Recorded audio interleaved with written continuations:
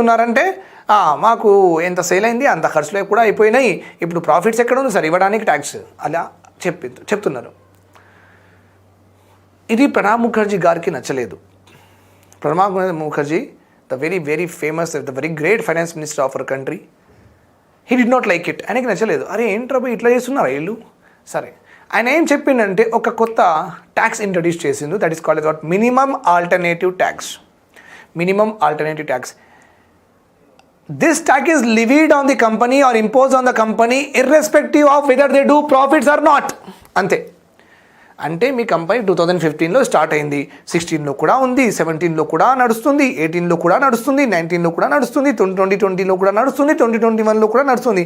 అంటే ఎన్ని ఇయర్స్ నడుస్తున్నప్పుడు వితౌట్ ప్రాఫిట్ నడుస్తుందా కంపెనీ? ఆయనకు ఒక డౌట్ వచ్చింది.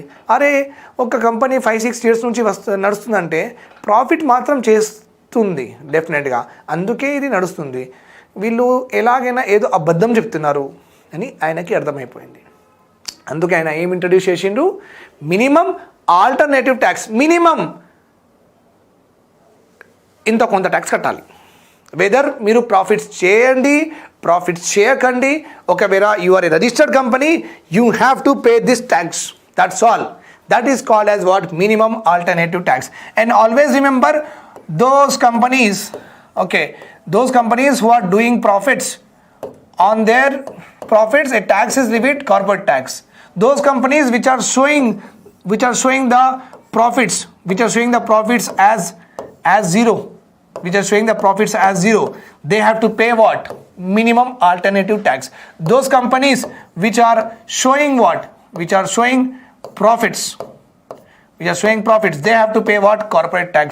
And one more important point you have to remember, my dear student, that is corporate tax is always greater than minimum alternative tax. Very important. Corporate tax is always greater than minimum alternative tax. Remember this point here, right? So this is what all about it. Now we have to see security transactions tax. What is this tax, sir? 2004. Okay. One more important aspect here, my dear students, is securities transaction tax. What is this tax? Okay. Securities transaction tax.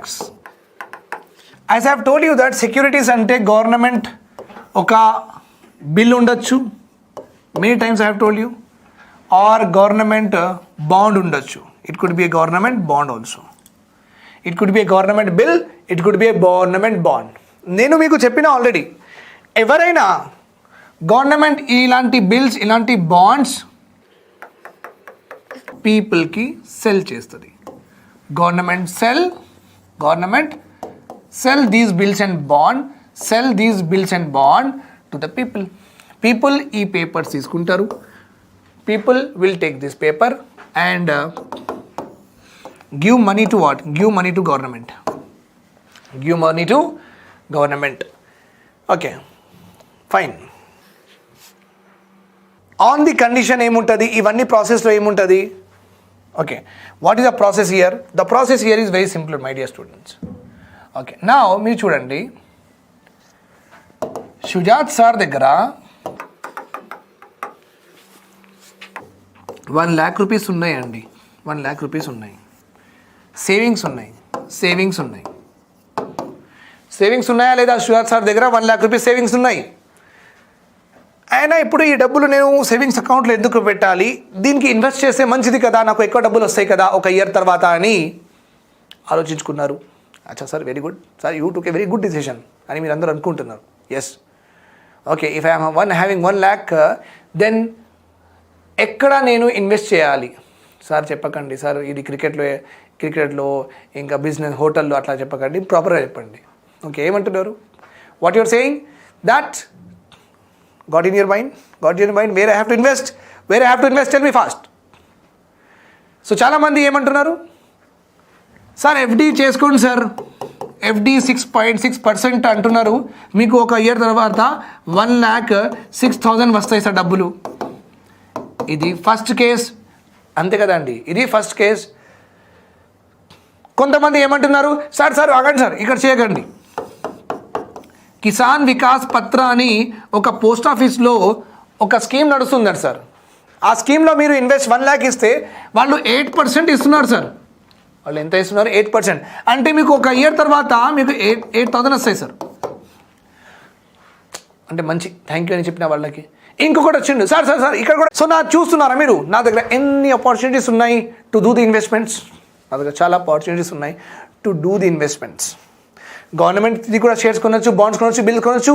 And Zomato, Swiggy, TCS, Microsoft, doctor Reddy's, Nestle, Godrej అవన్నీ కూడా కొనొచ్చు. Possibilities there.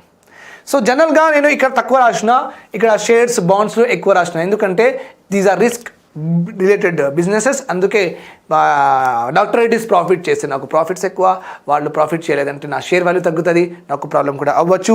That is all together another concept. So I will not go in to that. So restrict your understanding to this part, that is more than enough. Okay, so నా దగ్గర ఎన్ని opportunities ఉన్నాయి.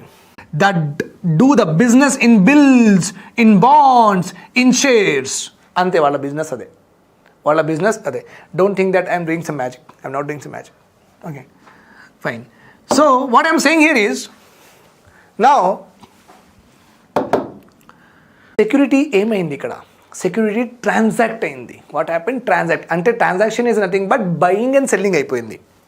Okay, అంటే ఒక process అయిపోయింది, buying and selling process happen. So నేను వాళ్ళకి security ఇచ్చేసిన, వాళ్ళు తీసుకున్నారు, వాళ్ళు ప్రాఫిట్, వాళ్ళకి ఈ సెక్యూరిటీ మీద ప్రాఫిట్ వచ్చింది కదా, ఆ ప్రాఫిట్ మీద ట్యాక్స్ కలెక్ట్ చేసుకుంటుంది గవర్నమెంట్. బికాస్ అది కూడా ఒక బిజినెసే, వాళ్ళు కూడా ప్రాఫిట్ చేస్తున్నారు. సో వాళ్ళకి ఎందుకు ట్యాక్స్ చేయలేము? మనం చేయొచ్చు sir. Okay, we can do it. This is how they are doing it. So securities transaction tax అంటే ఏంటి? సెక్యూరిటీ ఒకవేళ బయింగ్ అండ్ సెల్లింగ్ అయితే, ట్రాన్సాక్ట్ అయిపోతే ప్రాఫిట్ వచ్చిన వాళ్ళ మీద, ఎవరికి ప్రాఫిట్ వస్తుంది ఆ ట్రాన్సాక్షన్లో, ఆ ప్రాఫిట్ మీద పడిన ట్యాక్స్కి ఏమంటారు? Security transaction tax. Security transaction tax.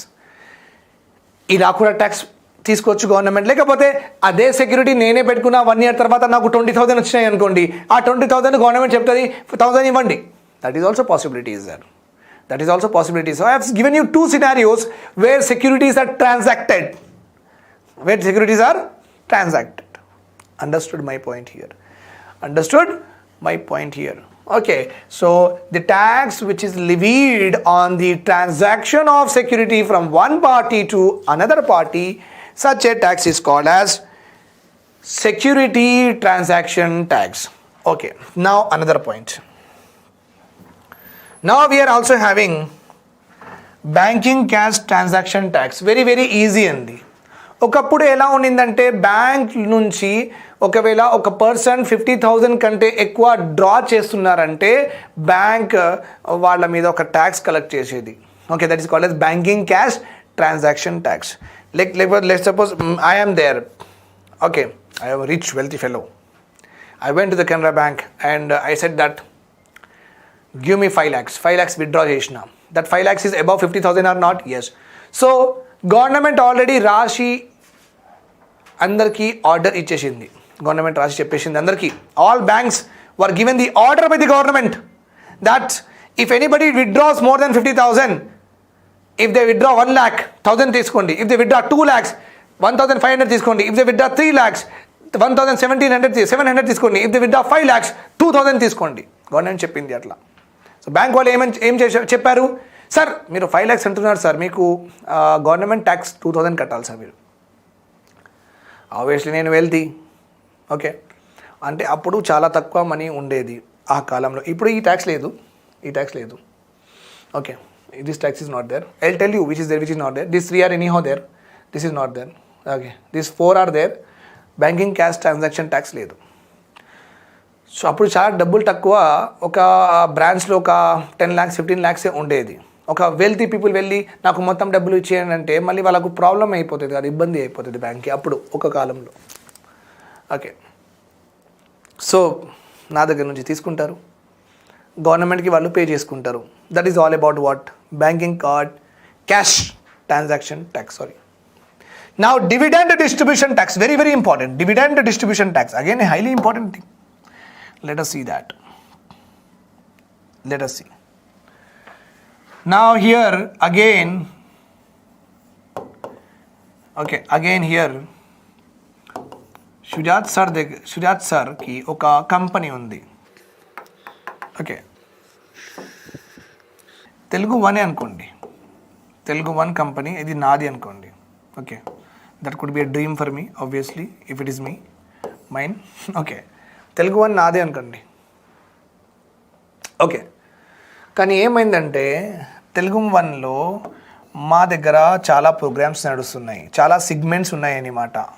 ఒక ఫన్ బకెట్ అని నడుస్తుంది, ఒక న్యూస్ అని, న్యూస్ రిపోర్టింగ్ అని నడుస్తుంది. ఓకే, ఎంటర్టైన్మెంట్ న్యూస్ అవన్నీ, ఇంకా వెబ్ సిరీసెస్ నడుస్తున్నాయి. ఇంకా ఓకే, వెబ్ సిరీసెస్ అలాంటి ఒక సెగ్మెంట్ ఉంది. ఇప్పుడు కొత్తగా వచ్చింది ఏంది, ఎడ్యుకేషన్ వచ్చింది, ఎడ్యుకేషన్ కూడా వచ్చింది. మా CEO గారు ఏమన్నారంటే, షుజాత్ మనం ఏం చేద్దాం, నేను కూడా ఒక ఓనరే కదా, షుజాత్ మనం ఏం చేద్దామంటే, సార్ చెప్పండి సార్ ఏం చేద్దామని. అన్ని సెగ్మెంట్స్ ఉన్నాయి, మనం ఇన్సూరెన్స్ కూడా మనం స్టార్ట్ చేస్తే, తెలుగు వన్ ఇన్సూరెన్స్ కూడా ఈ ఏరియాలో కూడా మనం బిజినెస్ స్టార్ట్ చేస్తే మంచిది కదా షుజాత్ అని అడిగింది సార్. నేనేమన్నా సార్ చాలా చాలా ఇంపార్టెంట్ సార్, చాలా డిమాండ్ ఉంది ఇన్సూరెన్స్కి, చాలామంది దగ్గర ఇన్సూరెన్స్ లేదు, నా దగ్గర కూడా ఇన్సూరెన్స్ లేదు సార్ అని నేను కూడా చెప్పిన. మా మల్లన్న దగ్గర, మా అఖిల్ దగ్గర, చాలామంది దగ్గర పనిచేసిన వాళ్ళు ఎవరైనా ఉన్నారు, వాళ్ళకి ఇన్సూరెన్స్ లేదు సార్. అంటే మా దగ్గర లేదంటే ఎంతమంది దగ్గర ఇన్సూరెన్స్ లేదు అనుకోవచ్చు మీరు. అంటే ఒక పానీపూరి బండి, ఒక పాన్ డబ్బా మెకానిక్, కిరాణా షాప్ ఓనర్, వాళ్ళ ఫ్యామిలీస్కి చాలామందికి ఇన్సూరెన్స్ లేదు సార్. చాలా డిమాండ్ చాలా ఉంది, వాళ్ళకి తెలీదు ఇన్సూరెన్స్ బెనిఫిట్స్. ఎందుకంటే ఏదైనా అయితే డబ్బులు యూజ్ అవుతాయి కాబట్టి, ఇప్పుడు మనీ వాల్యూ ఇప్పుడు ఎక్కువ ఉంది, ఎందుకు ఇన్వెస్ట్ చేయాలి అంటే వాళ్ళకి బెనిఫిట్స్ ఏం తెలీదు సార్. అందుకే డిమాండ్ మాత్రం చాలా ఉంది సార్, డిమాండ్ మాత్రం చాలా ఉంది. అంటే మా తెలుగు వన్ CEO గారు ఏమన్నారంటే, సరే దీనిలో ఇన్సూరెన్స్ దుఃఖిపోదాం మనం అని అన్నారు. సరే సార్ అని చెప్పిన. కానీ నేను ఏం చెప్పినా, మాకు మల్లన్న గారు ఉన్నారు. ఓకే, ఆయన ఏమన్నారంటే, ఓకే ఆయన కూడా చాలా ఇంపార్టెంట్ మెంబర్ మా తెలుగు వన్లో. ఓకే, మల్లేష్ అన్న అని. ఆయన ఏం చేసిందంటే, ఆయన అనుకోండి ఒక ఫైనాన్షియల్ హెడ్ అనుకోండి, ఆయన ఏమన్నారంటే, సరే షుజాత్ సార్ ఇంకా CEO సార్ మీరు కరెక్టే, ఇన్సూరెన్స్లో స్టార్ట్ చేద్దామని అంటున్నారు కరెక్టే, కానీ డబ్బులు లేవు సార్ మన దగ్గర అని చెప్పిండ్రు ఆయన. మా మల్లేష్ అన్న ఫైనాన్షియల్ హెడ్ ఏమన్నారు, డబ్బులు లేవు సార్, ఫన్ బకెట్ చేస్తున్నాం, డబ్బులు పోతున్నాయి, న్యూస్ రిపోర్టింగ్ డబ్బులు పోతున్నాయి, అన్నీ పోతున్నాయి, ఎడ్యుకేషన్ కూడా స్టార్ట్ చేసినాం, మళ్ళీ ఇన్సూరెన్స్ అంటే మనకు ఒక 100 crores కావాలి సార్ అని మా మల్లేష్ అన్న చెప్పిండు మాకు. అరే మరి ఎట్లా షుజాత్ సార్ అని మా CEO గారు అడిగిండ్రు. మా CEO సార్కి నేనేం చెప్పినా సార్ అంటే, సార్ ఇది కొంచెం మనది తెలుగు వన్ ఛానల్కి కొంచెం షేర్స్ మనం అందరికీ అమ్ముదాం సార్, అమ్మితే డబ్బులు వస్తాయి. సో మా ఫైనాన్షియల్ హెడ్ మల్లేష్ అన్న కూడా అన్నాడు, షేర్స్ అమ్మితే ఒక 20% షేర్స్ అమ్మేస్తే మనకు 100 crores డబ్బులు వస్తాయి అని ఆయన మల్లేష్ అన్న చెప్పిండు, మా ఫైనాన్షియల్ హెడ్ చెప్పిండు. సో ఏమైంది ఇప్పుడు, ఈ 100% మాదే కంపెనీ కదా, ఈ 20% ఓనర్షిప్ అంటే షేర్ ఆఫ్ ది ఓనర్షిప్ 20% మేము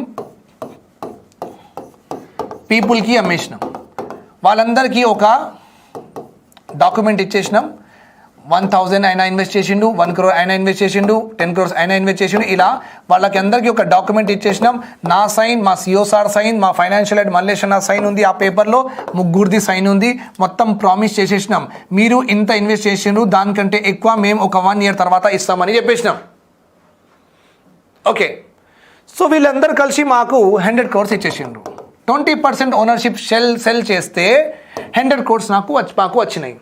మళ్ళీ తెలుగు వన్ ఛానల్లో ఇన్సూరెన్స్ అని స్టార్ట్ అయిపోయింది. తెలుగు వన్ ఇన్సూరెన్స్ అని మార్కెట్లో మా మార్కెటింగ్ ఏజెంట్స్ అలా మొత్తం తిరుగుతున్నారు, వాళ్ళు ఇన్సూరెన్స్ అమ్మడం స్టార్ట్ చేసింది. Like ICICI insurance, SBI insurance, LIC insurance ఉంది కదా, మా తెలుగు వన్ ఇన్సూరెన్స్ కూడా నడుస్తుంది ఇంకా మార్కెట్లో. చాలామంది మార్కెటింగ్ ఎగ్జిక్యూటివ్స్ చాలా మంచి చేసిండ్రు. 100 crores కంటే మాకు 200 crores టర్న్ ఓవర్ అయిపోయింది, 100 crores ప్రాఫిట్ అయిపోయింది. 100 crore ప్రాఫిట్ అయిపోతే, నా కంపెనీ 100% ఉంటే, తెలుగు వన్ నాదే ఉంటే ఆ 100 crores నాదే ఉంటాయి, రైట్? కానీ నాకు షేర్స్ కాదు కదా మొత్తం, ఇట్స్ నాట్ 100% మైన్, రైట్? 20% ఎవరిది? ఈ షేర్ హోల్డర్స్ది. ఓకే, అంటే నేను 80 crores తీసుకోవాలి ఈ నా share among my share holder, నా షేర్ హోల్డర్స్కి రెస్ట్ 20 crores ఇచ్చేయాలి కదా, రైట్ ఆర్ రాంగ్? వాళ్ళు కూడా ఒక భాగమే కదా, right or wrong? Yes. So నేనేం చేసిన అంటే నాకు వచ్చిన ప్రాఫిట్స్ ఎంత, 100 crores. 100 crores నేను డివైడ్ చేసిన, అంటే మొత్తం ఇన్వెస్ట్మెంట్ అయిపోయి ఇన్సూరెన్స్ సెక్టార్ వచ్చిన తర్వాత మార్కెటింగ్ ఎగ్జిక్యూటివ్ మొత్తం ప్రాసెస్ అయిన తర్వాత ఎండ్లో నాకు ప్రాఫిట్స్ వచ్చినాయి. ఎండ్లో నాకు ఎంత ప్రాఫిట్స్ వచ్చినాయి, 100 crores ప్రాఫిట్స్ వచ్చినాయి. అందులో నా షేర్స్ ఎంత, 80% అంటే నాకు 80 crores రావాలి. వీళ్ళ షేర్స్ ఎంత, 20 crores, వాళ్ళకు 20 crores వెళ్ళిపోవాలి. అంటే లాస్ట్లో ఎండ్లో డివైడ్ అయింది. Okay, profits are divided at the end.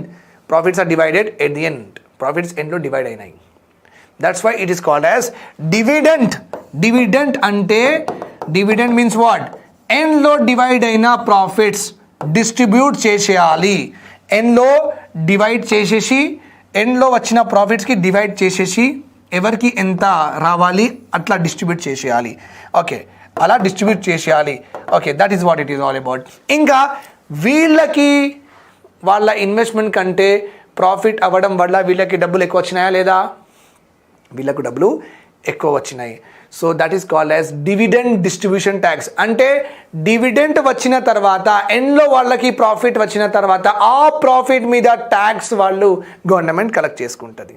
ఎందుకంటే అది కూడా ఇన్వెస్ట్మెంటే. ప్రాఫిట్ ఎక్కడెక్కడ చేస్తారు మీరు, అక్కడెక్కడ గవర్నమెంట్ మీకు ట్యాక్స్ కలెక్ట్ చేస్తూ ఉంటుంది. ఓకే, నాకు ప్రాఫిట్ కింద నాకు తీసుకుంటారు అంటే 80 crores, నాకు కార్పొరేట్ ట్యాక్స్ కట్టాలి. నేను వీళ్ళు ఎంత కట్టాలి, వాళ్ళ ఎంత ప్రపోర్షన్గా ఇన్వెస్ట్ చేసిను అంత ప్రపోర్షన్గా ట్యాక్స్ కట్టాలి. Government will be giving that percentage. అంటే 20,000 అయినా సరే, 1 lakh అయినా సరే 0.5%, 0.6% ఇవ్వాలని. ఓకే, సో ఎవరైనా షేర్ కొన్నారు, జొమాటో, స్విగ్గీ షేర్స్ కొన్నారు, తెలుగు వన్ షేర్స్ కొన్నారు. కొన్న తర్వాత ఒకవేళ ఈ కంపెనీస్ ప్రాఫిట్ చేస్తే, Zomato, Swiggy, Telugu one profit చేస్తే వీళ్ళకి ఎక్కువ డబ్బులు వస్తాయి, షేర్ హోల్డర్స్కి ఎక్కువ డబ్బులు వస్తాయి. ఆ ఎక్కువ డబ్బుల్లో that more money is nothing but their profits are not. Yes, ఆ ప్రాఫిట్ మీద పడిన ట్యాక్స్కి డివిడెండ్ డిస్ట్రిబ్యూషన్ ట్యాక్స్ అంటారు. Dividend distribution tax. Taxes on income. I have told you that income tax, the tax levied on the income of an individual. మీరు ఎంత సంపాదిస్తున్నారు, ఒకవేళ ఆ సంపాదన గవర్నమెంట్ చెప్పిన దానికంటే ఎక్కువ ఉంది, ఓకే, ఆ లిమిట్ కంటే ఎక్కువ ఉంటే మీరు కట్టాలి tax. That is called as what? Income tax. ఇప్పుడు నేను తెలుగు వన్లో పాటలు చెప్తున్నాను. సో నాకు వీళ్ళు ఇచ్చిన శాలరీ, ఓకే, ఈ శాలరీ ఒకవేళ 3 lakhs క్రాస్ అయిపోతే పర్ యానం ట్యాక్స్ కట్టాలి నేను. Okay, corporate tax nothing but the profits. అంటే ఇది తెలుగు వన్ మీద పడుతుంది, నా మీద పడదు. నాకు సపరేట్గా పడుతుంది. ఎలాగైనా నేను తెలుగు వన్లో పని చేస్తున్నా, నాకు 3 lakhs వస్తుంది salary per annum. So 3 lakhs per annum వస్తే 5% గవర్నమెంట్కి నేను ఇచ్చేయాలి. ఇది నా మీద పడింది, నా సంపాదన మీద పడింది. మరి తెలుగు వన్ కూడా ఒక ప్రాఫిట్ ఆర్గనైజేషనే కదా, సో వాళ్ళకు కూడా ట్యాక్స్ తీసుకోవాలి కదా, వాళ్ళ దగ్గర కూడా ట్యాక్స్ తీసుకోవాలి. సో తెలుగు వన్లో పడిన ట్యాక్స్కి ఏమంటారు? Corporate tax. తెలుగు వన్లో పడిన ట్యాక్స్కి ఏమంటారు? Corporate tax. అదే తెలుగు వన్ ఏం చెప్పిందంటే, సార్ మా దగ్గర ప్రాఫిట్సే లేదు సార్, వచ్చిన డబ్బులు మొత్తం శాలరీస్, ఫ్యాకల్టీస్కి, ది ఫండ్ బకెట్కి, ఫ్యామిలీ బకెట్కి అవన్నీ ఇచ్చేసినాం, ఇంకా ఏం లేదు. సో ట్యాక్స్ ప్రాఫిట్ లేదు, ఎట్లా కట్టాలి? కానీ గవర్నమెంట్ ఏం చెప్పిందంటే, ప్రాఫిట్ లేకుండానే 5 years 6 years మీరు నడుస్తున్నారా యూట్యూబ్ ఛానల్? మరి అలా అడిగింది. ప్రణబ్ ముఖర్జీకి అది నచ్చలేదు.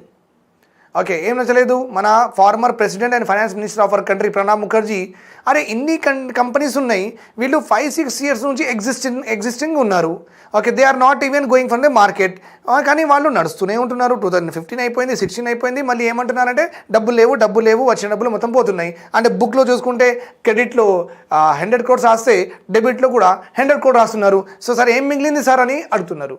ఏదో చేస్తున్నారు వీళ్ళు అని ఆయనకి అర్థమైంది. ఏదో సంథింగ్ ఈజ్ ఫిషీ. ఓకే, అందుకే ప్రణబ్ ముఖర్జీ గారు ఏమన్నారంటే, మీరు జీరో ప్రాఫిట్స్ చూపించండి, మీరు ప్రాఫిట్స్ నిల్ చూపించండి, ప్రాఫిట్స్ నెగిటివ్లో చూపించండి, మీ ఇష్టం, నాకు మాత్రం ఇంత కట్టాలి. మీరు 5-6 years నుంచి ఉంటున్నారంటే మీరు అబద్ధం చెప్తున్నారు. ఓకే, అలా 5-6 years నుంచి నడుస్తున్న ఆ కంపెనీ ప్రాఫిట్ లేకుండా ఎలా నడుస్తుంది? అంటే మీరు ఎలాగైనా సమ్హౌ దాచుకుంటున్నారు, ఇంత రాలేదు, ఇంత వచ్చినాయి, ఇంత మేము ఇచ్చేసినామని ఏదో ఒకటి మీరు అన్అథరైజ్గా ఇల్లీగల్ వేలో ట్యాక్స్ మొత్తం ఇవేట్ చేస్తున్నారు. నేను అట్లా చేయని ఇవ్వను. సో ఆల్ కంపెనీస్ మీరు ప్రాఫిట్ చేయండి, చేయకపోండి, ఏదైనా చేసుకోండి, నాకు మాత్రం ఒక 18% ఇచ్చేయాలి. That is called as what? Minimum alternative tax. Then I have also discussed about it. Okay. Then another one was interest tax. And interest tax. The tax అంటే ఒకప్పుడు బ్యాంక్ మీద కూడా ట్యాక్స్ ఉన్నింది, బ్యాంక్ వాళ్ళ మీద కూడా. ఇప్పుడు బ్యాంక్ ఒక ప్రైవేట్ సెక్టర్ కదా అండి. యాక్సిస్ బ్యాంక్ ఉంది, అది ఎవరిది? అది మీది కూడా ఉండొచ్చు, నాది కూడా ఉండొచ్చు. నేను కూడా రేపు ఒక కొత్త బ్యాంక్ స్టార్ట్ చేసుకోవచ్చు, తెలుగు వన్ బ్యాంక్. చేసుకోవచ్చా లేదా? సార్ చేసుకోవచ్చు సార్, ఎవరైనా చేసుకోవచ్చు. వాళ్ళు ఏదో క్రైటీరియా ఇచ్చారు ఆర్బీఐ వాళ్ళు, ఆ ఆర్బీఐ వాళ్ళు ఇచ్చిన క్రైటీరియాలో మనం వచ్చేస్తే మనం చేసుకోవచ్చు, బ్యాంకింగ్ స్టార్ట్ చేసుకోవచ్చు. ఓకే. సో నేను ఒక తెలుగు వన్ బ్యాంక్ స్టార్ట్ చేసి తెలుగు వన్ బ్యాంక్ ప్రాఫిట్లో ఉన్నప్పుడు అంటే తెలుగు వన్కి ప్రాఫిట్ ఎట్లా వస్తున్నాయి? ఇంట్రెస్ట్ మీద. తెలుగు వన్ బ్యాంక్కి ప్రాఫిట్ ఎట్లా వస్తున్నాయి? ఇంట్రెస్ట్ మీద, రైట్. నేను డిపాజిటర్ దగ్గర డబ్బులు తీసుకోవాలి, వీళ్ళకి ఏం చెప్పాలంటే సార్ మీకు 4% పర్ ఇయర్ ఇస్తా సార్, ఆర్ ఎఫ్డి 8% ఇస్తానంటే వీళ్ళకి చెప్పాలి. వీళ్ళ దగ్గర నుంచి డబ్బులు తీసుకోవాలి, ఈ డబ్బులు నేను లోన్ వాళ్ళకి ఇవ్వాలి. ఈ లోన్ ఇంట్రెస్ట్ రేట్ ఎంత ఉండాలి? వీళ్ళకి ఎంత ఇస్తున్నాను దానికంటే ఎక్కువ ఉండాలా లేదా? Yes, very right. So remember this point that whatever I'm offering in ఎఫ్డీలో నేను ఏం ఇంట్రెస్ట్ ఆఫర్ చేస్తున్నాను దానికంటే ఎక్కువ నేను లోన్లో ఇస్తాను. సో అక్కడ 8 ఉంటే ఇక్కడ 12 ఇస్తాను. ఆ 12 ఇచ్చి ఆ మధ్యలో వీళ్ళకి 18 ఇచ్చిన తర్వాత ఇక్కడ 12 వచ్చేస్తాయి కదా. సో మధ్యలో ఎంత? 4% నా ప్రాఫిట్. 4% నా ప్రాఫిట్. ఈ ప్రాఫిట్ ఎక్కడి నుంచి వచ్చింది? ఈ ప్రాఫిట్ నాకు ఇంట్రెస్ట్ నుంచి వచ్చింది. So banks who are earning profits, banks will earn profits through what? Interest only. So ఆ ఇంట్రెస్ట్ మీద పడిన ట్యాక్స్కి ఏమంటారంటే ఇంట్రెస్ట్ ట్యాక్స్ అంటారు. ఓకే. సో ఇంట్రెస్ట్ మీద పడిన interest itself is a profit of the bank or not? అంతే. Yes sir, very common. So that tax is called as interest tax. Then another one is there, fringe benefit tax. Fringe benefit tax.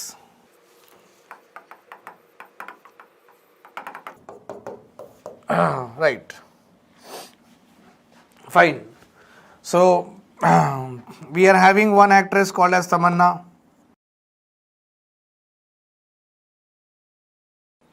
Okay. Tamanna is a celebrity. So celebrity ఉంటే చాలామంది చూడడానికి వస్తారు, ఆటోగ్రాఫ్కి వస్తారు. Common sense. Okay. So తమన్నాకి ఏం కావాలి? Body guards కావాలి, because she is celebrity. People throng on her whenever she went anywhere out. Then Tamanna చెప్తుంది, okay, Tamanna will hire a bodyguard. Okay, his name is what? Ray. Now Tamanna రేకి ఒక salary ఇస్తుంది అనుకోండి, obviously, లేకపోతే ఎందుకు పని చేస్తాడు? చేయడు. Suppose 50,000 salary will be given to what? Ray per month. Okay, అర్థమైంది.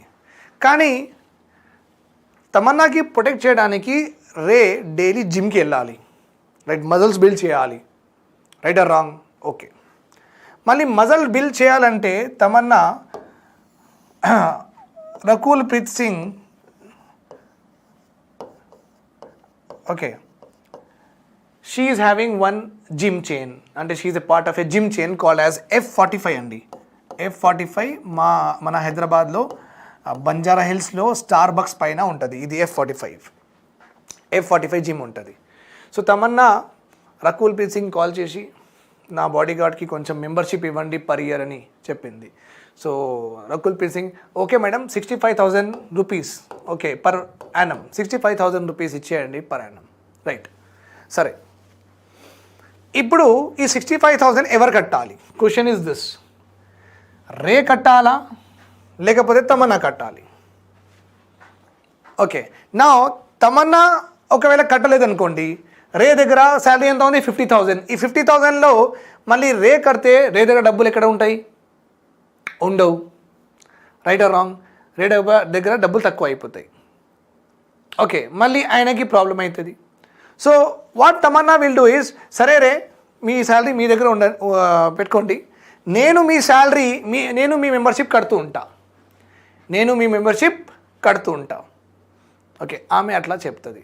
ఓకే, ఇది ఏంటంటే ఒక ఎంప్లాయీకి ఇంకొక బెనిఫిట్ ఇవ్వడం అనమాట. ఈ బెనిఫిట్కి ఎక్కువ బెనిఫిట్కి ఏమంటారు? Fringe benefit. ఆల్రెడీ ఆయన శాలరీ తీసుకుంటున్నాడు రే, ఆయనకి ఇంకొక బెనిఫిట్ ఏముంది? Tamannaah is paying her what? Gym fees. అంటే తమన్నా దగ్గర చాలా డబ్బులు ఉన్నాయి, అందుకే she is able to even give కొత్త బెనిఫిట్స్ టు ది ఎంప్లాయీస్ అనమాట. అంత డబ్బులు ఉన్నప్పుడు గవర్నమెంట్కి ఎంత కొత్త బెనిఫిట్ ఇవ్వాలి కదా. అందరికి ఇచ్చినప్పుడు గవర్నమెంట్ ఏం చేసింది ఇక్కడ? Right or wrong? Yes. So government told that మీరు ఒకవేళ మీ ఎంప్లాయీస్కి కొత్త బెనిఫిట్స్ ఇస్తున్నారు, గిఫ్ట్స్ ఇస్తున్నారు, మేము ఊరుకోం, మాకు కూడా గిఫ్ట్ కావాలి, మాకు కూడా బెనిఫిట్స్ కావాలి, మాకు కూడా కొంచెం ఇవ్వండి. సో ఇలాంటి బెనిఫిట్స్ ఎవరైనా ఎంప్లాయర్ ఇస్తున్నప్పుడు ఎంప్లాయీకి ఎలాంటి బెనిఫిట్స్ అంటే which is not related to work or which is a new thing, a new benefit is given to the employee apart from his salary. If a new benefit is given to the employee on that value of benefit in the 65,000, ఈ 65,000 మీద తమన్నా మీద ఇంకొక tax పడుతుంది. Okay, only for wealthy people, because వీళ్ళ దగ్గర ఎంత డబ్బులు ఉన్నాయి, వీళ్ళు వేరే వాళ్ళది జిమ్ ఫీజ్ కూడా పే చేస్తున్నారు అన్నమాట. Okay, so this is called as what? Fringe benefit tax levied on the person on behalf of another person. ఇది ఇప్పుడు లేదు, ఒకప్పుడు ఉన్నింది. Okay, fine. Now we are having another one, capital gains tax అండి. What is it? It's a capital gains tax. As I have told you in economyలో క్యాపిటల్కి 3 definitions ఉన్నాయి. In economy the capital is having what? 3 definitions, 3 definitions ఉన్నాయి. One is క్యాపిటల్కి money కూడా అంటారు, అప్పుడప్పుడు కాంటెక్స్ట్లో చూసుకోవాలి. Okay, another one is capital is also called as asset in economy, according to context చూసుకోవాలి. Okay, the third one is capital is something that exist for long term. The third one is something that exists for long term. Okay, so mana capital gains tax, we are talking about which tax? We are talking about capital gains tax. Ippudu ee tax undi kada mana daggara, this is not related to money, this is not related to long term nature. Idi capital gains tax is related to what? Asset ki sambandhinchindi anamata capital gains tax. Okay, ippudu nenu oka land konnanu. Okay, so we have got Allu Arjun has bought a land, manchi land konnarayna film city lo, worth of 2 crore rupees of land. How much? 2 crore rupees of land worth. Then he sold this land, and idi ammeshinru. He sold this land to Mr. Prabhas for 4 crores. For how many crores? 4 crores. So Allu Arjun on his asset, ఈ land ఆయన అసెటే కాదా?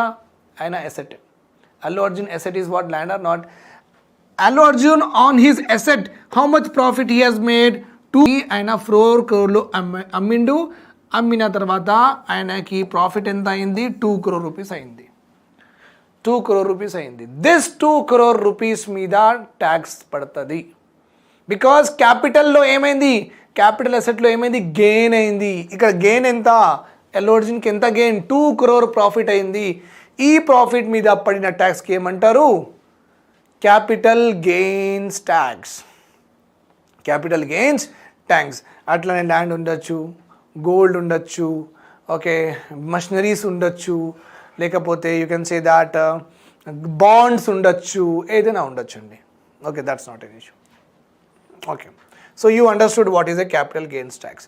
So చూడండి మీరు, listen to me properly.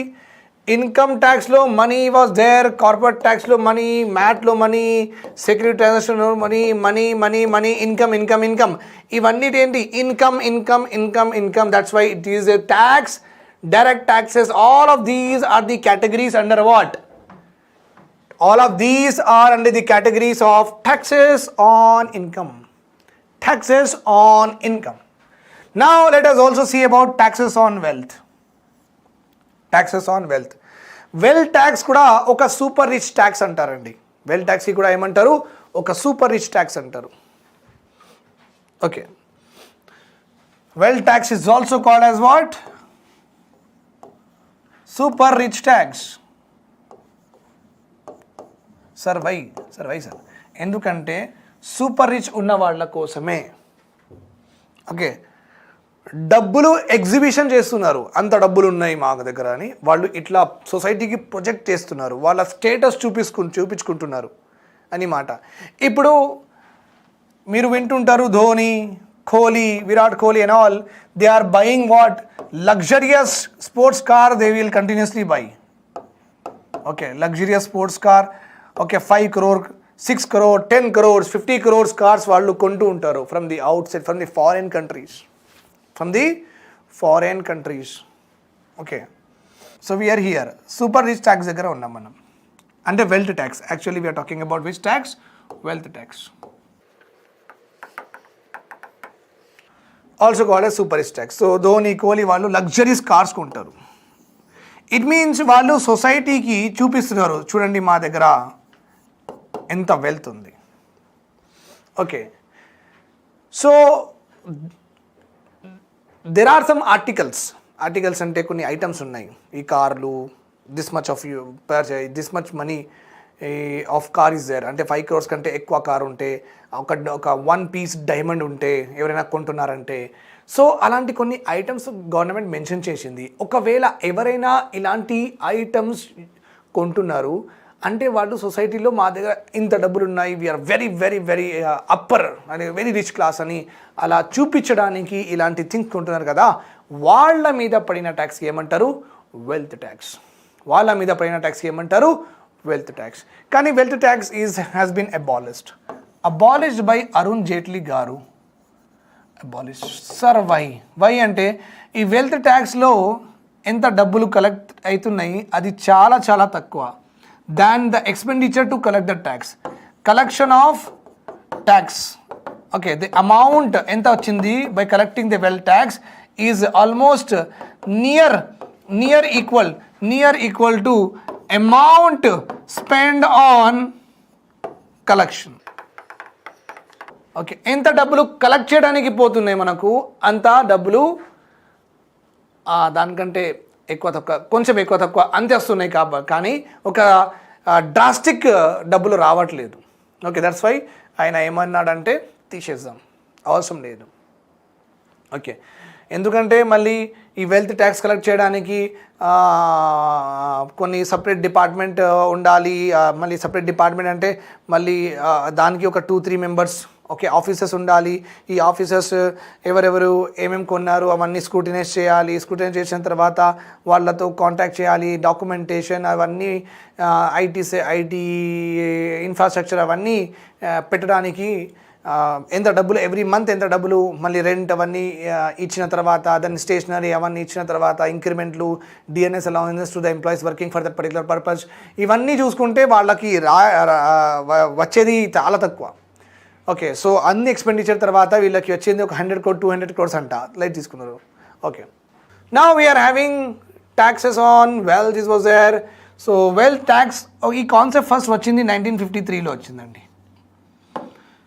Okay, wealth tax was introduce by actually Kaldor అని ఒక పెద్ద economist అని ఆయన ఇంట్రడ్యూస్ చేసిండు వెల్త్ ట్యాక్స్. ఓకే, 1957లో. But it is abolished now gift tax. Gift tax. If I give my land to my daughter's husband in gift, that is called as gift. Okay, so gift hamper అంటే నేను ఏదైనా quiz కాంపిటీషన్లో వెళ్తే gift hamper ఇచ్చారనుకోండి, దాని మీద tax ఉన్నింది ఒకప్పుడు. ఏదైనా గిఫ్ట్ మీద ట్యాక్స్ ఉన్నది అంటే మళ్ళీ ఎలాంటి గిఫ్ట్స్ ఆ క్రైటీరియా ఏముంది మళ్ళీ గవర్నమెంట్ ప్రాపర్గా మెన్షన్ చేసి ప్రతి గిఫ్ట్కి కాదు. ఇప్పుడు నేను మీకు ఇచ్చిన అనుకోండి ఒక డైరీ మిల్, లేకపోతే మీ బర్త్డే వస్తే నేను ఇచ్చిన అనుకోండి గిఫ్ట్ పడదు. ఒక సర్టెన్ కండిషన్స్ సర్టెన్ ఐటమ్స్ ఉన్నాయి, అలాంటి ఏదైనా గిఫ్ట్ చేసుకుంటే అప్పుడు పడుతుంది మీకు tax. Okay, that is called as what? Gift tax. Okay, so I have properly written here that this wealth tax and the gift tax are abolished. They are abolished. Then the last one we are having here is the hotel receipt tax.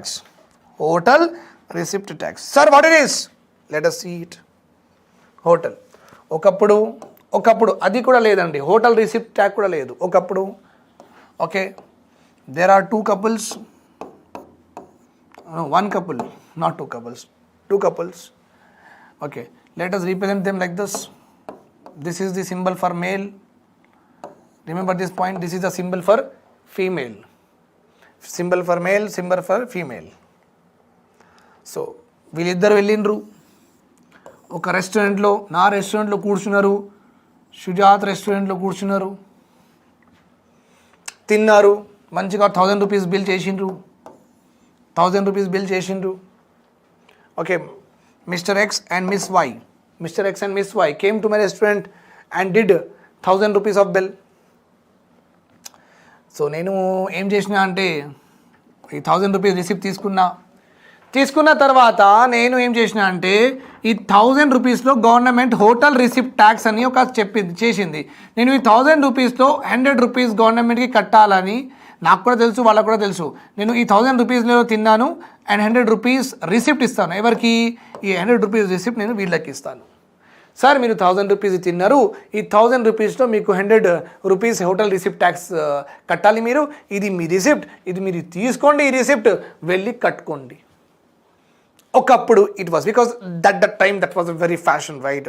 Going to the restaurants and having parties and all was very not uncommon. Okay, not uncommon, అది ఒక range అనమాట. ఒకప్పుడు రెస్టారెంట్లో వెళ్ళి తినడం, ఒక party చేయడం, disco చేయడం ఒక రేంజ్ అనమాట. సో అప్పుడు వాళ్ళకి ఈ ట్యాక్స్ పడింది. Okay, now it is not there. So in and out we're done with a very important taxes, that is direct taxes of union. We have seen everything in clear. Okay, and the last point here today's class, that there is a department that takes care of all the direct taxes, that is called as Central Board of Direct Taxes.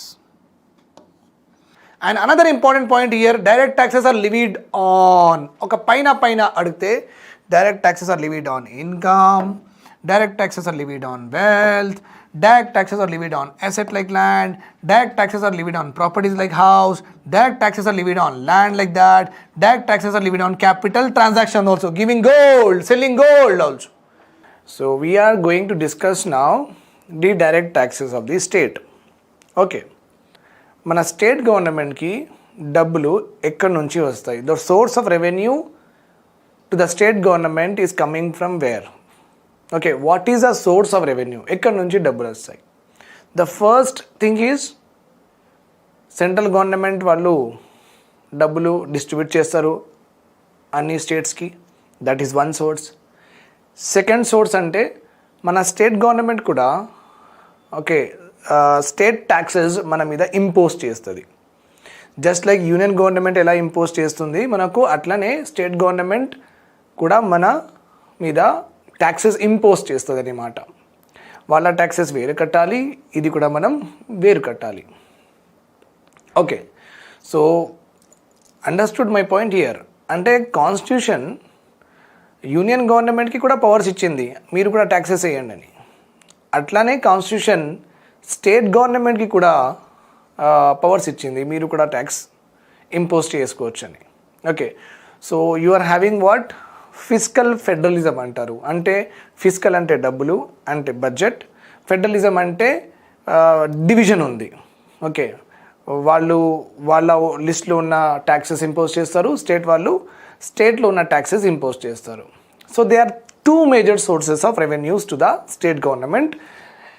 Till here we have seen. Okay, right. So this is our chart అండి.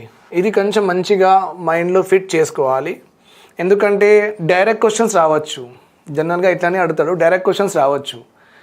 So ఈ chart మొత్తం ప్రాపర్గా ఎలా ఉంది chart అలానే మీరు రాసుకోవాలి in your books. Fine. So tax revenues, state own tax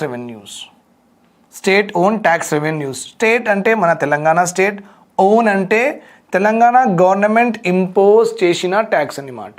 అందుకే స్టేట్ ఓన్ అని అంటున్నాం, అంటే స్టేట్ వాళ్ళది. ఇంకా share in central taxes.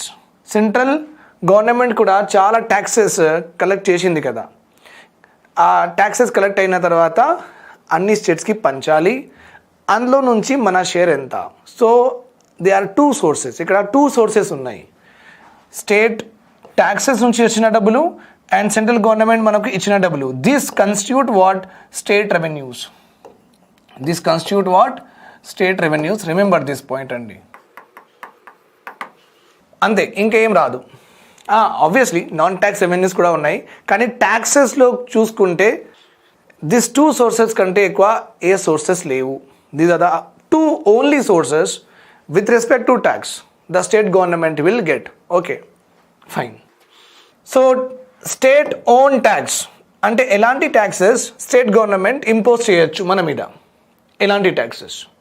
Obviously remember this point, taxes అందరి మీద ఇంపోజ్ చేయరు.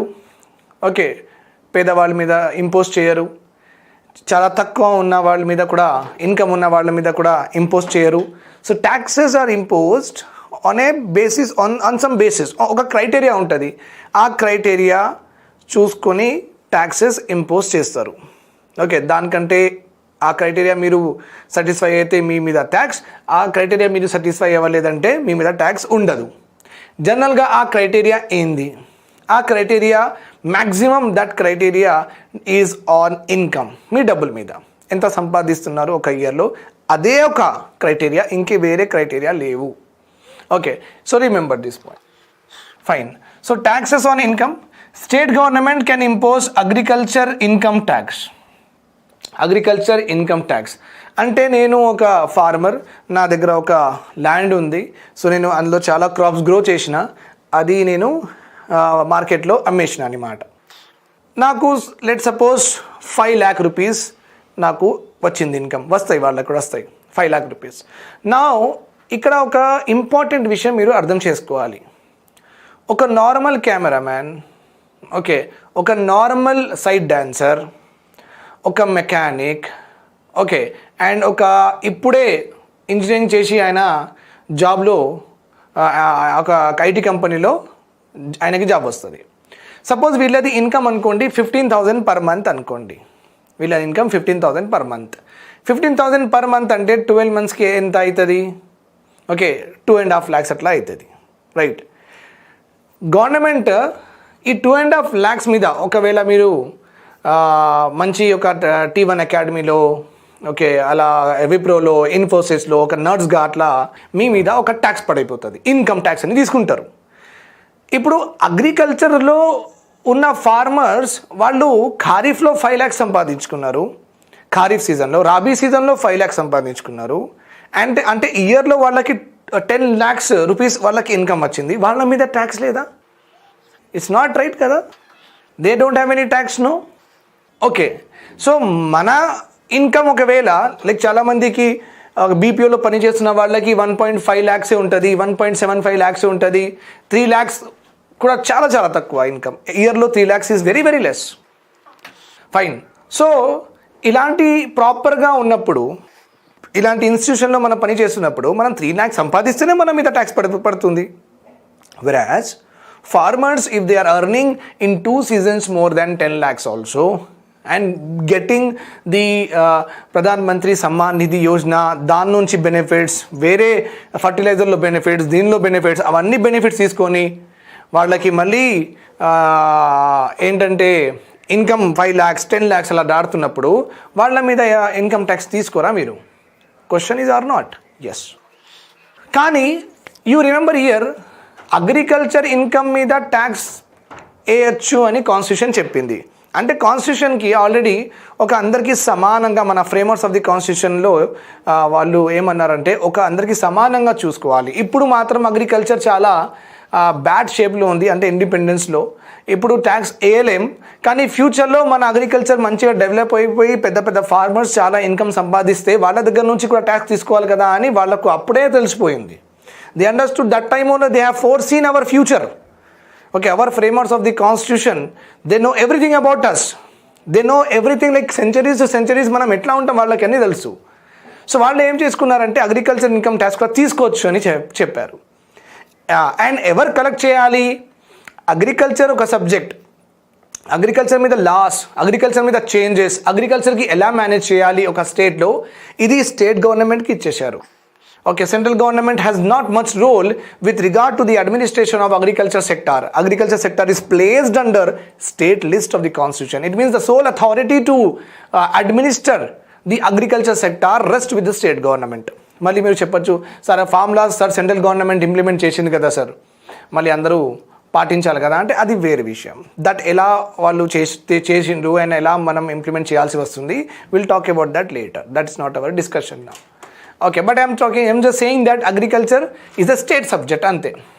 ఓకే, కానీ ఇక్కడ సర్ప్రైజింగ్గా ఏముందంటే అగ్రికల్చర్ పాపులేషన్ ఎంత? 50% of the population depends on agriculture. ఒకవేళ వీళ్ళ మీద ట్యాక్స్ వేస్తే ఏదైనా గవర్నమెంట్ రేపు అంటే నెక్స్ట్ ఎలక్షన్లో అగ్రికల్చర్ ఫార్మర్స్ మీద కూడా మేము ట్యాక్స్ వేస్తాం, ఎవరైనా 5 lakhs అంటే ఎక్కువ సంపాదిస్తున్నారు కదా వాళ్ళ మీద మేము ట్యాక్స్ వేస్తామంటే మొత్తం అగ్రికల్చర్ ఫార్మర్స్ ఏం చేస్తారంటే అసలు ఆ పార్టీకే ఓటేయరు. పార్టీ గెలవాలంటే 50% ఓట్ కావాలండి. 50% పాపులేషన్ అగ్రికల్చర్ మీద ఉంది. ఏదైనా పార్టీ అగ్రికల్చర్ ఫార్మర్స్ గురించి అగేన్స్ట్గా మాట్లాడితే ఆ పార్టీ గెలుస్తుందా? కామన్ సెన్స్ గెలవదు. ఎందుకంటే పవర్ రావాలంటే 50% మెజారిటీ కావాలి. Population 50% population should vote. Okay, ఆ 50% పాపులేషన్ అగ్రికల్చర్ వాళ్ళు ఉన్నారు.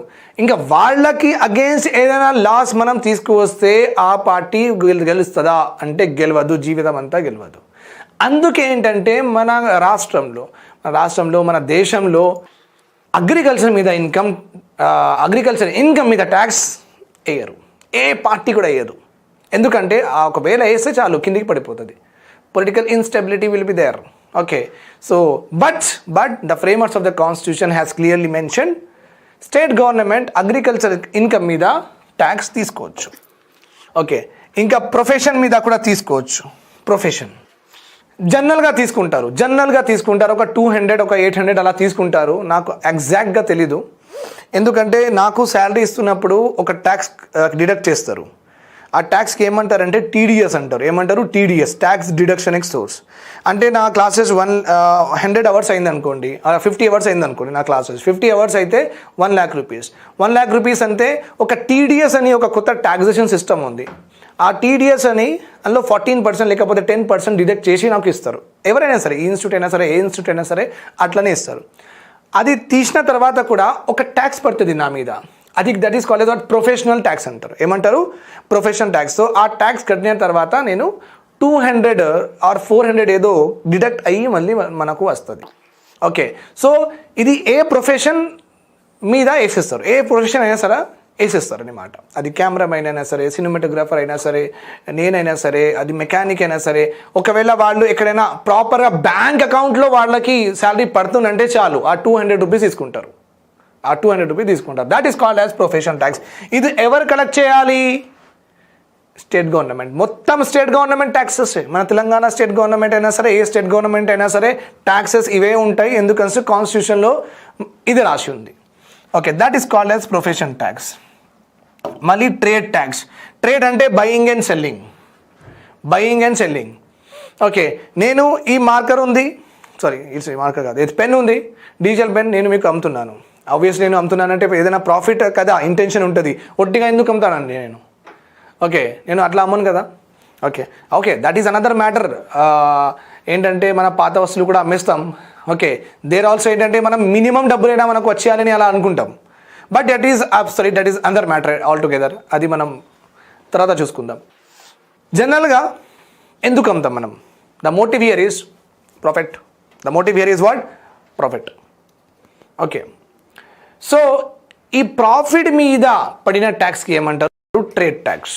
అంటే అలా గవర్నమెంట్ చాలా సర్వీసెస్కి ఈ service 1, service 2, service 3, service 4, service 5 ఇలా ఈ all these services are goods attracts trade tax అలా గవర్నమెంట్ చెప్పిస్తుంది.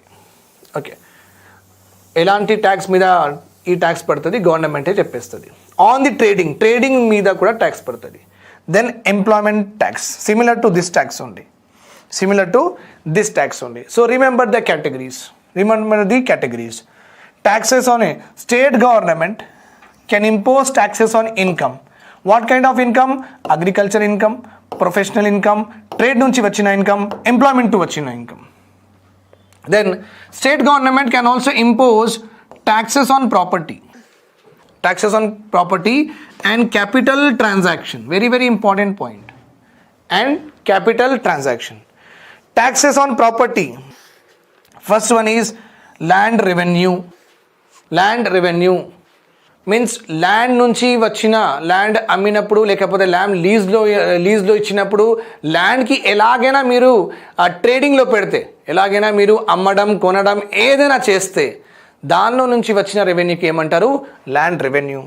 ఓకే, ల్యాండ్ రెవెన్యూ జనరల్గా ప్రొడక్షన్ మీద అవుతుంది. ల్యాండ్ మీద ఏదైనా ప్రొడ్యూస్ చేస్తే జనరలీ ఇన్ అగ్రికల్చర్ సెక్టార్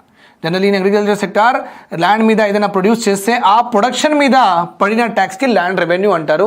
ఇది బ్రిటిష్ కాలంలో కూడా ల్యాండ్ రెవెన్యూ తీసుకున్నారు. ఓకే, ఈ ట్యాక్స్ అప్పుడు కూడా ఉండింది. దెన్ స్టాంప్ డ్యూటీ మీకు తెలుసు. స్టాంప్ డ్యూటీ, నా ఇల్లు ఉంది, ఆ ఇల్లు మీరు కొంటున్నారు అన్నమాట. నేను 50 lakhs కోట్ చేసిన, మీరు సరే అన్నారు. ఈ 50 lakhs మీద ఒక అమౌంట్ మనం కట్టాలి గవర్నమెంట్కి.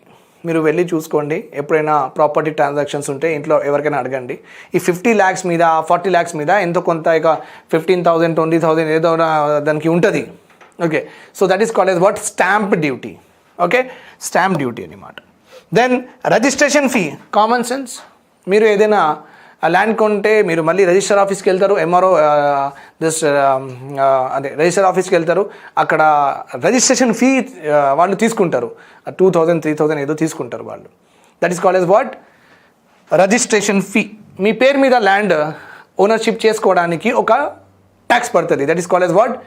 Registration fee. ఇది మీ పేరు మీద ప్రాపర్టీ మీ పేరు మీద చేసుకుంటున్నప్పుడు పడిన ట్యాక్స్ ఇది. Okay, when you are owning a property, okay, on your name, మీ పేరు మీద ఒక ప్రాపర్టీ మీరు ట్రాన్స్ఫర్ చేసుకుంటున్నారు, వేరే వాళ్ళ దగ్గర నుంచి కొని ఆ ప్రాపర్టీ మీ పేరు మీద ట్రాన్స్ఫర్ చేసుకుంటున్నారు కదా. So that is called register చేసుకుంటున్నారు. What you are doing? Register, మీ పేరు మీద రిజిస్టర్ చేసుకుంటున్నారు ఆ ప్రాపర్టీ. అప్పుడు ఒక రిజిస్ట్రేషన్ ఫీ కలెక్ట్ చేస్తారు. స్టాంప్ డ్యూటీ అంటే మీరు నా మధ్యలో జరిగిన ట్రాన్సాక్షన్ ఎంత ఈ ప్రాపర్టీలో? 50 lakhs. ఈ 50 lakhs మీద పడిన ట్యాక్స్కి స్టాంప్ డ్యూటీ అంటారు. రిజిస్ట్రేషన్ చేసుకున్నప్పుడు రిజిస్ట్రేషన్ ఫీ అంటారు. రెండు పడతాయి ఇక్కడ. Okay, then urban immovable property also called as property tax. Taxes on land and building. మన జిహెచ్ఎంసీ వాళ్ళు లోకల్ ట్యాక్స్ కొంటూ ఉంటారు, ప్రాపర్టీ ట్యాక్స్ ఇవ్వండి అని. ఓకే, ఇయర్కి 2 yearకి వాళ్ళు 15,000 20,000 ఏదో కడుతూ ఉండాలి మనం వాళ్ళకి. Okay, that is called as what? Property tax or taxes on land on buildings are taxes on urban immovable property. And remember this point, ఈ taxes on land and buildings are taxes on immovable property, ఈ రెండు ఉన్నాయి కదా, ఇది urban ఏరియాస్లోనే ఉంటాయి. ఈ these taxes will be impose only in urban areas. Rural ఏరియాలో అదే నిజామాబాద్ డిస్టిక్, వనపర్తి డిస్టిక్ అలాంటి డిస్టిక్లో మీకు ఒక 2-3 ఇల్లులు ఉంటే అక్కడ మీకు ఈ ట్యాక్స్ కలెక్ట్ చేయరు. ఓకే, ప్రాపర్టీ ట్యాక్స్ కలెక్ట్ చేయరు. హైదరాబాద్లోనే కలెక్ట్ చేస్తారు ఇది. ఓకే, నా పేరు మీద 3 ఇల్లులు ఉన్నాయనుకోండి, నేను ప్రాపర్టీ ట్యాక్స్ కట్టాలి అంతే. అది మీరు వాడండి వాడకపోండి ఏదైనా చేసుకోండి, నా పేరు మీద 3 ఇల్లులు ఉంటే హైదరాబాద్లో, then I have to definitely pay a property tax. GHMC వాళ్ళు లివీ చేస్తారు, మనం ఇవ్వాల్సిందే. Okay, fine. So I have explain you the taxes of state. We have seen taxes of union government, now we have seen the taxes of state government. అంటే taxation system మొత్తం అయిపోయింది. Okay, with regard to direct taxes are all over. What are over? Direct taxes over. As I have told you already, taxes are of two types, direct taxes and indirect taxes. Direct lo union direct taxes and state government direct taxes. Here also indirect taxes of union, indirect taxes of state. So మనం direct taxes component cover చేసేసినాం ఇప్పటి వరకు. We have till now covered direct taxes component, both union the కూడా అయిపోయింది and state the కూడా అయిపోయింది. Now we have to see what? Indirect taxes of union and state. Indirect taxes of union and state. Let us go ahead. Okay, indirect taxes of union. Indirect taxes of union. Okay, fine. Custom duty. Okay, custom duty means what? Any product mana country lo foreign country నుంచి మన కంట్రీలో ఏదైనా product వస్తే, లేకపోతే మన country నుంచి వేరే కంట్రీకి మన ప్రొడక్ట్ పోతే, okay, selling our products to foreign countries, buying foreign country products in our country. Okay, so export అంటే వెళ్తుంది కదా, ఎక్స్ అంటారు. అంటే he is my ex girlfriend, ex boyfriend అంటారు. అట్లా ఎక్స్ అంటే వెళ్ళిపోయింది అనమాట. ఇక్కడ కూడా ఎక్స్పోర్ట్ అంటే గుడ్ వెళ్ళిపోయింది, good has sent, good was sold. Okay, so whenever any good moves out of the country, or whenever any good is sold to any foreign country, we call it as what? Export antar. Okay, whenever we purchase any good from foreign country, then we call it as imports antaru. Just like iPhone manufacturing unit mana India lo ledandi. Recent ga vachindemo, adi em chestunnaro teliyadu కానీ as exactly saying iPhone ఇండియాలో manufacture చేయరు. అంటే ఈ ఐఫోన్లు ఎక్కడి నుంచి వస్తున్నాయి అంటే బయట కంట్రీస్ నుంచి వాళ్ళు అమ్ముతున్నారు, మనం తీసుకుంటున్నాం అంతే. యాపిల్ మ్యాక్బుక్ ఉంది, మ్యాక్బుక్ ఇండియాలో మ్యానుఫ్యాక్చర్ కాదండి. ఓకే, దెన్ మళ్ళీ వేరే కంట్రీస్ వాళ్ళు పంపుతారు, ఇక్కడ అసెంబుల్ చేస్తారు. పార్ట్స్ విడివిడిగా ఉంటాయి కదా, అసెంబ్లింగ్ యూనిట్సే ఉంటాయి కానీ మ్యానుఫ్యాక్చరింగ్ యూనిట్స్ ఉండవు. ల్యాంబోర్గినీ ఉంది, రోల్స్ రాయ్ ఉంది. ఇది ఇక్కడ ఉన్నాయా యూనిట్స్? ఒక్క యూనిట్ కూడా లేదు. ఎందుకంటే ఇక్కడ యూనిట్ పెట్టి అందరికీ అమ్మాలంటే డబ్బులు కూడా ఉండాలి జనాల దగ్గర డబ్బులు. కార్ కొనడానికి డబ్బు లేదు, రాయల్స్ ఎవరు కొంటాడు? కొన్న వాళ్ళు ఎందరూ చాలా తక్కువ మంది, వాళ్ళకి అలా ఇంపోర్ట్ చేసుకుంటారు అంతే. అండర్స్టూడ్? సో లైక్ దట్ మనం చాలా గూడ్స్ ఇండియాలో మనం బై చేస్తున్నాం, వేరే కంట్రీస్ ప్రొడక్ట్స్ మనం బై చేస్తున్నాం అన్నమాట. So we're importing also. In the same way oil కూడా మనం ఇంపోర్ట్ చేస్తున్నాం. గుర్తుపెట్టుకోండి, పెట్రోల్, డీజిల్ ఇవన్నీ ఉన్నాయి కదా మన దగ్గర, ఇవన్నీ మనది కాదు.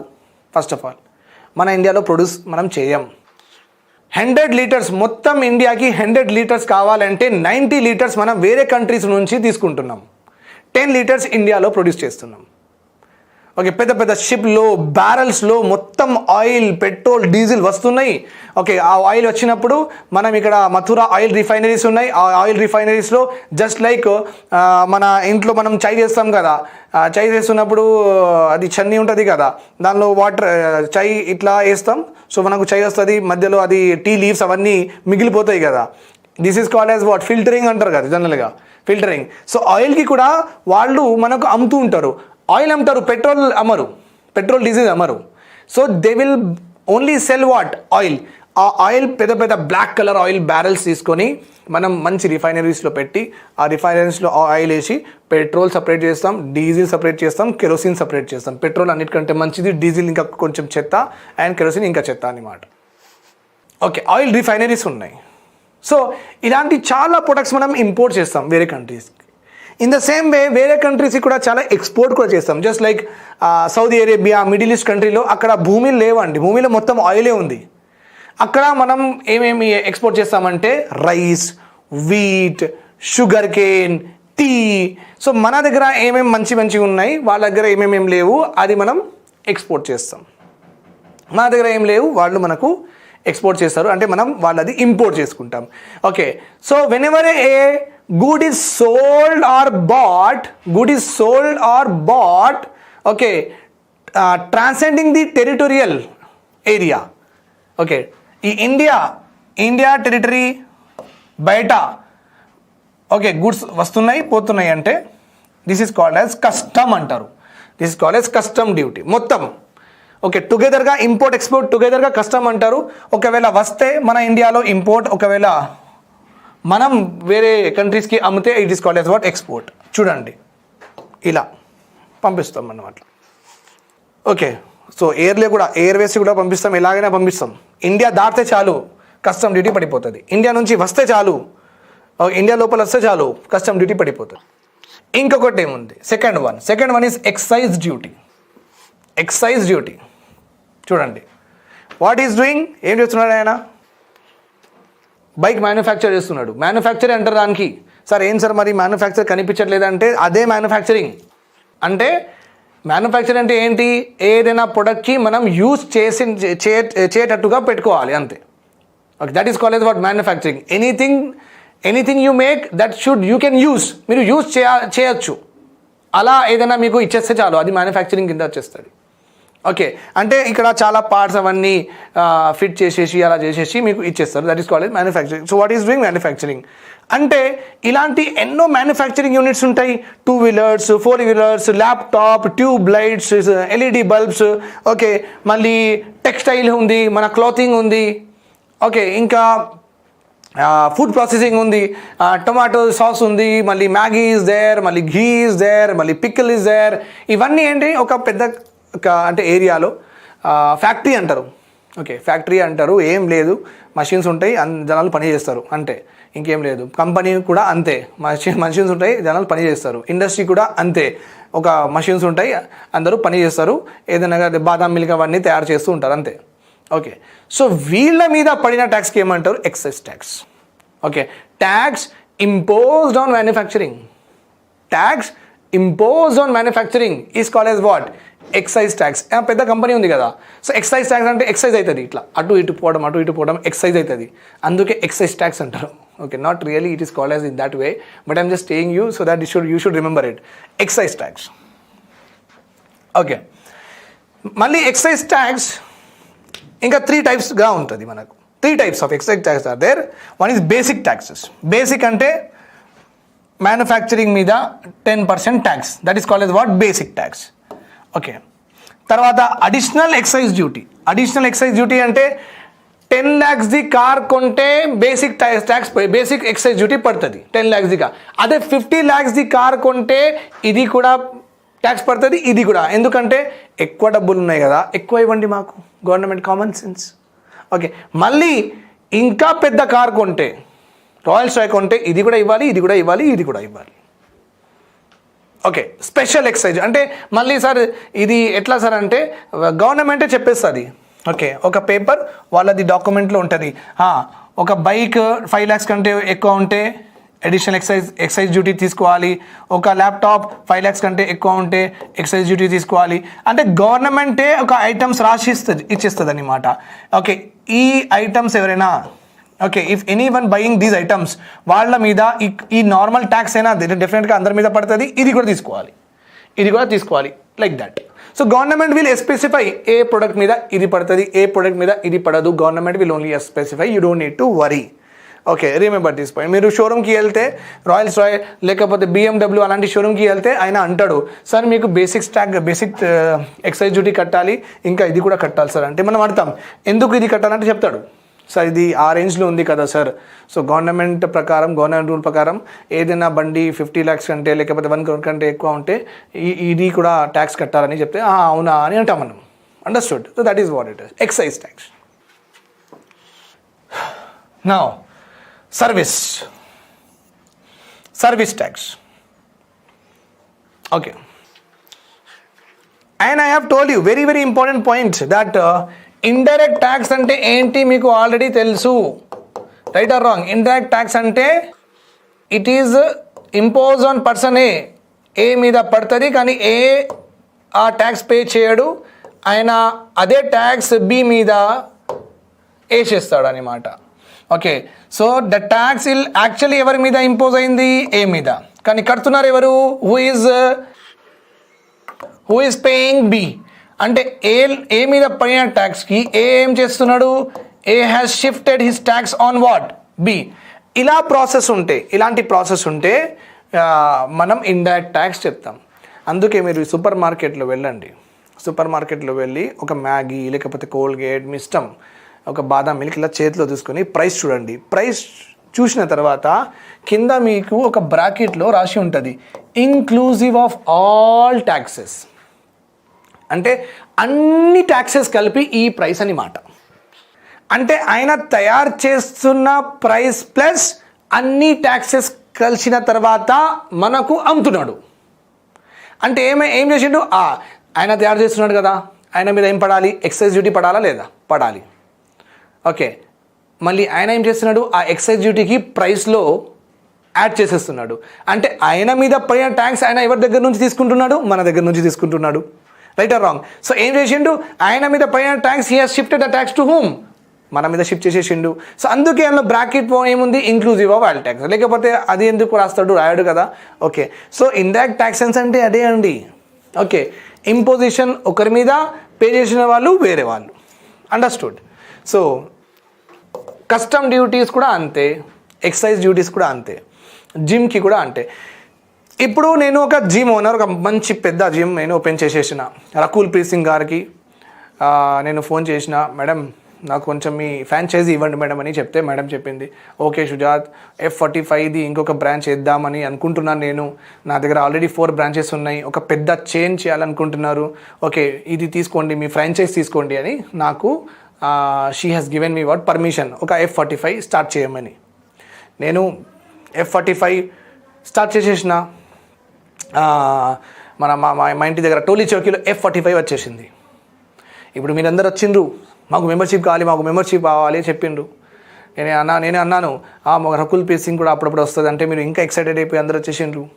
ఓకే, సో అప్పుడు మెంబర్షిప్ తీసుకున్నారు. 60,000 70,000 పర్ ఇయర్ మెంబర్షిప్ అది తీసుకున్నారు. తీసుకుంటే ఇప్పుడు నేను ఒక జిమ్లో సర్వీస్ ఇస్తున్నా. అంటే మీరు రండి, మీరు మంచిగా బాడీ పెంచండి, వర్కౌట్ చేసుకోండి, వెళ్ళిపోండి, అంతే కదా సర్వీస్. అదే నా ఇన్స్ట్రుమెంట్స్ యూజ్ చేయడానికి మీరు డబ్బులు కడుతున్నారు, అంతే. నా ఇన్స్ట్రుమెంట్స్ యూజ్ చేయడానికి మీరు డబ్బులు కడుతున్నారు, రైట్. అంటే మీరు ఏదైనా తీసుకుంటున్నారా? నా చేతిలో ఫిజికల్ గుడ్ ఏం లేదు కదా, లేదు. ఏముంది? ఇన్విజిబుల్ థింగ్ ఉంది. What is that? సర్వీస్. అంటే usage. What is that? Usage is invisible here. Usage is what? Invisible here. Understood my point here? So what you did? You came, you paid the fees and you went. నేనేం చేసిన అంటే, అరే నా దగ్గర gym ఉంది కదా, నా మీద సర్వీస్ ట్యాక్స్ పడుతుంది. మీరు వచ్చినప్పుడు, సార్ ఇది 50-60,000 జిమ్ ఫీస్ ఉంది సార్, ప్లస్ 18% GST ఉంది సార్. అంటే 18% సర్వీస్ ట్యాక్స్. అంటే నేను ఎవరి దగ్గర నుంచి తీసుకుంటున్నా GST? మీ దగ్గర నుంచి తీసుకుంటున్నా. అది యాక్చువల్లీ ఎవరి మీద పడింది? అది నా మీద పడింది. ఎందుకు పడింది అంటే సర్వీస్ నేను ఇస్తున్నా. అని ఎందుకు నేను ఇస్తున్నా అంటే ఈ జిమ్ నా మీద రిజిస్టర్ అయింది, నా పేరు మీద రిజిస్టర్ అయ్యింది, నేను నడిపిస్తున్నా కాబట్టి నా మీద పడింది. Okay, so who ever give any service, ఆ సలూన్ అయినా సరే, ఆ థియేటర్ సర్వీస్ అయినా సరే, ఆ సర్కస్ అయినా సరే, ఏదైనా సరే, ఓకే, ఏదైనా సర్వీస్ ఇస్తే చాలు, సో మీ మీద ట్యాక్స్ పడిపోతుంది. Okay, that is called as what? Service tax. హోటల్స్లో కూడా, రెస్టారెంట్లో కూడా మీరు చూసుకోండి, బిల్లో GST ఉంటుంది. ఈ ఇండైరెక్ట్ ట్యాక్సెస్ మొత్తం కలిపేసింది గవర్నమెంట్. State indirect taxes of union, indirect taxes of state మొత్తం కలిపి GST అని తీసుకొచ్చింది. కానీ ఇవన్నీ కూడా చదవాలి, right. Now other indirect taxes, these are all. See this indirect taxes of union ఇది custom, excise, service, CST, central sales tax. Central sales tax అంటే తెలంగాణలో ఒక గుడ్ ప్రొడ్యూస్ అయింది. సెంట్రల్ సేల్ ట్యాక్స్ మీన్స్ తెలంగాణలో ఒక గుడ్ ప్రొడ్యూస్ అయింది. So తెలంగాణలో ఉన్న మ్యానుఫ్యాక్చరర్ మహారాష్ట్రకి అమ్ముతున్నాడు, ఇంకా గుజరాత్కి అమ్ముతున్నాడు, ఢిల్లీలో అమ్ముతున్నాడు అని అట్లా అమ్ముతున్నాడు. అంటే మన గూడ్ ఒకవేళ స్టేట్ వేరే స్టేట్కి వెళ్తుందంటే, ఓకే, దెన్ అప్పుడు కూడా central government will only collect the tax. అప్పుడు కూడా when our good passes to different states, then also central government will collect the tax. అందుకే సెంట్రల్ గవర్నమెంట్ దగ్గర 4 taxes ఉన్నాయి. Okay, one is custom duty, second one is excise duty, third one is service tax, fourth one is what CST అంటారు, central sales tax. When a good moves from one state to another state, అంటే inter state అని మాట, inter city railway అవన్నీ అంటారు కదా. So means go to different state. If our good goes to different state, అప్పుడు కూడా okay tax ఎవరు collect చేస్తారంటే central government will collect. So 4 taxes are there with central government. This is all about indirect taxes of the union. Now we have to see indirect taxes of state చూడాలండి మనం. Indirect taxes of state. And remember this point here. First thing, okay, మీకు ఇది గుర్తుండాలి, indirect taxes of state could be imposed on ABC అలా పెడతాడు, and D is all the above. So indirect taxes of state is imposed on consumption, whatever we are consuming, ఏదైనా మనం తింటున్నప్పుడు, ఏదైనా మనం యూస్ చేస్తున్నప్పుడు అది.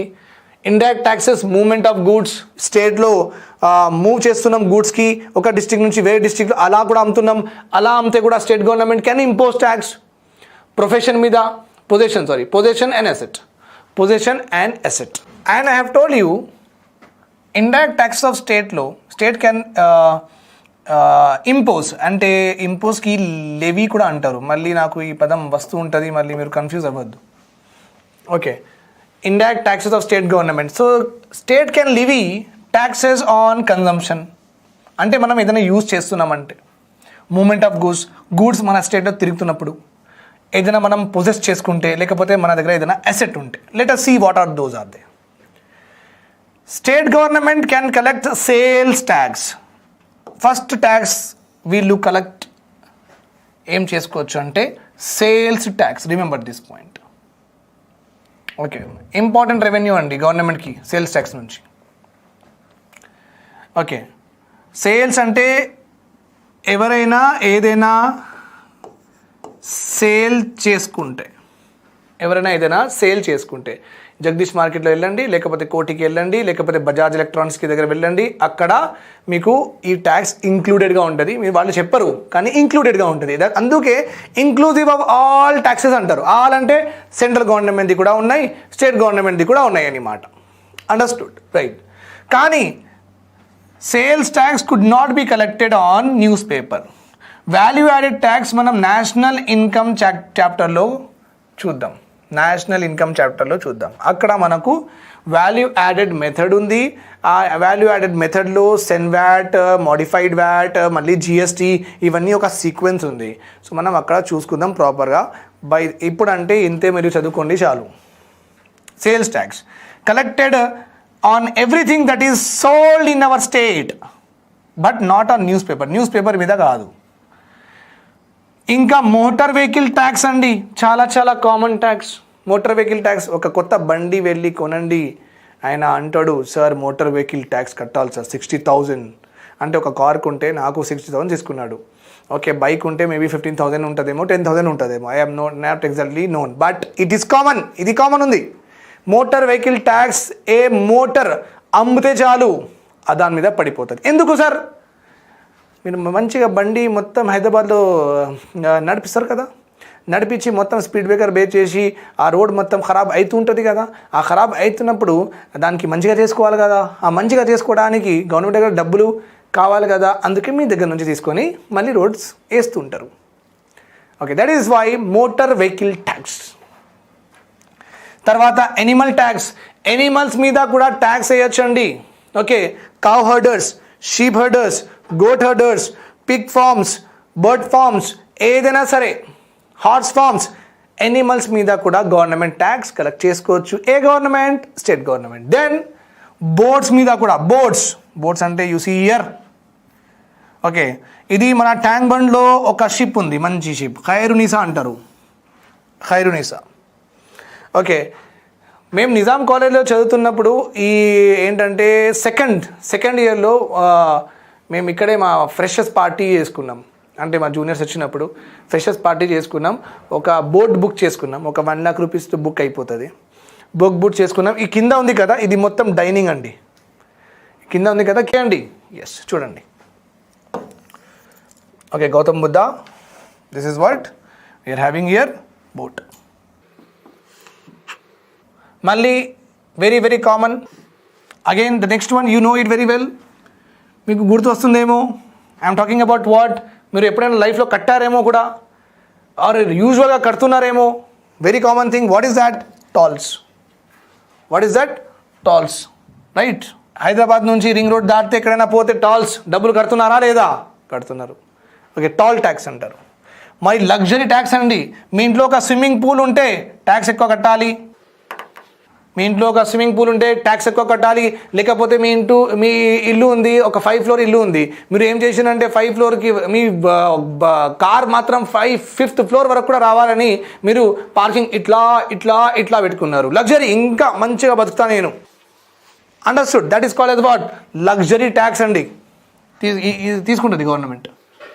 ఓకే, బెట్టింగ్ అండ్ గ్యామ్లింగ్ ఇది అలౌడ్ లేదు మన కంట్రీలో, కాబట్టి ఇప్పుడు మాత్రం అలాంటి ట్యాక్సెస్ లేవు. ఒకవేళ ఫ్యూచర్లో మనమందరం ఒక ఎడ్యుకేటెడ్ పర్సన్గా, అందరికీ లిటరసీ ఉంది, అందరికీ ఎడ్యుకేషన్ ఉంది, అందరూ హయ్యర్ ఎడ్యుకేషన్ ఉన్నారు, అప్పుడు ఏదైనా వెల్ డెవలప్ సొసైటీ మన యూకేగా యూఎస్ లాగా మన సొసైటీ ఉంటే అప్పుడు ఇది స్టార్ట్ చేస్తారు. ఎందుకంటే అప్పుడు మీకు తెలుసు ఎంత అందరికీ ఎడ్యుకేషన్ ఉన్నప్పుడు, అందరూ మంచిగా ఉన్నప్పుడు, హెల్తీగా ఉన్నప్పుడు, పావర్టీ లేనప్పుడు ఇవన్నీ ఇట్లా చేసుకోవచ్చు.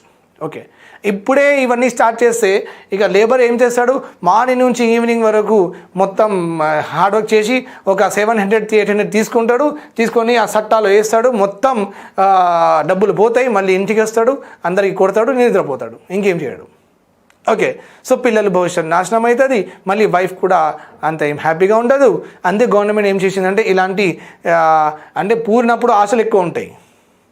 ఓకే, తొందర చేద్దామని, సో వీళ్ళు అది చూసుకొని ఇవన్నీ చేసుకుంటారు. ఒకవేళ చదువుకున్నవాడు ఉంటే ఆయన ప్రాపర్ డిసిజన్ తీసుకుంటాడు. ఇంతే వేసుకోవచ్చు, పిల్లలు ఉన్నారు, అక్కడ కూడా వేయాలి, చాలా ఫీజెస్ ఉన్నాయి, అట్లా he will be having that in mind. అందుకే ఆయన ఏం చేస్తాడంటే ప్రాపర్గా స్పెండ్ చేస్తాడు డబ్బులు. ఓకే, అందుకే ఈ బెట్టింగ్ అండ్ గ్యామ్లింగ్ మన కంట్రీలో లేదు. ఎందుకంటే మొత్తం లైన్ ఉంటుంది. ఒకవేళ ఇది ఉంటే నేను కూడా ఉంటాను. Okay, I will also play this because everyone wants to become rich. Okay, luck depends on luck. తర్వాత ఎంటర్టైన్మెంట్ జుబిన్ నౌటియాల్, లేకపోతే శ్రేయా ఘోషల్, లేకపోతే సోను నిగమ్ మన హైదరాబాద్లో లేకపోతే తెలంగాణలో వచ్చి ఒక పెద్ద కన్సర్ట్ చేసుకుంటున్నారంటే వాళ్ళు వాళ్ళు ఒక ట్యాక్స్ కట్టాలి, ఎంటర్టైన్మెంట్ ట్యాక్స్. ఇంకా ఆల్ థియేటర్స్ కట్టాలి, మల్టీప్లెక్సెస్ కట్టాలి. ఓకే, ఏదైనా ఎంటర్టైన్మెంట్ మ్యాజిక్ షోస్ ఉంటే దాని వాళ్ళు కూడా కట్టాలి. So you provide any entertainment కట్టాలి. ఓకే, మన అకాడమీ కూడా కట్టాలి. ఏం కట్టాలి? ఎంటర్టైన్మెంట్ ట్యాక్స్ కట్టాలి. ఓకే, తర్వాత ఎలక్ట్రిసిటీ ట్యాక్స్. ఎలక్ట్రిసిటీ బిల్ చేసుకుంటే మీరు ఎప్పుడైనా పే చేసిందంటే మీకు ఇవన్నీ తెలిసి ఉంటాయి. వాళ్ళు తీసుకుంటారు, ఒక 18 రూపీస్ 19 ఏదో తీసుకుంటారు.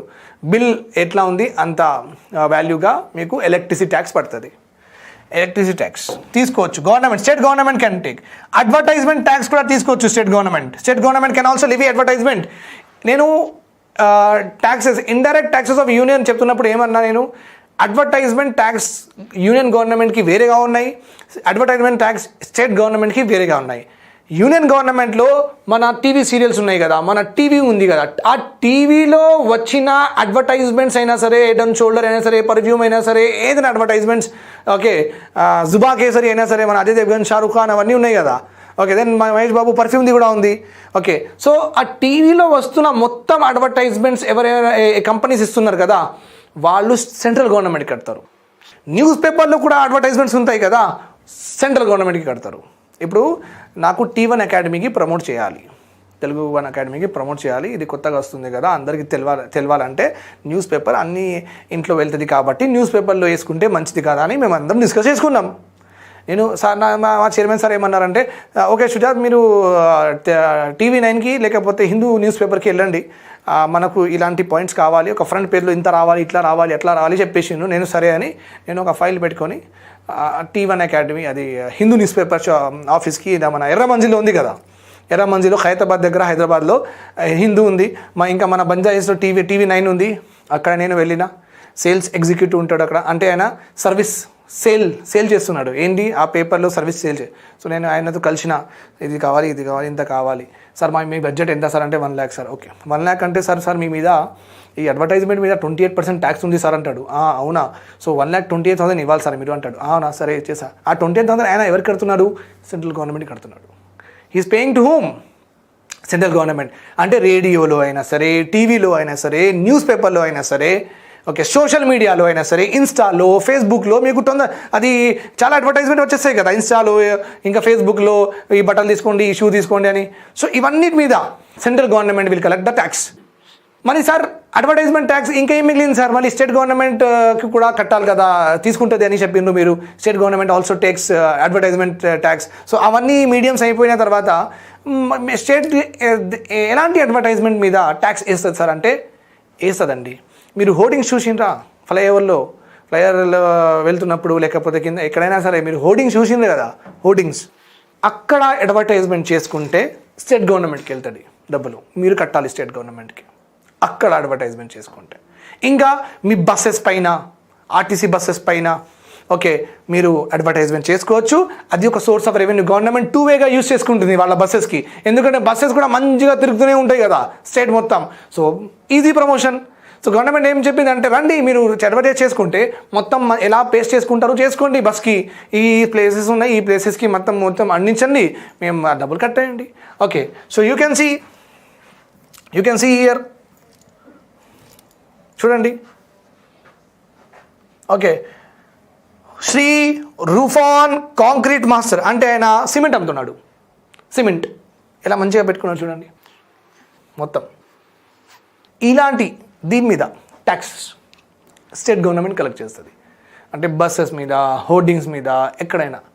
కానీ మాస్ మీడియా అదే టీవీ, రేడియోలో, న్యూస్ పేపర్లో central government. Understood? Yes, fine. So advertisement tax state government will collect on hoardings and all, but not on TV. అందుకే ఎక్స్ రాసేసిన, not on this. Then taxes on mineral rights. ఏదైనా భూమి ఉంది, భూమి లోపల minerals ఉన్నాయి, so government మొత్తం option చేసింది. ఓకే ఎవరైనా ఎక్స్కవేషన్ చేసుకోండి, మీకు ఏదైనా మినరల్స్ దొరికితే మీరు ఇలా షేర్ చేసుకుందాం, ఏదో ఒకటి contract, according to the contract అన్నమాట. ఓకే ఆ రైట్స్ కూడా మనం ఒకవేళ నేను ఆ రైట్స్ తీసుకుంటే నా మీద పడిన ట్యాక్స్కి ఏమంటారు? Taxes on mineral rights. Capitation tax is not there now. Find out right in the comment section. ఇది ఒక హోంవర్క్, మీకు హోంవర్క్లు ఇవ్వాలి మీకు. క్యాపిటేషన్ ట్యాక్స్ మీరే చెప్పాలి. ఇది 2-3 days తర్వాత చెప్తా నేను. Then taxes on entry of goods into a local area for consumption, use or sale therein. Taxes on goods of entry of goods. Okay, entry of goods అంటే into a local area. Hyderabad నుంచి నిజామాబాద్ వెళ్తున్నప్పుడు కూడా government డబ్బులు తీసుకుంటుంది. Government can impose tax okay from with in the local ఏరియాలోనే. ఒక district నుంచి వేరే డిస్ట్రిక్ట్కి, ఒక న్యూ ఏరియాకి, ఒక వేరే if you are moving, so అక్కడ మోటార్ వెహికల్ ఇన్స్పెక్టర్స్ ఉంటారండి. Who will be there? Okay motor vehicle inspectors ఉంటారు. ఓకే చూస్తారు.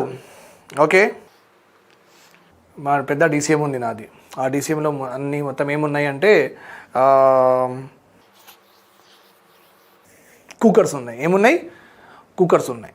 హైదరాబాద్లో మొత్తం కుక్కర్స్ మ్యానుఫ్యాక్చర్ చేసి, హైదరాబాద్లో మహారాష్ట్ర నుంచి ఒక కన్సైన్మెంట్ వచ్చింది, ఒక పెద్ద కంటైనర్ వచ్చింది. ఆ కంటైనర్లో సపోజ్ ఒక 1 lakh కుక్కర్స్ ఉన్నాయి.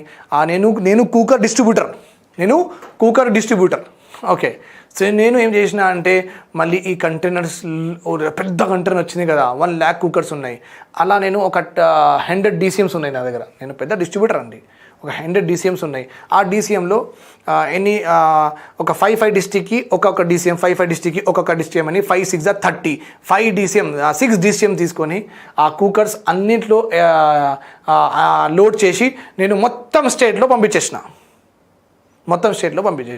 ఇప్పుడు హైదరాబాద్ నుంచి వెళ్తుంది నా DCM. ఓకే వేరే అంటే రంగారెడ్డిలో. ఓకే ఎందుకంటే మీరు చూసుకోండి, ఎప్పుడైనా హెవీ వెహికల్స్ నైట్గానే వెళ్తూ ఉంటాయి, నైట్గానే చెకింగ్ అవుతుంది. మార్నింగ్ ఏం కనిపించదు పెద్ద వెహికల్స్ మీకు, ఎందుకంటే నైట్లో మీరు వెళ్తున్నారు. మీరు రంగారెడ్డి దాటిండ్రు, రంగారెడ్డి తర్వాత ఆదిలాబాద్ వెళ్తున్నారు, ఆదిలాబాద్ వెళ్తున్నప్పుడు మీరు అప్పుడు మీకు ఇన్స్పెక్టర్ కలిసి మోటార్ వెహికల్ ట్యాక్స్ ఇన్స్పెక్టర్ ఏం చూసుకుంటాడంటే ఇక్కడ ఉన్న ఐటమ్ అంటే ఈయన కట్టిన ట్యాక్స్కి ఆ ఐటమ్కి సేమే లేదా, first of all item cooker మరి డీసీఎంలో వచ్చి చూస్తాడు, సార్ కుక్కరే ఉంది సార్ అని చెప్తే కుక్కర్ కరెక్టే, ఎంత వాల్యూ ఎంత ఉంది ఈ కుక్కర్ది, ఒకసారి ఒక 10 lakhs ఉంది సార్ అని అంటాడు. ఓకే 10 lakhs అంతా కుక్కర్కి 10 lakhs అంటే మళ్ళీ తక్కువ అనిపిస్తుంది నాకు ఇక్కడ వాల్యూ, కుక్కర్ ఎక్కువ ఉన్నాయి కానీ ఇక్కడ వాల్యూ తక్కువ కనిపిస్తుంది నాకు, సో నువ్వు కరెక్ట్గానే కట్టినావా లేదా, సో అలా గ్రిల్ చేస్తారు వాళ్ళు. అంటే ఆ ఉన్న క్వాంటిటీకి సేమ్ ట్యాక్స్ కట్టినావా లేదా అది ఉంటుంది కదా అండి. సపోజ్ 1000 కుక్కర్స్ ఉన్నాయి, నేను 600 కుక్కర్స్ది ట్యాక్స్ కట్టేసిన, 400 కుక్కర్స్ది కట్టలేదు, అది కూడా ఉండొచ్చు, అట్లా కూడా ఉండొచ్చు. అప్పుడు నేను ఏం చేస్తాను అంటే 400 కుక్కర్స్ మీద ట్యాక్స్ అనుకోండి 25,000 అవుతుంది. నేను ఏం చేస్తాను అంటే సార్ ఎందుకు సార్ 10,000 మీకు ఇచ్చేస్తాను తీసుకోండి సార్ అని చెప్పేస్తాను. ఆయన 10,000 తీసుకుంటాడు, నేను 25,000 యాక్చువల్లీ ఎంత కట్టాలి గవర్నమెంట్కి, 25,000 నేను కట్టలేదు అది కట్టాలి, కానీ ఇక్కడ నేను ఏం చేసిన 10,000 లంచం ఇచ్చేసిన, నాకు ఎలాగైనా సరే 15,000 నాకు ప్రాఫిట్ అయింది కదా ఇక్కడ. అలానే కరప్షన్ నడుస్తూనే ఉంటుంది, ఇంకేముంది, right or wrong? Yes. So entry of goods into a local area అంటే విత్ ఇన్ ద స్టేట్ అలా గూడ్స్ మూవ్ అవుతూ ఉంటే ఒక ట్యాక్స్ పడుతుంది. Okay that entry of tax మీద కూడా, ఎంట్రీ ఆఫ్ గూడ్ మీద కూడా state government can impose tax. Okay as I have told you also, Union government does not levy excise tax on alcohol, opium, narcotic drugs. So ఇలాంటి intoxicated goods మీద Union government will not collect tax.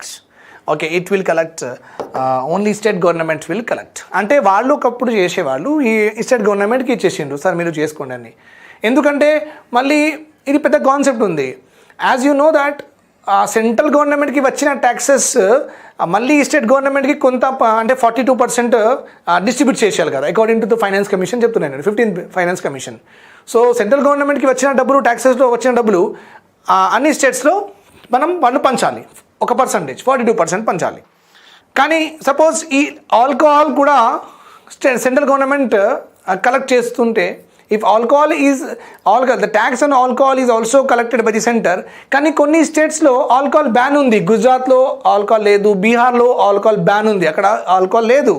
So అప్పుడు వాళ్ళకి డిస్ట్రిబ్యూషన్లో problem వస్తుంది, కొన్ని స్టేట్స్కి ఉన్నాయి కొన్ని స్టేట్స్కి లేవు. So they will get a problem with what this distribution of taxes. That's why what they said, okay ఇది చాలా కాంప్లెక్స్, ఇంకా కాంప్లెక్స్ అయిపోతుంది, సరే మీరే పెట్టుకోండి. Okay, so that is why duties of excise, alcohol, liquor, opium, okay, fine. And taxes on goods and passengers carried by roads or inland waterways. Very, very easy to understand. Please go through that. Okay.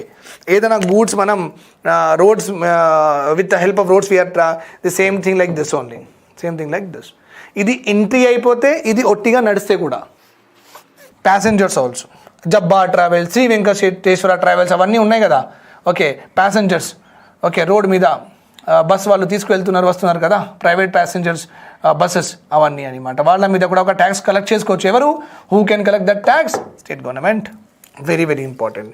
Now my dear students, we have already done with very very important taxes. We have done with direct taxes of union మనం చదువుకున్నాం.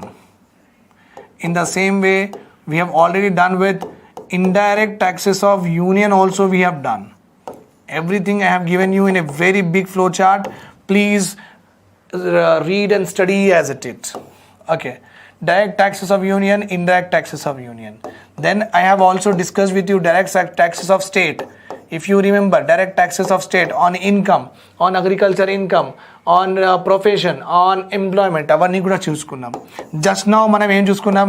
Indirect taxes of what? State also we have seen. What we have seen? Indirect taxes of state also we have seen. So everything we have seen అండి, ఏం మిగిలేదు ఇవాళ. Fine. Now sir what is laughter curse? ఎంత మంచిగా పెద్దగా రాసింది sir, ఏంటి sir ఇది? Laughter అని ఒక మనిషి అండి, obviously Laffer is a person. Okay, what is the importance of this Laffer to us? What is the importance of this Laffer to us? Laffer గారు ఏమన్నారంటే ఒక గవర్నమెంట్ 50% కంటే ఎక్కువ ట్యాక్స్ వేయగలదు. Okay, a government cannot impose tax more than 50% అని చెప్పిండు. So అందరూ shock అయ్యిండు, ఎందుకు సార్ అట్లా? సార్ నేను 100 రూపీస్ సంపాదిస్తే 50 రూపీస్ నేను మీకు ఇవ్వచ్చు. ఒకవేళ నేను 100 రూపీస్ సంపాదిస్తే మీరు 70 రూపీస్ తీసుకుంటున్నారంటే మరి నా దగ్గర మిగిలింది ఎంత, నేను ఏం కొనాలి, నేను ఎట్లా ఉండాలి, నా స్టేటస్ ఎట్లా పెరగాలి? సో నేనేం చేస్తా అంటే పని చేయడమే మానేస్తా, హ్యాపీగా కూర్చుంటా, లేజినెస్గా అయిపోతా, ఎఫిషియన్సీ ప్రొడక్టివిటీ జీరోగా ఉంటుంది. చేసిన అంటే చేసిన అని మాట. స్కిల్స్ డెవలప్ అవ్వు, ఒక కమ్యూనిటీ డెవలప్ అవ్వదు, ఒక నేషన్ డెవలప్ అవ్వదు, ఒక లేజినెస్ లిథార్జీ నేచర్ వచ్చేస్తుంది అందరికీ. 100 రూపీస్ 70 రూపీస్ మీరు తీసుకుంటే నేను ఎందుకు అంత పని చేయాలండి, హార్డ్వర్క్గా లైట్ తీసుకుంటా. ఓకే, అందుకే లాఫర్ ఏమన్నారంటే తీసుకోండి tax, but you cannot take more than 50%. You cannot take more than 50%. So as he said that me revenues, ఇది రెవెన్యూస్ అనమాట. ఓకే, ఇది ట్యాక్స్. రైట్ సైడ్కి పోతే ట్యాక్స్ అంటే ఇది 10% ట్యాక్స్, 20%, ఇది 50%, ఇది 70%, ఇది 80%. ఇది revenues, 10% revenues, 10 crores, 20 crores, 30 crores, 50 crores. So as the tax rate increases, 10% ఏంది tax, 20%. As the tax rate increases up to 50% మీకు మ్యాక్సిమం రెవెన్యూస్ వస్తాయంట. 50% కంటే ఎక్కువ ట్యాక్స్ గవర్నమెంట్ వేస్తుందంటే స్లోలీ రెవెన్యూస్ కూడా తగ్గుతాయి. ఓకే, 100% ఒకవేళ గవర్నమెంట్ ట్యాక్స్ 100% అనుకోండి, గవర్నమెంట్ ట్యాక్స్ 100% అని నేను ఎందుకు పని చేస్తా, నేను పనియే చేయను, ట్యాక్స్ కూడా కట్టాను. గవర్నమెంట్ దగ్గర అప్పుడు 100% ఉన్నప్పుడు గవర్నమెంట్ దగ్గర రెవెన్యూస్ ఎంత, 0%. ఓకే, 0%. 100 రూపీస్ సంపాదిస్తే గవర్నమెంట్ 100 రూపీస్ నా దగ్గర నుంచి తీసుకుంటా అని చెప్తే నేను ఎందుకు పని చేస్తా అండి, నేను పని కూడా చేయను, వాళ్ళకి కట్టను కూడా. అందుకే గవర్నమెంట్ దగ్గర revenue 0. So a government can tax up to what, 50%. So to get maximum revenues, more than 50% taxation is not suggestible. If any country is taxing more than 50% over a period of time, ఏమవుతుందంటే over a period of time government revenues తగ్గుతూ ఉంటుంది. ఎందుకంటే పీపుల్కి అది నచ్చదు, population ఎక్కువ పని చేయదు, వాళ్ళు పనిలో ఎస్కేప్ చేయాలనుకుంటారు, ఇంకా ప్రొడక్షన్ కూడా తక్కువ అవుతుంది. డైలీ 100 యూనిట్స్ కాకుండా ఆయన ఒక 20 యూనిట్సే ప్రొడ్యూస్ చేసుకుంటాడు. ఎందుకంటే ఆయనకి ఒక మోటివేషన్ ఉండదు, ఏముండదు ఓకే పని చేయడానికి. Right, this is called as Laffer curve. Now we have to see the very important concept of tax evasion and tax avoidance. Let us go ahead. Tax avoidance and tax evasion. నేను బేసికల్గా ఒక మీకు concept ఇచ్చేస్తాను. Tax ఇవేషన్ ఉంటే ఇల్లీగల్గా, it is illegal అనమాట, legal కాదు అది. ట్యాక్స్ ఇవేషన్ అంటే ఇల్లీగల్, ట్యాక్స్ అవాయిడెన్స్ అంటే లీగల్. మరి ఇల్లీగల్ పనులు చేస్తే పనిష్మెంట్ ఉంటుందా లేదా? ఉంటుంది సార్. సో అందుకే ట్యాక్స్ ఇవేషన్ చేసుకుంటే మీకు punishment book by the court, penalties అవన్నీ, ఇంప్రిజన్మెంట్ అవన్నీ ఉంటాయి. ట్యాక్స్ అవాయిడెన్స్ చేస్తే ఇది legal way of escaping tax. ఇంకా మంచిగా చెప్పాలంటే ట్యాక్స్ ఇవేషన్ అయినా సరే, ట్యాక్స్ అవాయిడెన్స్ అయినా సరే, both are the ways to escape the taxation system. రెండు కూడా ట్యాక్స్ నుంచి ఎలా తప్పించుకోవాలబ్బా అంటే, అరే ట్యాక్స్ ఎవేషన్ అయినా చేసుకురా బై, లేకపోతే ట్యాక్స్ అవాయిడెన్స్ అయినా చేసుకో, అంతే కదా. Right, so both are the way to escape the taxation system. కానీ వన్ ఇల్లీగల్గా ఉంది, అనదర్ వన్ ఈజ్ లాలో లూప్ హోల్ పెట్టుకొని లీగల్గా ట్యాక్స్ ఎస్కేప్ అవుతున్నాం మనం. లాలో ఒక లూప్ హోల్ తీసుకొని ఆ లూప్ హోల్కి ట్విస్ట్ చేసేసి మనం గవర్నమెంట్కి ఏమంటున్నామంటే, మేము యాక్ట్ ఎలా ఉంది అట్లానే కట్టినామని చెప్తున్నాం. అంటే లీగల్ వేగా మనం ఎస్కేప్ అవుతున్నాం అనమాట, ఇక్కడ ఇల్లీగల్గా. That is the main difference between tax evasion and tax avoidance. ठीक है, let us see the important features of it. Tax avoidance, avoiding tax by legally or a legal way. Right, tax evasion means avoiding tax by a illegal means. I told you. మళ్ళీ దీనికి కొంచెం extension group 1లో రాసుకోవాలి కదా మనం ఇవన్నీ.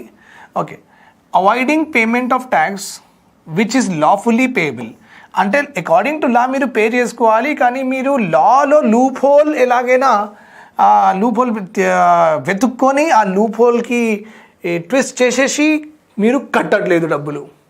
Okay, lawfully pay చేయాలి మీరు, కానీ మీరు ఆ లూప్ హోల్కి మంచిగా వాడుకుంటున్నారు. Taking undue advantage of what? Loop holes. Twisting and interpreting the provisions. ఇలా ప్రొవిజన్స్కి ట్విస్ట్ చేసేసి మంచి లాయర్స్కి, నాలాగా మంచి లాయర్స్కి పెట్టుకొని, సార్ కొంచెం అంత డబ్బులు అడుగుతున్నారు గవర్నమెంట్, 10 crores అడుగుతుంది గవర్నమెంట్ ట్యాక్స్ అంటే, ఏదో ఒకటి చేసేయండి సార్ అంటే, నేను మంచిగా వెతికి మంచిగా రీసెర్చ్ మొత్తం చేసేసి ఒక్క లూప్ హోల్ నాకు దొరికితే మొత్తం 10 crores మాఫ్, ఆయన నాకు 2 crores ఇచ్చేస్తాడు, ఆయనకి 8 crores ప్రాఫిట్. ఖతం. That is the importance of lawyers. అందుకే అందరూ ఎల్ఎల్బి చదువుకోండి, కొంచెం సెక్యూరిటీ కూడా ఉంటుంది. లా కూడా చదువుకోండి. Okay, so reading should not B stop, study should not B stop. Now, here you see, generally it involves suppression of facts, falsifying records, fraud or collusions. It is attempt to evade tax liability with the help of unfair means. It is attempt to evade tax liability with the help of what? Unfair means. Okay. మీరు ఫ్యాక్ట్స్కి గవర్నమెంట్కి చూపించకుండా మీరు రికార్డ్స్లో మొత్తం credit, మాకు డబ్బులే రాలేదు, profit రాలేదు, మొత్తం హ్యాండ్ క్యాష్ తీసుకున్నారు, ఆన్లైన్ పేమెంట్ చేయలేదు, ఫ్రాడ్ చేసిండ్రు. ఓకే, ఇలా మీరు చేస్తే ట్యాక్స్ ఇవేజన్ కింద వస్తారు. Will come under tax evasion. Legally avoid చేస్తున్నారు కాబట్టి పనిష్మెంట్ ఉండదు మీకు. ఇక్కడ ఇల్లీగల్లీ మీరు అవాయిడ్ చేస్తున్నారు కాబట్టి మీకు ప్రాసిక్యూట్ చేస్తారు. ప్రాసిక్యూట్ అంటే మీకు మీ మీద ఛార్జ్ షీట్ వేస్తారు, మీకు కోర్టులో వెళ్ళాల్సి వస్తుంది, మీరు ప్రూవ్ చేయాల్సి వస్తుంది. ఒకవేళ ట్యాక్స్ ఈవెంట్ అనేది ప్రూవ్ అయిందంటే మీకు జైలుకి కూడా వెళ్ళాల్సి వస్తుంది. So you will be prosecuted, it means you will be sued and you will be brought to the court. Okay, చలో, that is enough with regard to tax avoidance and evasion. Now let us go ahead with the very important aspects about the merits and demerits of direct taxes. Merits and demerits of direct taxes, very very important for the group 1 main examination of Telangana economy. Direct question you will get. Explain the various types of direct taxes and its pros and cons. గవర్నమెంట్కి taxes నుంచి చాలా డబ్బులు వస్తాయి, అందుకే taxes are the major source of revenue to the government. Major source of revenue to the government is coming from taxes. ఆ డబ్బులు మొత్తం తీసుకొని మన కేసీఆర్ సార్ రైతు బంధు, రైతు బీమా, రైతు పథకం, షాదీ ముబారక్, ఇది అది లాంచ్ చేస్తూ ఉంటారు ఆయన. ఓకే, ఆ డబ్బులు, fee reimbursement is also there. ఇంకా ఇన్కమ్ డిస్ట్రిబ్యూషన్ కామన్ సెన్స్. నేను 10 lakhs సంపాదించిన, గవర్నమెంట్ 3 lakhs తీసుకున్నది, గవర్నమెంట్కి 3 lakhs నేను డబ్బులు పే చేసిన ట్యాక్స్లో, గవర్నమెంట్ ఆ 3 lakhs ఏం చేస్తుంది? గవర్నమెంట్ అదే 3 lakhs పేదవాళ్ళకి, ఫీ రీయింబర్స్మెంట్కి, BC study circle, ST study circle, minority study circle, ఇవన్నిటికీ గవర్నమెంట్ మెయింటైన్ చేస్తుంది. వాళ్ళకి చదువు అంటే ఇన్కమ్ ఏమైంది, మళ్ళీ డిస్ట్రిబ్యూట్ అయింది, మళ్ళీ జనాల్లో డిస్ట్రిబ్యూట్ అయింది. That is called what? Income distribution అవుతుంది. Reducing inequalities. I told you that with the help of taxation, the between both the like tax pay చేస్తున్న వాళ్ళు, tax pay చేయట్లేదు వాళ్ళు, okay, the inequalities will decrease. నేను ఇది చాలాసార్లు చెప్పినా మీకు, మళ్ళీ చెప్పాలా వద్దా ఆలోచిస్తున్నా అండి. మరి ఫస్ట్ టైం చూస్తున్న వాళ్ళకి కొంచెం లోపల ఉందేమో కదా, సార్ చెప్తే మంచి ఉంటుంది. మళ్ళీ డైలీ వాచ్ చేస్తున్న వాళ్ళకి బోర్ కొడుతుంది of course, obviously. So daily నాకు చూస్తున్న వాళ్ళు ఏం చేయండి అంటే కొంచెం సేపు చాయ్ తాగిరండి. ఓకే, ఇప్పుడే వచ్చిన వాళ్ళు ఏం చేయండి అంటే కొంచెం వినండి. సపోజ్ మన దగ్గర అల్లు అర్జున్ ఉన్నాడు. Allu Arjun is there. Allu Arjun we're having. Allu Arjun has earn 10 lakh rupees. Allu Arjun has earned 10 lakh rupees. Then we are having one of my favorite actress, Shruti Hassan. Okay. Let's suppose మనం ఉమెన్ ఎంపవర్మెంట్ చేద్దాం. Women empowerment చేయడానికి మనం ఏం చేయాలి? శృతి హాసన్కి డబ్బులు ఎక్కువ సంపాదించాలంటే అంటే విడిచిపెట్టాలి.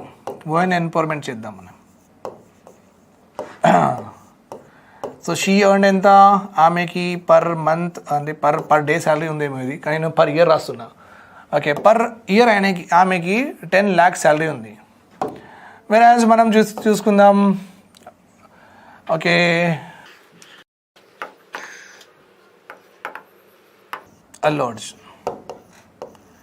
Allu Arjun is poor here. Poor, exact poor కాదు. సరే అల్లు అర్జున్ ఒక సాఫ్ట్వేర్ ఇంజనీర్ అనుకుంది, ఆయన శాలరీ ఎంత 5 lakhs. ఇద్దరు ఇన్ఈక్వల్గా ఎంత ల్యాక్స్లో ఉన్నారు. How many lakhs difference is there between this two, ఇది గుర్తు ఇంపార్టెంట్. ఆవిడ మరి ఇది నాకు 5 lakhsకి పర్సంటేజ్ రాదు, ఇది ఒక నాకు కొత్త కథ ఉంది ఇది. Sir I'll try it. Okay, so వీళ్ళిద్దరు డిఫరెన్స్ ఎంత, ఇన్ఈక్వాలిటీ ఎంత ఉంది 5 lakhs.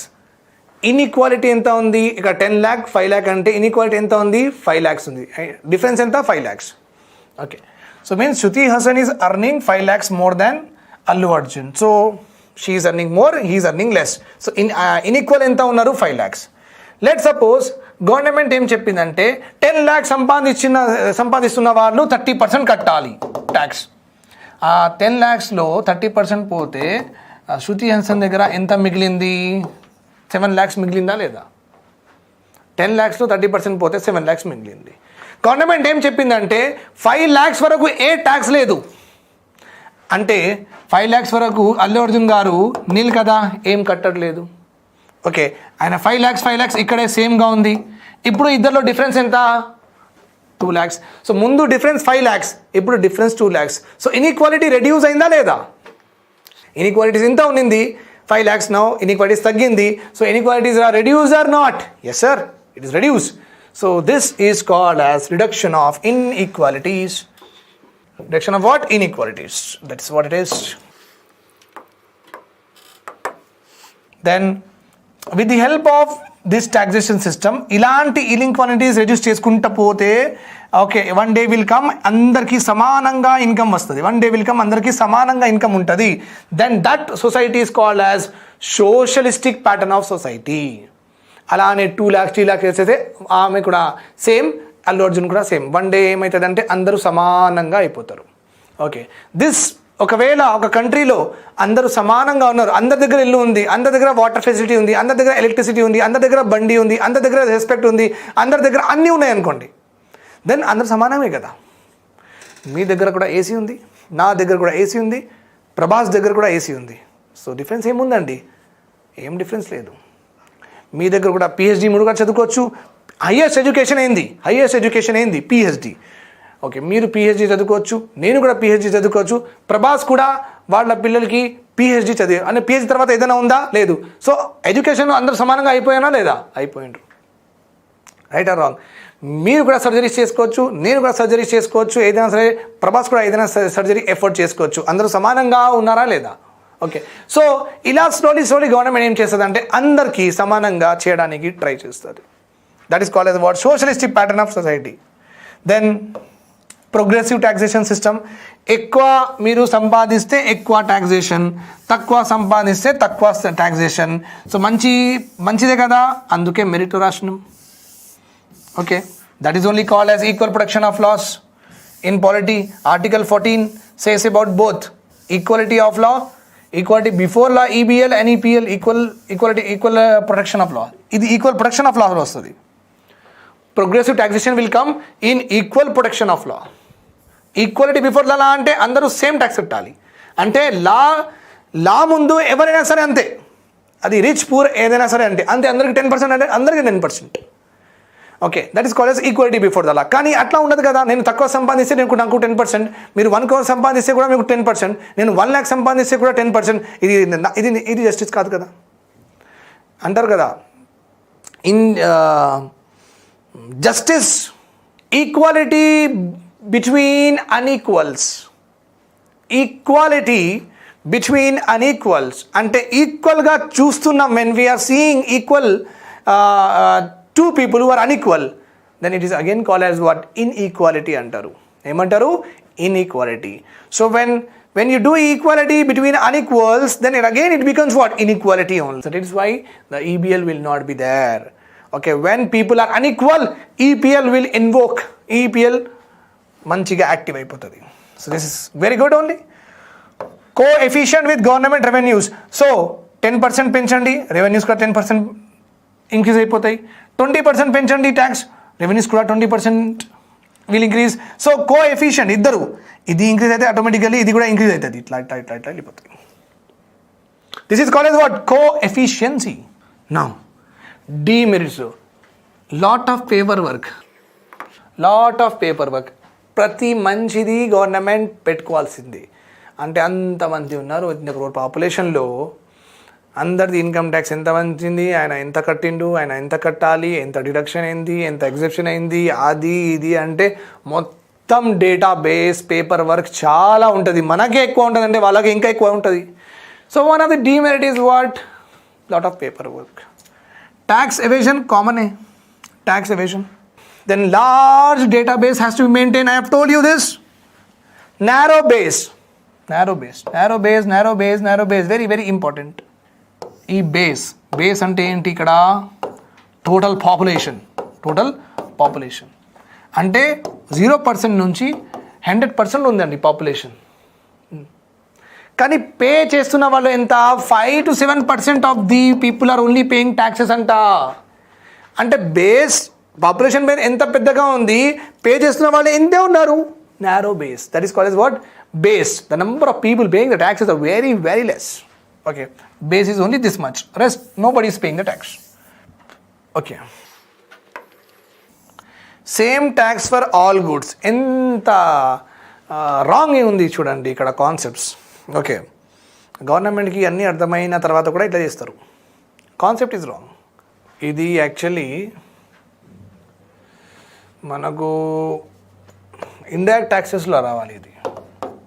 So you strike this of, that is not important. Okay, అది స్ట్రైక్ చేసుకోండి మీరు.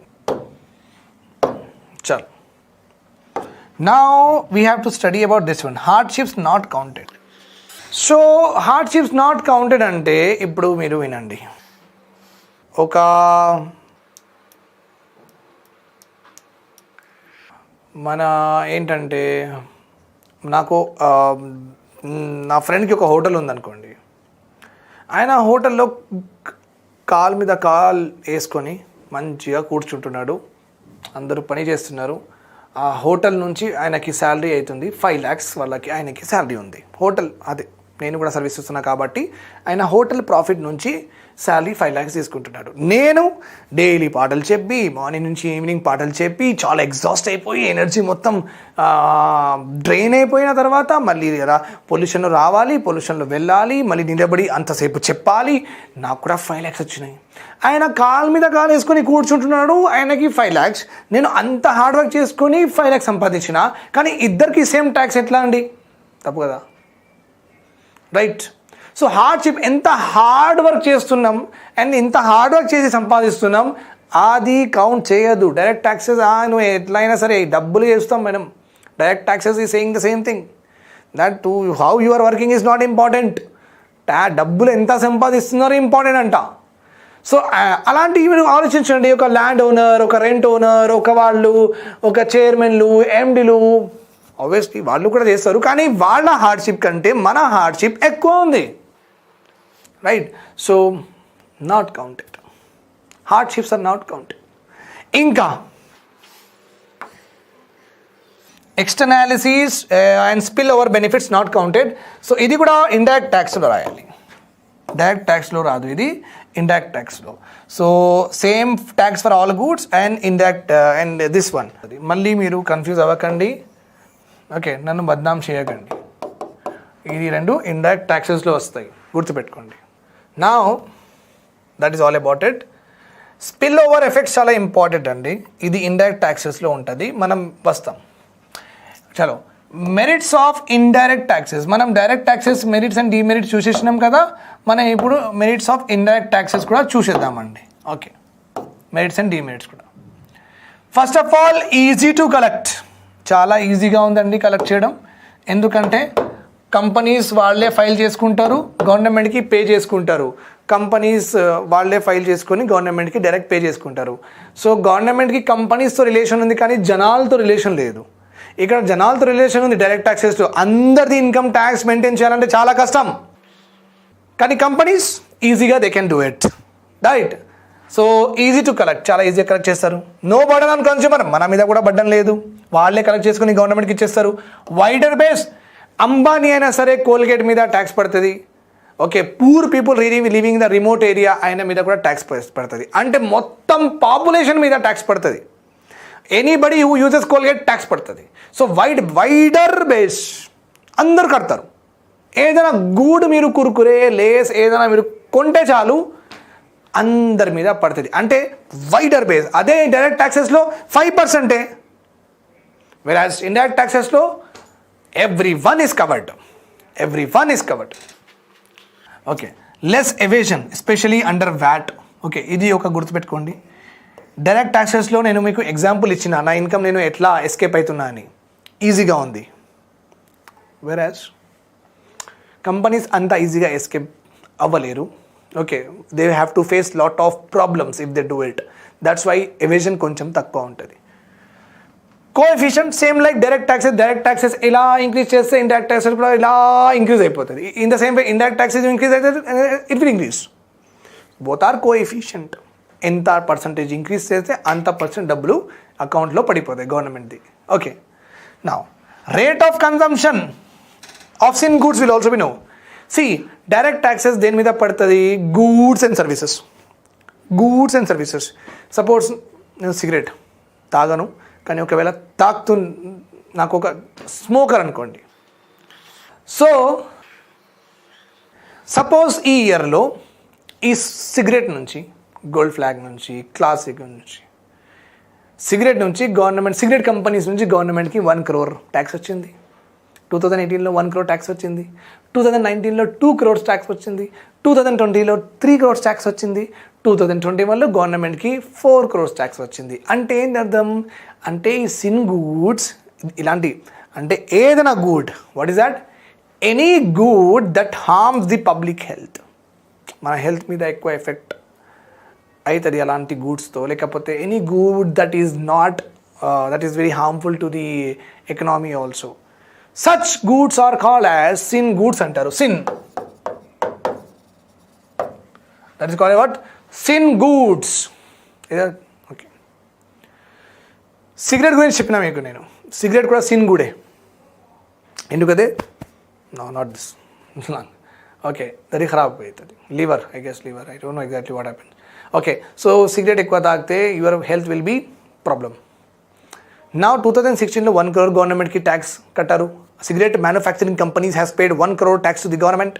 2018లో 2 crores, 2020లో 3 crores, 2021లో 5 crores. అంటే ఏంటంటే ఈ సిన్ గూడ్స్ ఎక్కువ ప్రొడక్షన్ అవ్వడం వల్ల ఎక్కువ ట్యాక్స్ వస్తున్నాయి. అంటే ఎక్కువ ప్రొడక్షన్ అవుతుందంటే ఎక్కువ తాగుతున్నారు కాబట్టి. Right or wrong? అంటే people are using more and more health పాడైపోతుందని గవర్నమెంట్కి అర్థమవుతుంది. అరే బాబా ఇట్లా చేస్తున్నారు. ఓకే, సిన్ గూడ్స్ ట్యాక్సెస్ మనకు ఎక్కువ వస్తున్నాయి అంటే పబ్లిక్ ఎక్కువ పడుతుంది, ట్యాక్స్ ఎక్కువ కన్జ్యూమ్ చేస్తుంది ఈ సిగరెట్, దాని మీద ట్యాక్స్ పెంచుదాం. ట్యాక్స్ పెంచితే ఏంటంటే ఒక సిగరెట్ సపోజ్ 5 rupees ఉంటే 4 తాగుతాడు ఆయన. అదే ఒక సిగరెట్ 10 rupees ఉంటే ఆయన 2 తాగుతాడు. Right or wrong? So at least ఆ కన్సంప్షన్ డిక్రీజ్ చేయడానికి ట్యాక్సెస్ పెంచుదాం రాబోయే అని గవర్నమెంట్ ట్యాక్సెస్ పెంచేస్తుంది. So that what happens is this cigarette you will not get in the same price, and instead of you having 5-4 you will decrease your consumption. So that is also గవర్నమెంట్కి తెలుస్తుంది. మెరిట్లో గవర్నమెంట్కి తెలుస్తుంది. Sin goods alcohol అంతా అవుతుందా? Okay, అంతా తాగుతున్నారా మీరు alcohol, సిగరెట్లు? Okay, tax పెంచి ఇంకా ఎట్లా తాగుతా నేను చూస్తా అని. Okay, like that. Then you are having what? Demerits of indirect taxes. Demerits of indirect taxes. First one, regressive in nature. అంటే 1 crore సంపాదించిన వాళ్ళకి కోల్గేట్ మీద సేమ్ ట్యాక్స్ కట్టాలి. 1000 సంపాదించిన వాళ్ళకి కూడా కోల్గేట్ మీద సేమ్ ట్యాక్స్ కట్టాలి. అంటే వాళ్లకు మనకు సేమ్ ట్యాక్స్ ఎట్లా అండి? తప్పు కదా. దానికి ఒక క్యాలిక్యులేషన్ ఉంది. వాళ్ళ ఇన్కంలో ప్రపోర్షన్లో వాళ్ళు ఇంత పే చేస్తున్నారు, మన ఇన్కమ్ ప్రపోర్షన్లో మనం ఇంత ఇన్కమ్ పే చేస్తున్నారు. కానీ అవన్నీ స్టాటిస్టిక్ ఇంకా మ్యాథమెటికల్ వేలో instead of saying in that వే జనరల్గా అర్థం చేసుకుందాం. ఓకే, 1 crore rupees సంపాదించిన వాళ్ళకి కూడా కోల్గేట్ మీద సేమ్ ట్యాక్స్. మనం కూడా 1000 సంపాదిస్తే కానీ 1 lakh సంపాదిస్తే కూడా మనకు కూడా same tax. So not good. Regressive అంటే ఇది సొసైటీకి ఇంకా వెనక తీసుకెళ్తుంది, ముందు కాదు. All R tax. Cigarette manufacture అవుతుంది, సిగరెట్ మీద కూడా 10% అంట ఎక్సైజ్ డ్యూటీ. ఇక్కడ ఒక ఏంటంటే ఒక మిల్క్, బాదాం మిల్క్ లేకపోతే కర్డ్ మ్యానుఫ్యాక్చర్ అంటే which is important for the people. Oil manufacturing important for the people. Right or wrong?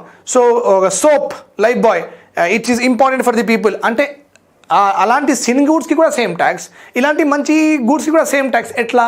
Demerit అనమాట. ఒకవేళ డైరెక్ట్ ట్యాక్సెస్ ఇంక్రీజ్ అయితే ఆ పర్సన్ మీద బర్డన్ ఎక్కువ అవుతుంది. ఒకవేళ ఇండైరెక్ట్ ట్యాక్సెస్ ఇంక్రీజ్ అయితే the consumer will be harmed, అంటే మన మీద ఎక్కువ ప్రాబ్లం అవుతుంది కదా. అంటే indirect taxes are the one who causes inflation. Remember this point. Indirect taxes on goods and various services, then it more burdens the consumer. Can't increase more than limit. Colgate మీద ఎక్కువ చేయలేము, ఎందుకంటే ఎక్కువ చేస్తే మళ్ళీ జనాలు కొనరు. Poor people cannot buy it. So poor people cannot buy it అంటే Colgate, if they don't use it, then they will use Farukhi, Manjan, Dabur Lal, Dant Manjan. Then that is not suggestible also. Okay, that is suggestible, but I'm just saying that. So it's not good. That is one example. That's why I'm saying that way. So Colgate వాడాలి, President వాడాలి, like that. So people standard ఇంకా తగ్గుతుంది. Remember this point. అందుకే can't increase, ఎక్కువ indirect taxes increase చేయలేము, ఎందుకంటే మన దగ్గర ఉన్న పూర్ పాపులేషన్ మీద బర్డెన్ ఎక్కువ పడుతుంది. కాబట్టి మళ్ళీ Colgate for elite class, Colgate for middle class ఇలా గవర్నమెంట్ స్పెసిఫై చేయలేదు కదా అండి. చాలా కష్టం అవన్నీ చేయడం అంటే. దట్స్ వై గవర్నమెంట్ వాళ్ళ ఇన్కమ్ ఎక్కువ సంపాదిస్తున్నారు కాబట్టి ఎక్కువ తీసుకుంటుంది, కానీ ఇలాంటి థింగ్స్ మీద సేమే పెట్టేసింది, ఎందుకంటే మనకు ప్రాబ్లం అవ్వద్దు అనమాట. Okay, right. Then we're having the last one, spill over effects. Spill over effect అనే ఒక కాన్సెప్ట్ ఉందండి. అందులో ఏముందంటే ఒక టాటా కంపెనీ రతన్ టాటా ఒక ప్లాంట్ తెలంగాణలో పెట్టారు, రూరల్ ఏరియాలో, వానపర్తిలో, జనగాంలో పెట్టారు. పెట్టిన తర్వాత ఈ ప్లాంట్ దగ్గర మళ్ళీ ఇక్కడ ఆఫ్ ఇంజనీర్స్ అవన్నీ ఉంటున్నారు కాబట్టి ఇక్కడ ఒక సూపర్ మార్కెట్ వచ్చింది, ఒక ఫార్మాసిటికల్, ఒక మెడికల్ షాప్ వచ్చింది, ఒక క్లినిక్ వచ్చింది. మెల్లగా ఇక్కడ ఈ ఏంటంటే ఈ ప్లాంట్ దగ్గర టాటా ఒక ప్లాంట్ ఎస్టాబ్లిష్ చేస్తే వాళ్ళు ఇంజనీర్స్కి ఎక్కడెక్కడ నుంచి పిలిచిండు. సో ఒక రెసిడెన్షియల్ కాంప్లెక్స్ కట్టారు, అంటే ఉండడానికి ఇల్లులు కట్టారు, ఒక అపార్ట్మెంట్ కట్టారు. ఈ అపార్ట్మెంట్ ఉంది కాబట్టి ఇక్కడ ఒక సూపర్ మార్కెట్ ఇవన్నీ ఇట్లా వచ్చినాయి, ఒక ఇస్తరీ షాప్ వచ్చింది, ఒక పాన్ డబ్బా వచ్చింది, అదివన్నీ ఒక చిన్న థియేటర్ వచ్చింది, అట్లా వచ్చింది. ఏమైందంటే ఒక ప్లాంట్ ఎస్టాబ్లిష్ చేస్తే ఒక ఏరియాలో కొంచెం డెవలప్మెంట్ వచ్చింది. అదే ఒక కంపెనీ సిగరెట్ మ్యానుఫ్యాక్చర్ చేస్తుంది అండ్ ఎన్విరాన్మెంట్లో మొత్తం ఎన్విరాన్మెంట్ నాశనం చేస్తుంది. సో ఇక్కడ పాజిటివ్ ఎఫెక్ట్స్, ఇక్కడ నెగటివ్ ఎఫెక్ట్స్, కానీ రెండిటికి ట్యాక్స్ సేమ్. ఇక్కడ కార్ మ్యానుఫ్యాక్చర్ చేస్తే సేమ్ ఎక్సైజ్ ట్యాక్స్, ఇక్కడ సిగరెట్ మ్యానుఫ్యాక్చర్ చేస్తే same excise tax. Right or wrong? Same goods. So there is no, ఇది ఎక్స్టర్నాలిటీస్ అంటారు. ఏమంటారు? ఎక్స్టర్నాలిటీస్. External effects. ఎక్స్టర్నాలిటీస్ అంటే external effects are not counted, externalities are not counted. Okay, which product is environment and which product is harming the environment, ఇది count చేయదు మన taxation system. మీరు ఏదైనా produce చేసుకోండి, అదే tax. That tax cannot be levied, tax cannot be imposed, okay, without the authority of law. Law pass అయితేనే మనకు tax పడుతుంది.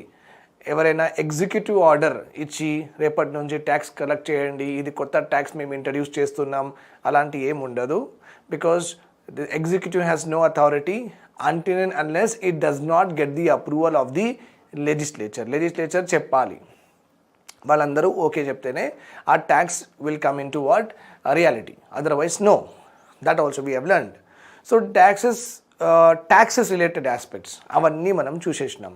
Now let us also go ahead with our non-tax revenues. Fine. Now trends. Let us see the trends in taxation. Very important. Very important. Remember this point here. So direct taxes and indirect taxes మొత్తం కలిపి మనం ఇప్పటి వరకు ఏమేమి చదువుకున్నాం taxes. Okay, all the taxes together మనం చూసుకున్నప్పుడు when we see that which taxes gives more revenue to the government, ఇది basic knowledge ఉండాలి. Okay, so we have hell lot of taxes we have learned, right? చాలా taxes మనం చదువుకున్నాం, around 22 taxes we have చదువుకున్నాం. Okay, we have learned them. So దీనిలో okay, there will be one definite tax will be there, no, which is contributing more to the revenues of the government. So అలా ఆ hierarchy మనకు గుర్తుండాలి. first three, top three. Bottom is not important here, but you should definitely know top three tax revenues of the government. Okay, so direct taxes and indirect taxes కలిపిన తర్వాత మనకు అన్నిటికంటే ఎక్కువ revenues GST నుంచి వస్తున్నాయి. We are getting from what? GST. Remember this point, goods and service tax. And you might be aware of this fact that all indirect taxes, okay, all indirect taxes, not all, I can say that most of the indirect taxes of central government and state government are clubbed under the GST. So అన్నిటికంటే ఎక్కువ డబ్బులు గవర్నమెంట్కి GST tax నుంచి వస్తుంది, goods and service tax నుంచి వస్తుంది. How much ఎంత? 28.5. Then GST is followed by the second rank ఏ ట్యాక్స్కి ఉందంటే corporate tax. Okay, corporate tax. The second largest contributor of tax revenues to the government is corporate tax. Then we are having at the third rank we are having personal income tax. So you see this hierarchy is very, very important. Okay, GST you are having number one with regard to tax, and followed by corporate tax, then followed by what? Personal income tax. So these three taxes occupies top 3 position when comes to what? When comes to contribution in the total tax revenues to the government. ఇంకా కొంచెం top 5 కూడా అన్ని taxes ఉన్నాయి కదా sir, కొంచెం ఎక్కువ ఉంటే మంచిది కదా అని మీరు అనుకుంటున్నారేమో. That is very fine here. So I have given you little bit extra also. 3 already ఇచ్చేసిన మీకు. ఇంకా మీ దగ్గర ఎక్సైజ్ డ్యూటీ ఉంది, కస్టమ్ డ్యూటీ ఉంది, అది కూడా మీరు నేర్చుకోవచ్చు. So these are the top 5 taxes which are generating more revenues to the central government or the state government. Okay, fine. Now all taxes related information, all taxes related discussion we have already done. Now we are going to see non-tax revenues of union and states together. Non-tax revenues అంటే గవర్నమెంట్కి డబ్బులు వస్తున్నాయి but taxes నుంచి రావట్లేదు. Okay, వేరే sources నుంచి వస్తున్నాయి అన్నమాట. Then you should also know that what different sources are there. Very common thing, if you are not wearing helmet the traffic police మీకు చాలా వేస్తాడు ఆయన. ఓకే, అది కూడా గవర్నమెంట్కి డబ్బులే కదా. ఎలక్ట్రిసిటీ బిల్ పే చేయడానికి మీరు వెళ్తారు, then you will be taken some charge on it. Okay, 17 rupees 18 rupees అలాంటి ఫీజ్ చాలాన్స్ అవన్నీ కలెక్ట్ చేస్తూ ఉంటుంది government. Okay, that is all called as what? Non tax revenues అంటారు. What we call it as?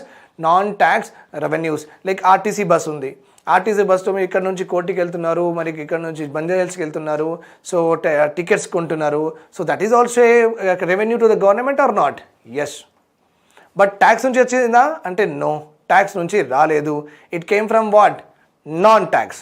Tax లేదు, we're getting from non tax. Okay, so అలా union గవర్నమెంట్కి కూడా డబ్బులు వస్తాయి, అట్లానే స్టేట్ గవర్నమెంట్కి కూడా డబ్బులు వస్తాయి అండి. ఓకే, బట్ లిటిల్ బిట్ టెక్నికల్గా కూడా ఉంది, మనం అట్లా కూడా చూసుకుందాం టెక్నికల్గా. Okay, first here is interest charges. అంటే ఇండియా నేపాల్కి ఒక లోన్ ఇస్తే, ఒక 30 years లోన్ ఇస్తే, నేపాల్ ఎవ్రీ ఇయర్ ఇండియాకి డబ్బులు పే చేస్తుంది, అంటే ఇంట్రెస్ట్ పే చేస్తుంది. Okay, when we give a loan to Nepal or Bangladesh or Sri Lanka, poor countries, అంటే ఇంకా అండర్ డెవలప్ కంట్రీస్ అంటారు. మన కంట్రీకి డెవలపింగ్ కంట్రీ అంటారు, మనకంటే ఇంకా మంచి కంట్రీస్ లేవు కదా. That countries are called as what? Under developed countries. Then countries like India, Argentina, Brazil, ఇవన్నీ developing countries. Then after developing you will get what? Developed countries like America, Germany, France, UK, Portugal, in that way. Understood? Fine. So మనం నేపాల్కి loan ఇస్తే నేపాల్ మనకు every year ఒక interest కడుతుంది. ఆ డబ్బులు కూడా tax నుంచి రాలేదు కదా, right? So that is called as interest charges received అంటారు. మనకు వచ్చినాయి అన్నమాట. ఆబ్వియస్లీ మనం కూడా పే చేయాలి, అది ఎక్స్పెండిచర్ కాంపోనెంట్లో చూసుకుంటాం మనం కూడా. వరల్డ్ బ్యాంక్, IMF, ఓకే, ఇంకా US గవర్నమెంట్, వేరే కంట్రీస్ నుంచి కూడా మనం కూడా లోన్స్ తీసుకుంటాం, వాళ్ళకు కూడా మనం ఇంట్రెస్ట్ పే చేయాలి. మనం వాళ్ళకి చేస్తాం, మనకంటే తక్కువ డెవలప్ ఉన్న కంట్రీస్ నుంచి మనం తీసుకుంటాం. So it's a very common process happens across the world. Interest charges is done. These are one source of revenue. Then dividends. India ఏదైనా బాండ్స్లో ఏదైనా సెక్యూరిటీస్లో ఇన్వెస్ట్ చేస్తే స్టేట్ గవర్నమెంట్ తెలంగాణ గవర్నమెంట్ ఏదైనా బాండ్స్లో లేకపోతే ఏదైనా సెక్యూరిటీస్లో ఇన్వెస్ట్ చేస్తే దాని మీద వచ్చిన ప్రాఫిట్స్ కూడా నాన్ ట్యాక్స్ రెవెన్యూ కింద వస్తాయండి. Dividends, with regard to dividends we have done very clearly in our previous class. Then profits, RTC profit, railway profit, Air India profit. So government దగ్గర చాలా కంపెనీస్ ఉన్నాయి. We call them as what central public sector enterprises అంటారు. మళ్ళీ Telangana government దగ్గర కూడా వాళ్ళ own factories, own like Vijaya Dairy milk, అవన్నీ GHMC corporation, RTC, ఇవన్నీ కార్పొరేషన్స్ అంటే గవర్నమెంట్ స్టేక్స్ కూడా ఉన్నాయి, గవర్నమెంట్ ఓనర్షిప్ కూడా ఉందన్నమాట. So when they do profits, government also do profits and governments also share the profits. Right or wrong? Yes.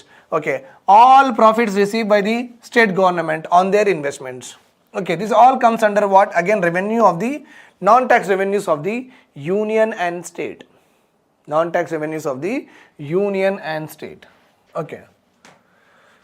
Then, అప్పుడప్పుడు మనకు తెలంగాణ గవర్నమెంట్కి లేకపోతే వేరే ఏదైనా గవర్నమెంట్కి, స్టేట్ గవర్నమెంట్కి ఏదైనా ఎమర్జెన్సీ సిచ్యువేషన్ వచ్చేస్తుంది. ఏదైనా డ్రాట్ లేకపోతే ఏదైనా సైక్లోన్ అలా వచ్చినప్పుడు మన స్టేట్ గవర్నమెంట్ కూడా సెంట్రల్ గవర్నమెంట్కి చెప్తుంది అనమాట, సార్ మాకు డబ్బులు కావాలి. Okay, so we're having this calamity, మాకు ఈ డిజాస్టర్ ప్రాబ్లం ఉంది. Recently cyclone Gulab has hit హైదరాబాద్లో చాలా రోడ్లు ఖరాబ్ అయిపోయినాయి, చాలా ఎలక్ట్రిసిటీ పోల్స్ అప్రూట్ అయిపోయినాయి. సో మాకు కొంచెం డబ్బులు ఇవ్వండి అని చెప్తే సెంట్రల్ గవర్నమెంట్ అది మొత్తం ఇన్వెస్టిగేట్ చేసిన తర్వాత తీసుకోండి ఇంత 500 crores 600 crores అని అలా ఇచ్చేస్తుంది అన్నమాట. Okay, so then that is called as what? Grants. That is called as what? Grants given to the state governments. And union government ki kuda grants vastayandi. Are వేరే countries వాళ్ళు ఇస్తారు అట్లా grants. Then services income. పాస్పోర్ట్కి apply చేస్తున్నప్పుడు 1700 or 1800 తీసుకుంటుంది union government. Okay, that is also services income అంటారు. We call them as services income. Then state public service commission ఉంది కదా తెలంగాణ, TSPSC, వాళ్ళు కూడా ఫీ అంటే ఎగ్జామ్ నోటిఫికేషన్ వచ్చినప్పుడు ఫీ కట్టమంటారు. That is also non tax revenues. Income certificate కావాలంటే, birth certificate కావాలంటే మనం ఎంతో కొంత పే చేస్తూ ఉంటాం కదా. Then that all comes under was services income. అంటే స్టేట్ కూడా అండ్ సెంట్రల్ కూడా they give lot of services. On that services వాళ్ళు ఏం చేస్తారంటే కొంచెం ఫీ తీసుకుంటారు. They'll take a fee. All that services fees are called as what? Services income. And they all belong to this category. Okay అండి. Then we are having right fines. I have told you about challans, court fees. Okay, centre కూడా levy చేస్తుంది మనకి ఇవన్నీ, state government కూడా levy చేస్తుంది, impose చేస్తుంది ఇవన్నీ. Railways, ఎయిర్వేస్లో వచ్చిన డబ్బులు, రోడ్ ట్రాన్స్పోర్ట్ మన స్టేట్ గవర్నమెంట్ కింద వస్తుంది. లేక అందుకే state government will receive the revenues from road transport. Airways ఇంకా రైల్వేస్ ఈ సర్వీసెస్ ఇచ్చి central government will earn money. Road transport services ఇచ్చి state government will earn money. Okay, and external grants. Okay, like you might be as your aspirant also, so you might have heard, ఎప్పుడైనా మీరు విన్నారేమో current affairs చదువుతున్నప్పుడు, that తెలంగాణలో ఒక what I say is health infrastructure మంచిగా చేయడానికి Telangana government has started a prestigious construction of a very big hospital అని, అలా అంటే మోడర్న్ హాస్పిటల్ అని అలా డిక్లేర్ చేస్తున్నప్పుడు government may say that in this project World Bank is assisting us, in this project IMF is assisting us. Okay, so you can understand this way. Whenever state government do some activity, very novel activity, then they can also get some grants from the World Bank. So World Bank kuda double istadi anamata. Okay, that is called as what? External grants to the center and state. In the same way, center will also get the money from the World Bank or any external entities. So this is it andi. This is it. This is called as non-tax revenues of the state and central government. Non-tax revenues. ఎక్కడెక్కడ centre రాయాలి, ఎక్కడెక్కడ state రాయాలి నేను రాసేసిన. Okay, so you have to exactly study whatever is there on this slide, and with that with these services etc you can also assume, మీరు కూడా assume చేసుకొని ఇంకా దానిలో పెట్టుకోవచ్చు. So you can she is our honorable finance minister of the country, Nirmala madam. So union budget 2021 to 2022. So she has allocated 2021 అంటే April 1st 2021 నుంచి March 31st 2022 వరకు madam is spending how much? Madam is spending around 2,23,804 crores on health and well-being andi. On health and well-being. Remember this point. And 35,000 crores దీని నుంచి. Okay, 2,23,000 crore నుంచి 35,000 crores will be set aside for the COVID-19 vaccines. COVID-19 vaccine కొనడానికి ఈ డబ్బుల నుంచి 35,000 crores will be taken out completely. Okay, government borrowing from market. Values చాలా important for the state examination. Borrowing from market 9,67,000 crores. 9,67,000 crores. Borrowing government borrow ఎట్లా చేస్తుంది, government bonds and securities అలా అమ్ముతుంది అన్నమాట. Government will sell government bonds, treasury bills or securities whatever it is. Okay, and raise money internally మన ఇండియాలో అయినా government cell చేస్తుంది, లేకపోతే గవర్నమెంట్ బయట అయినా వాళ్ళ బాండ్ సెక్యూరిటీస్ సెల్ చేస్తుంది. Okay, so market, borrowing from market, whether it is internal market that is our country or external market that is a foreign market outside our country. So 9,67,708 crores is our borrowing target for this fiscal year. Very very important. మీరు ఏం చేస్తున్నారంటే ఇట్లా చేయండి. మనం first ఏం చదువుకున్నాం, health and well-being, right or wrong? Health and well-being చదువుకున్నాం, right? Then borrowing from market, right or wrong? So second row will be what? Borrowing. Okay, third is what? Fiscal deficit target. ఏ student అన్నా సరే విడివిడిగా చదువుతాడు, ఎక్కడెక్కడ రాసేస్తాడు ఇవన్నీ targets, కానీ he will not do a systematic and organised work చేయడు. Because of that only you people are losing lot of marks and you are losing your ranks for 10-15 marks like that. Okay, health and well-being. So ఇప్పుడు మీరు 2021 రాస్తున్నారండి, ఇప్పుడు ఒక 5 వచ్చేస్తుంది. మీరు ఏం చేయండి అంటే ఇక్కడ మొత్తం నేను రాస్తున్నా కదా అట్లనే హెడ్డింగ్స్ రాసుకుంటూ ఉండండి. ఇంకేముందంటే నేను ఇచ్చిన హెడ్డింగ్స్ అదే, that is not the only headings, that is not restricted, అది ఎగ్జాస్టివ్ లిస్ట్ కాదు. ఓకే, సో ఇది రాసుకుంటున్నప్పుడు ఇంకా కొంచెం స్పేస్ ఇట్లా వదిలేయండి, హెడ్డింగ్స్ ఇంకా రావచ్చేమో in the next year. Okay, suppose నేను ఒక 10 ఇచ్చిన, అక్కడే మీ స్పేస్ మీ పేజ్ ఎండ్ చేయకండి, ఇలా 5-6 కాలమ్స్ అండ్ రోస్ 5-6 ఇంకా columns rows you make it and leave it. 2021 మొత్తం మీరు రాసేస్తున్నారండి, రాసేయండి.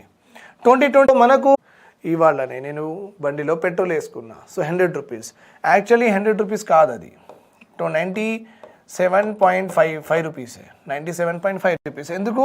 Government is collecting 2.5 per liter. Government is collecting what? 2.5 per liter. Understood my dear students?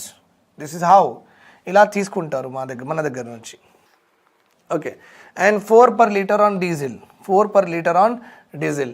In this way government ఇలా cess impose చేసి మొత్తం revenue ఎంత collect చేయడానికి అనుకుంటుందంటే ఏమో అది 30,000 crores. 30,000 crores they want to raise by imposing cess on petrol and diesel, right? So please be very careful in the what I say numbers etc. గుర్తు పెట్టుకోండి. ఇంకా చార్ట్ అట్లానే you have to continuously go down. Okay, subsidies చూద్దాం. Subsidies madam, subsidies గురించి ఏమన్నారు చూడండి. మొత్తం subsidy అంటే సబ్సిడీ మీన్స్ వాట్, మరి ఇది కూడా important. Subsidy means financial. Subsidy means financial assistance. Okay, given by the government. Given by the government. Remember this point. Financial assistance given by the government. Okay, మనం ఇక్కడ poor people చెప్పలేమండి, ఎందుకంటే నాకు కూడా subsidy వస్తుంది, LPG subsidy, right or wrong. మన ఇంట్లో కూడా ఎల్పిజి సబ్సిడీ, మనకు సిలిండర్ ఎల్పిజి సిలిండర్ కొంటే మనకు కూడా సబ్సిడీ వస్తుంది. అంటే it's not about only poor పీపుల్కి సబ్సిడీ వస్తుంది అట్లా కాదు. Subsidy is given on the basis of development, on the basis of requirements etcetera. Majorly you can say that subsidies are directed towards what? Agriculture sector more. Okay, important sectors ఉన్న దగ్గర government will give what? Subsidy. చాలా మంది depend అయ్యి ఉన్నారు దాని మీద etcetera. Okay, that is fine, that is over. Financial assistance given by the government. Now let us చూద్దాం ఇది. So let us see this.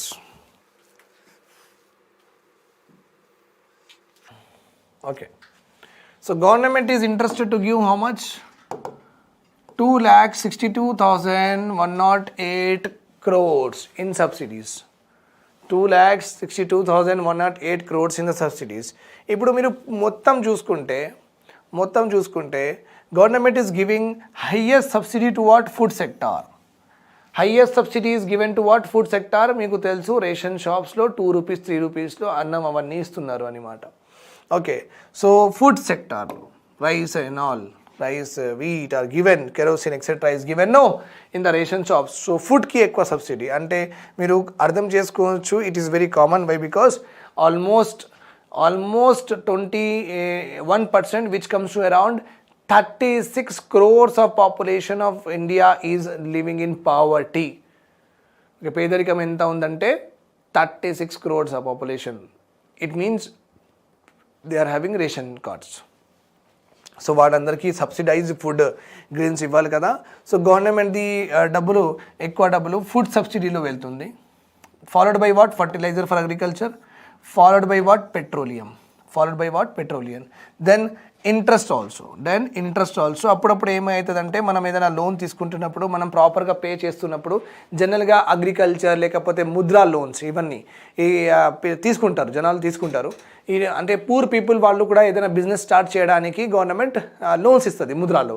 Okay, ఆ లోన్ మనం తీసుకున్న తర్వాత మనం ప్రాపర్గా పే చేస్తున్నప్పుడు గవర్నమెంట్ ఏం చేస్తుంది అంటే, అరే మంచిగానే ప్రాపర్గా పే చేస్తున్నాడు కదా, సో కొంచెం ఆయనకి రివార్డ్ చేద్దామని గవర్నమెంట్ ఏం చేస్తుంది అంటే ఆ ఇంట్రెస్ట్ సబ్సిడీ ఇచ్చేస్తుంది. మనం కట్టిన ఏదైనా ఇంట్రెస్ట్ ఉంటుంది కదా, అది దానిలో కొంచెం సబ్సిడీ మనకు రిటర్న్ బ్యాక్ చేసేస్తుంది government. That is called as what? Interest subsidy. That is called as what? Interest subsidy. So you can understand with regard to the subsidy component, the highest subsidy component is food, followed by fertilizers, then followed by petroleum, then we are having interest rates. Okay. Subsidy component kuda అయిపోయింది. Okay. Taxes, trends in tax receipts. 10 trends in tax receipts. Okay. Receipts అంటే డబ్బులు రావాలి, government డబ్బులు రావాలి, ఆ trend చూద్దాం. Okay,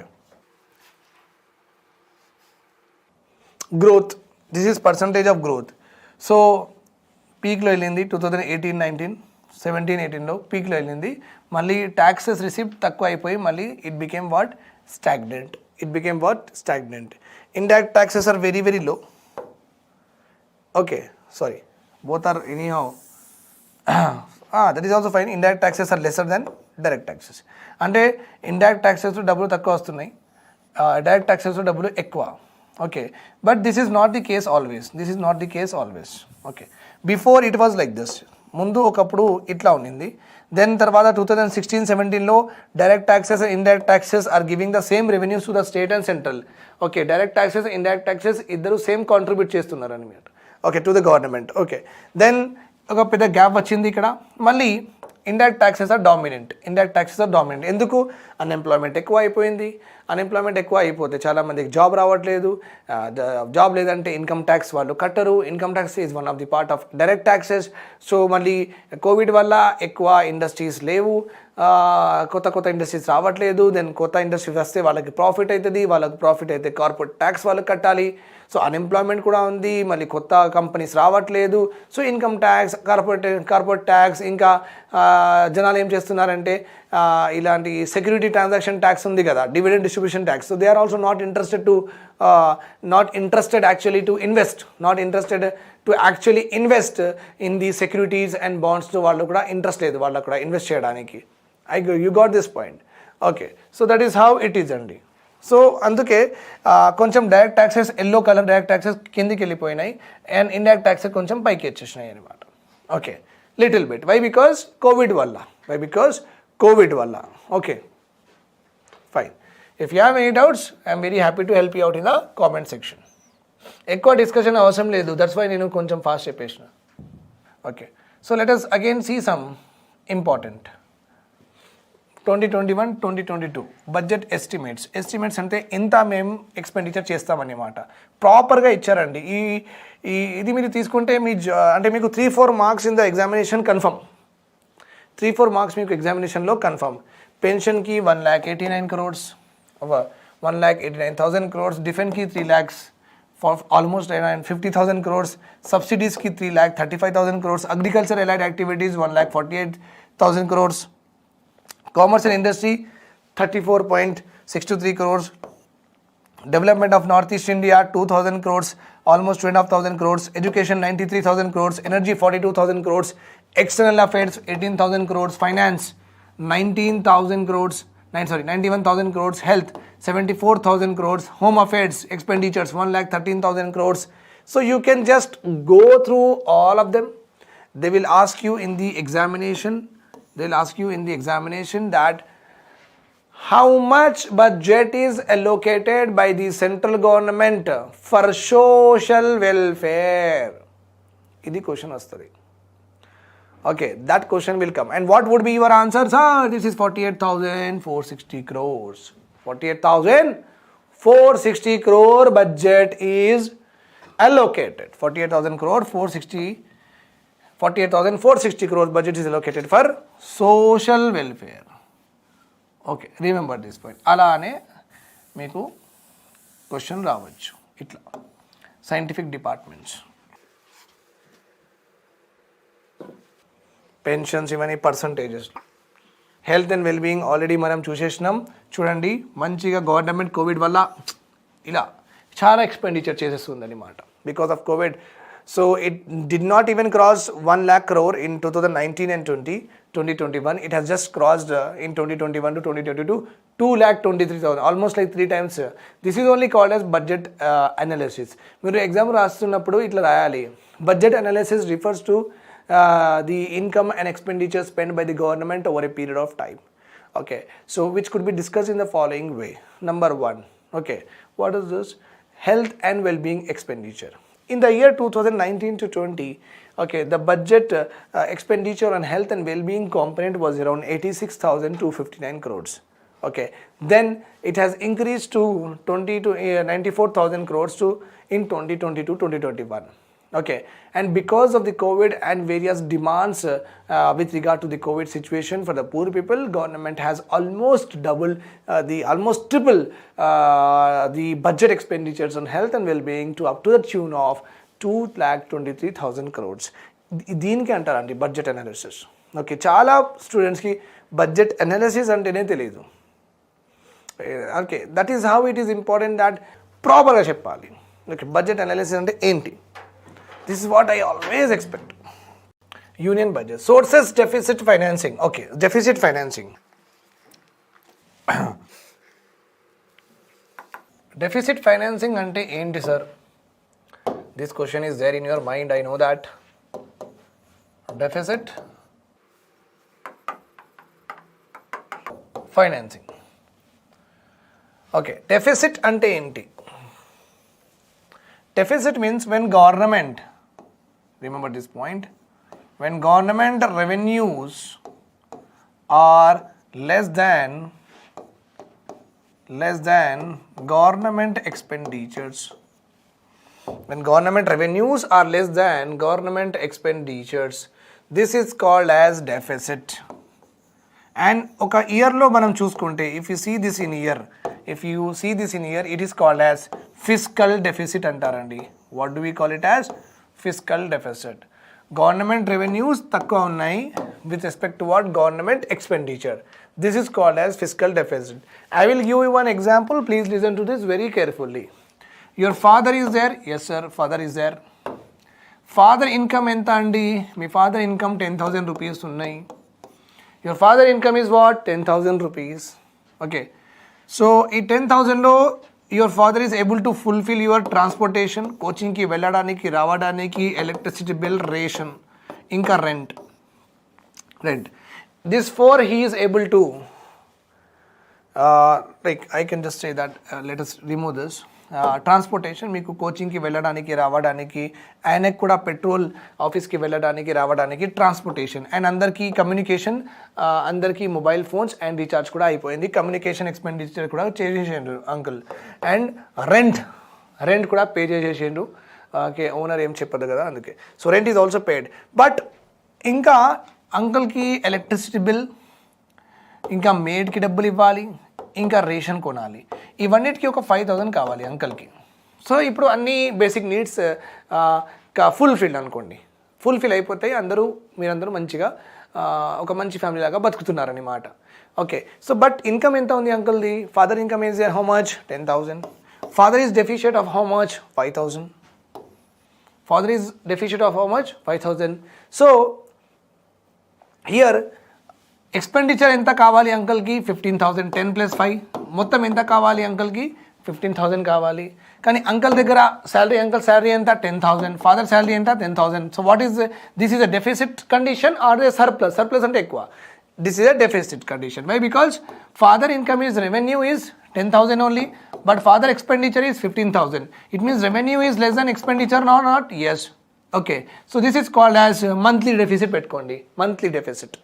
so 5,000 చాలా important, ఎందుకంటే ఎలక్ట్రిసిటీ బిల్, మేడ్, రేషన్ చాలా ఇంపార్టెంట్. Okay, right. సో ఈ 5,000 father will ask to the friend or relative or you can say that bank, or you can say the bank. So you are having 3. Father has 3 important sources to borrow money. Father has 3 important sources to borrow money.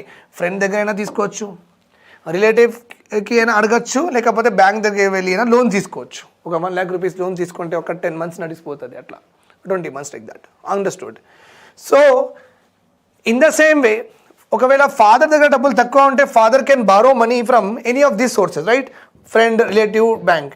In the same way, when government is also having deficit, government expenditures ఎక్కువ, government revenue తక్కువ, ఇలాంటి సిచ్యువేషన్లో government కూడా borrow చేయాలి కదా. ఎందుకంటే expenditures ఎక్కువ ఉన్నాయి అంటే నీడ్స్ కూడా ఎక్కువ ఉన్నాయేమో, అది ఆ నీడ్స్ చాలా ఇంపార్టెంట్ నీడ్స్ ఉండేమో, right or wrong? So that is why so government should borrow. That is what. And గవర్నమెంట్కి ఎలాంటి సోర్సెస్ ఉన్నాయి? What are the various sources where government can borrow? It is properly given here. Let us see this. Sources of deficit borrowing. So గవర్నమెంట్కి deficit ఉన్నప్పుడు government ఎక్కడి నుంచి finance తీసుకోవాలి? That is called as డెఫిసిట్కి finance చేయాలి is equals to deficit financing. What? Deficit financing. So first is market borrowings. Government వాళ్ళ securities, bonds ఇలా cell చేసేసి మార్కెట్ నుంచి డబ్బులు రేస్ చేసుకోవచ్చు. Government securities against small savings, PF నుంచి కూడా డబ్బులు తీసుకోవచ్చు. Other receipts, internal debt and public account డబ్బులు కూడా యూజ్ చేసుకోవచ్చు. External debt, draw down of cash balance, ఏదైనా క్యాష్ బ్యాలెన్స్ మిగిలితే అది కూడా యూజ్ చేసుకోవచ్చు.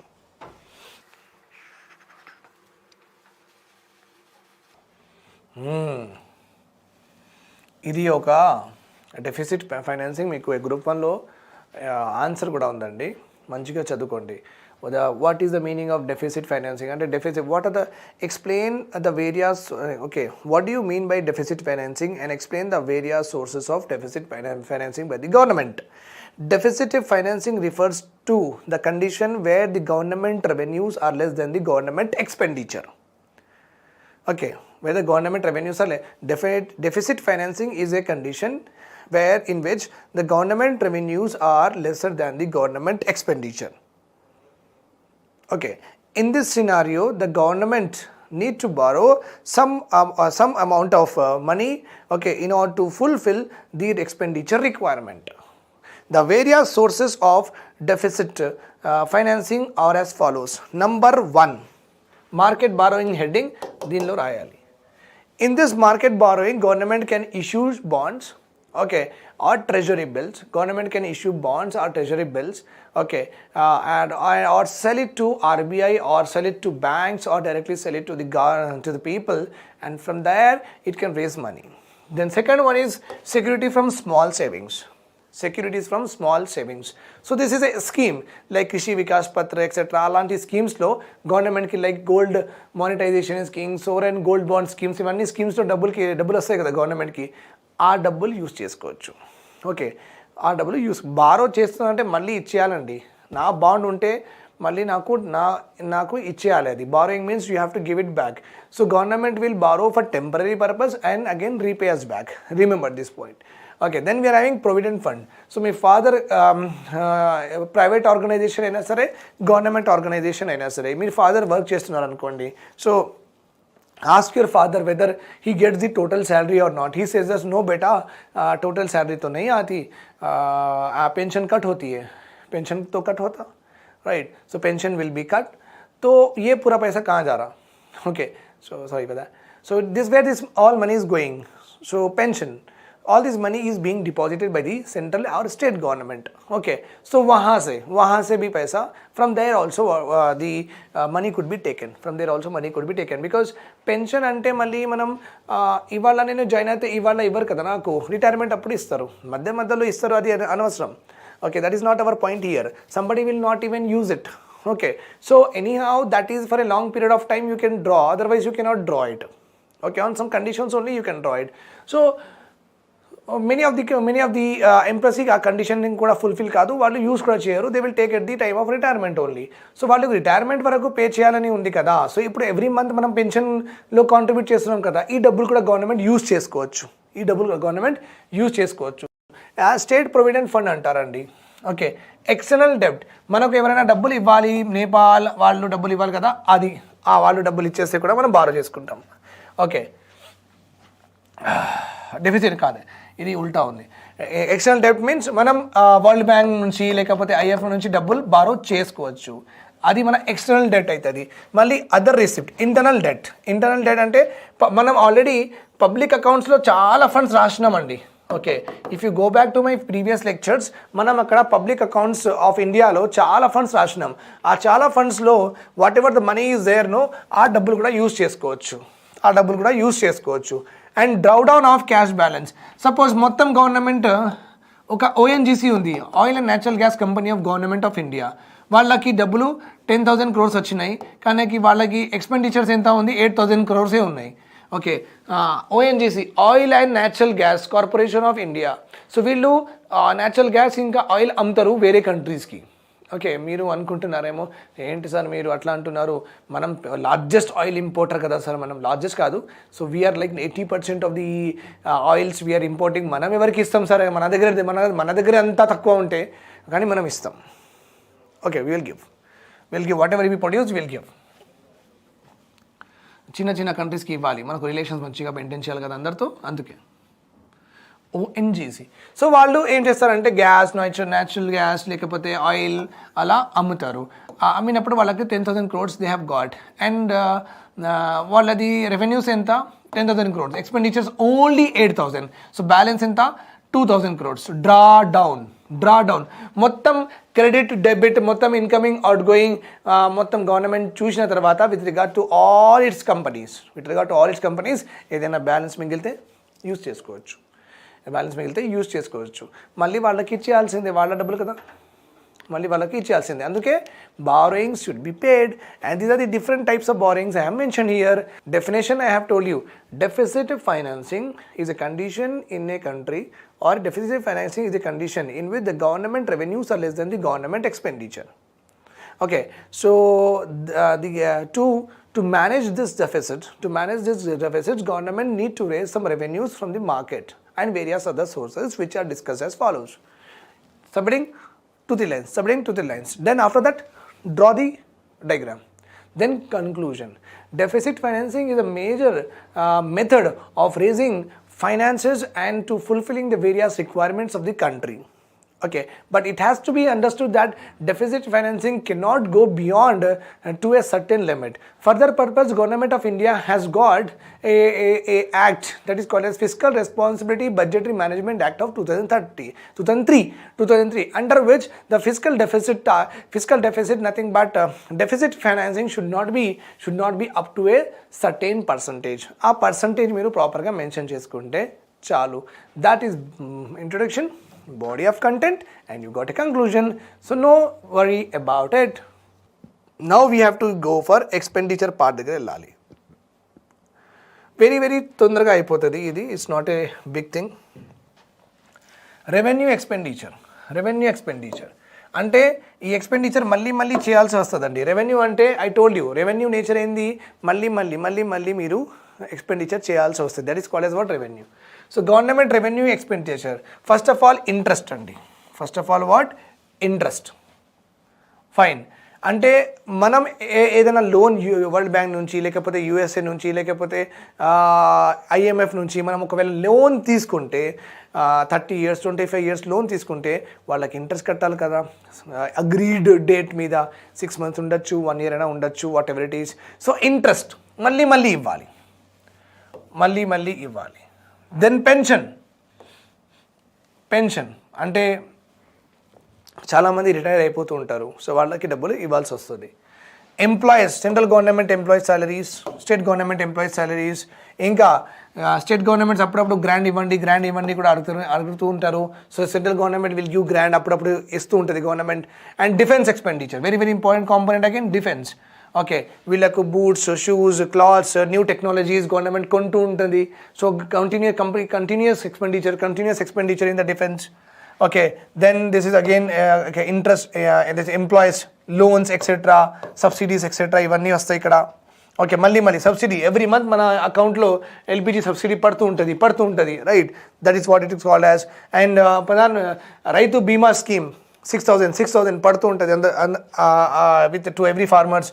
పార్లమెంటరీ ఎక్స్పెండిచర్, వీళ్ళది రావడానికి వెళ్ళడానికి పెట్రోల్ కొంటారు వాళ్ళు, మళ్ళీ వాళ్ళ ల్యాండ్ ఫోన్ బిల్, వాళ్ళది ప్రివిలేజెస్, వాళ్ళది ఫుడ్, వాళ్ళది క్యాంటీన్ కాంట్రాక్ట్స్ అవన్నీ వాళ్ళు పే చేస్తూ ఉండాలి. Okay, then judiciary, this is legislature needs, this is judiciary needs.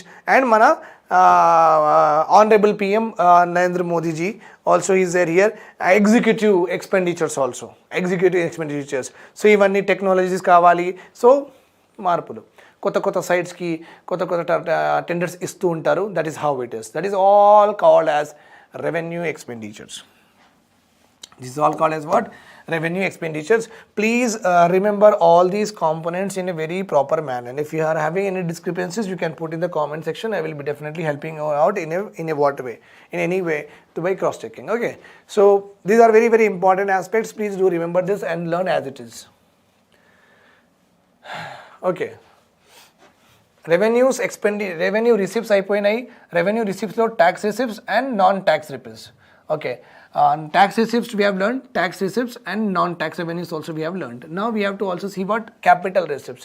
Capital receipts ante enti? Okay, where the money the government is getting for a long period of time. Revenue రిసీప్స్ అంటే ఏంటి? మనం already చదువుకున్నాం. ఏంటంటే గవర్నమెంట్కి మనం tax కట్టాలి, income tax every month నేను కడతా కదా. ఎస్, అందుకే రెవెన్యూ రిసీప్ట్స్ అంటారు. క్యాపిటల్ రిసీప్ట్స్ అంటే ఎవ్రీ మంత్ కాదు, ఒక పీరియడ్ ఆఫ్ టైం ఉంటుంది, దాని తర్వాతనే మనం కడతాం. అండ్ ఒకటేసారి కడతాం, మళ్ళీ కట్టాం. Okay, not frequently and for a particular period of time కడతాం, right? So capital receipts are again divided into 2, debt receipts and non-debt receipts. Debt receipts అంటే ఒకవేళ గవర్నమెంట్కి ఈ డబ్బులు వచ్చినాయి అనుకోండి, ఏదో ఒకటి రోజు గవర్నమెంట్ ఈ డబ్బులు మళ్ళీ ఇచ్చేయాలి. Okay, it means what, whenever government get money from these components, government will be creating what, debt on its head. Government will be creating debt on its head. Okay, that is the reason they have to pay it back. Whereas there are some receipts where the government will get money, government ki డబ్బులు వస్తాయి కానీ అది debt create అవ్వదు, అంటే అప్పు create అవ్వదు. Okay, so వాళ్ళు pay చేయాల్సిన అవసరం కూడా లేదు. The first one is debt component, loans. మన వరల్డ్ బ్యాంక్లో అయినా సరే, ఐఎంఎఫ్ దగ్గర నుంచి అయినా సరే, లేకపోతే యుఎస్ఏ అమెరికా నుంచి అయినా సరే, if you take loan we have to give back or not, yes, అందుకే డెట్ క్రియేట్ అవుతుంది. So that is called as external loans అంటాం మనం, ఎక్స్టర్నల్. లేకపోతే internal loans, internal loans are also there. Okay, LIC నుంచి, government, RBI నుంచి, అలా government, state governments, అలా bank నుంచి government will take what, loans, మళ్ళీ ఇచ్చేయాల్సిందే. So when government raises the loans within the country, internal debt antaru. When government raises loan from outside the country, it is called as external debt. But one thing is very common here, debt will be like long term, short term. Long term ante chala 30 years, short term ante 5 years or 10 years, like that. Okay, so when government take loans, again it is of two, on the basis of time, two types ఉంటాయి, long term loans, short term loans. ఈ రెండు చూసుకుంటే government జనరల్గా long term loans ఎక్కువ raise చేస్తుందండి. Long term loans are only raise more by the government.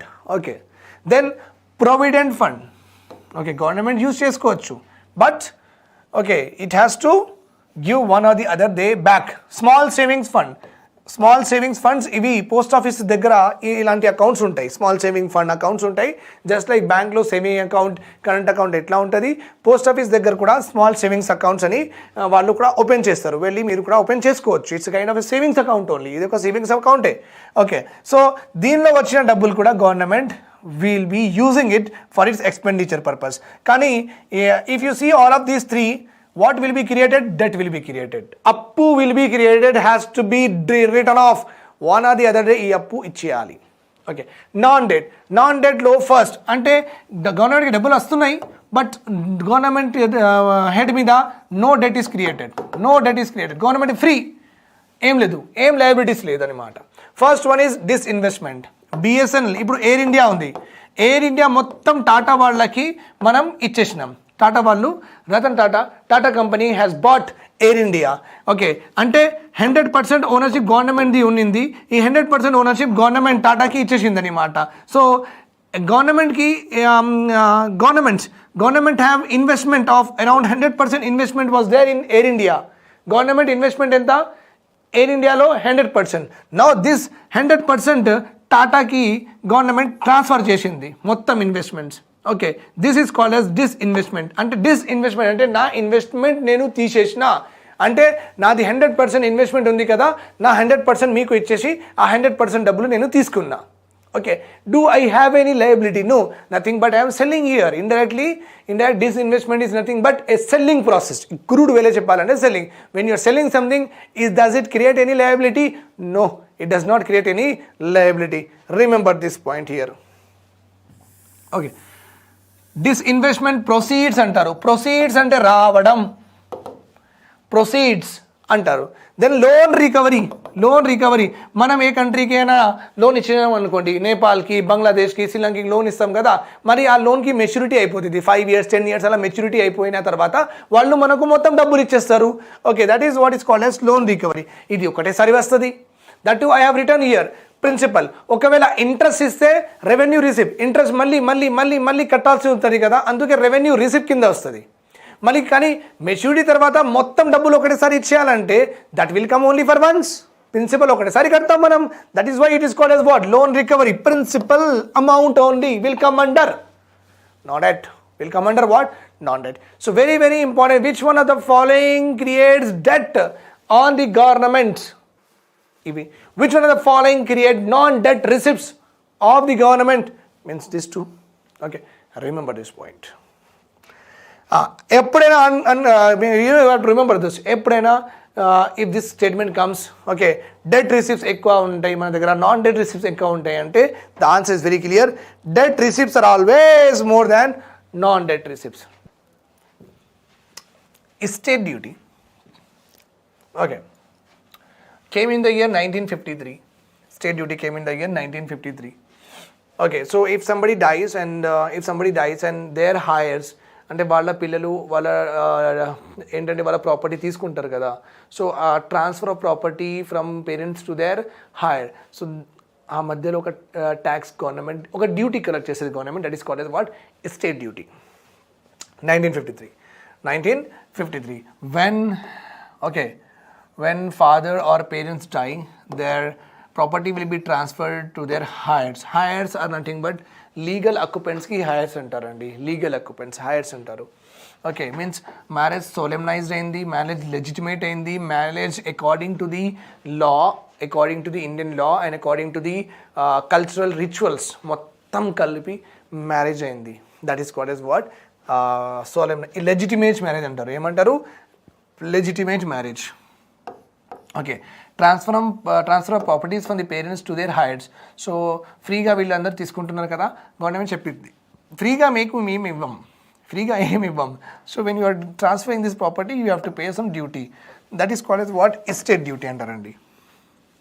Debt duty is called as what, estate duty. 1953లో వచ్చింది. Wealth tax 1957 by a committee called as Kaldor committee. VAT came in the year 1976 by the LL Jha committee has recommended VAT. Mod VAT means కొంచెం ఇంప్రొవైజ్గా చేసిండ్రు. Mode వ్యాట్కి కొంచెం మార్పులు తీసుకొచ్చి కొంచెం modify చేసిండ్రు. This system was implemented in the year from 1986 onwards. మళ్ళీ CENVAT came in the year 2000 to 2001. CEN means central value added tax. With regard to this, I will explain you in our GST chapter. Don't worry about it. Then minimum alternative tax, I told you that Pranab Mukherjee garu did not like it. That companies aim maaku asal profits e avaledu sir ani cheppadam ayanaki nachaledu, anduke ayana aim start chesindru MAT, minimum alternative tax, 1996 to 1997. Then the last one is gift tax. This was implemented in the year 1958. Okay, everything here is very very crystal clear. So I expect that all the students is going through this data very very studiously, religiously. You practice your preparation, you will be getting through the examination. Okay, కొంచెం ఓపిక ఉండాలండి. Okay ఓపిక అంటే మళ్ళీ time pass చేసుకుంటూ చదవద్దు. ఓపిక అంటే మీ కొంచెం డిజైర్స్ అవన్నీ కొంచెం పక్కకి పెట్టి చదువుకోవాలి. Okay fine, right. Capital expenditure. We have seen capital receipts. Okay na? Right. So we have seen what capital receipts.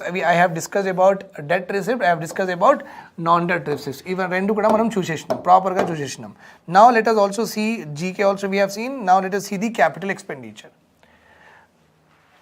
Remember this point here, capital expenditure is divided into two: plan expenditure and non-plan expenditure. Plan expenditure, non-plan expenditure.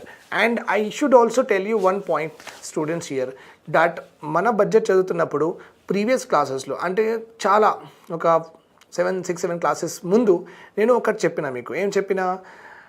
This plan and non plan expenditure, ఈ division NDA government అంటే BJP government వచ్చిన తర్వాత వాళ్ళు ఈ division తీసేసిండ్రు. Now we do not have any such thing, but it is very important for you to study. Questions మాత్రం ఇలా ఆడతారు. The way of doing the things might have change, but you will get questions in this way only. Okay, so it's a very common practice followed across the world. So it's a very conceptual thing that you have to remember. So adi teesesindru kada sir, mem enduku chadavalani, idi chaala this mentality will not run for the examination. Nenu chaala salu cheppina meeku. Okay, so please don't be selective. Meeku em teliyadu ala undandi meeru. You always, as a aspirant, you should always be what, knowledge receiver ga undali meeru. Always be a knowledge receiver. You should never ever involve in what, judging anyone. You should never ever involve judging any notes. You should never involve what any other unnecessary unproductive things. Me pani emundi proper ga. Okay, you have to just study. If you have a doubt, just clear it, pass. Just clear it, pass by. That's all. Nothing more than that you should do. So that are the very basic important traits to a very toppers traits ivanni.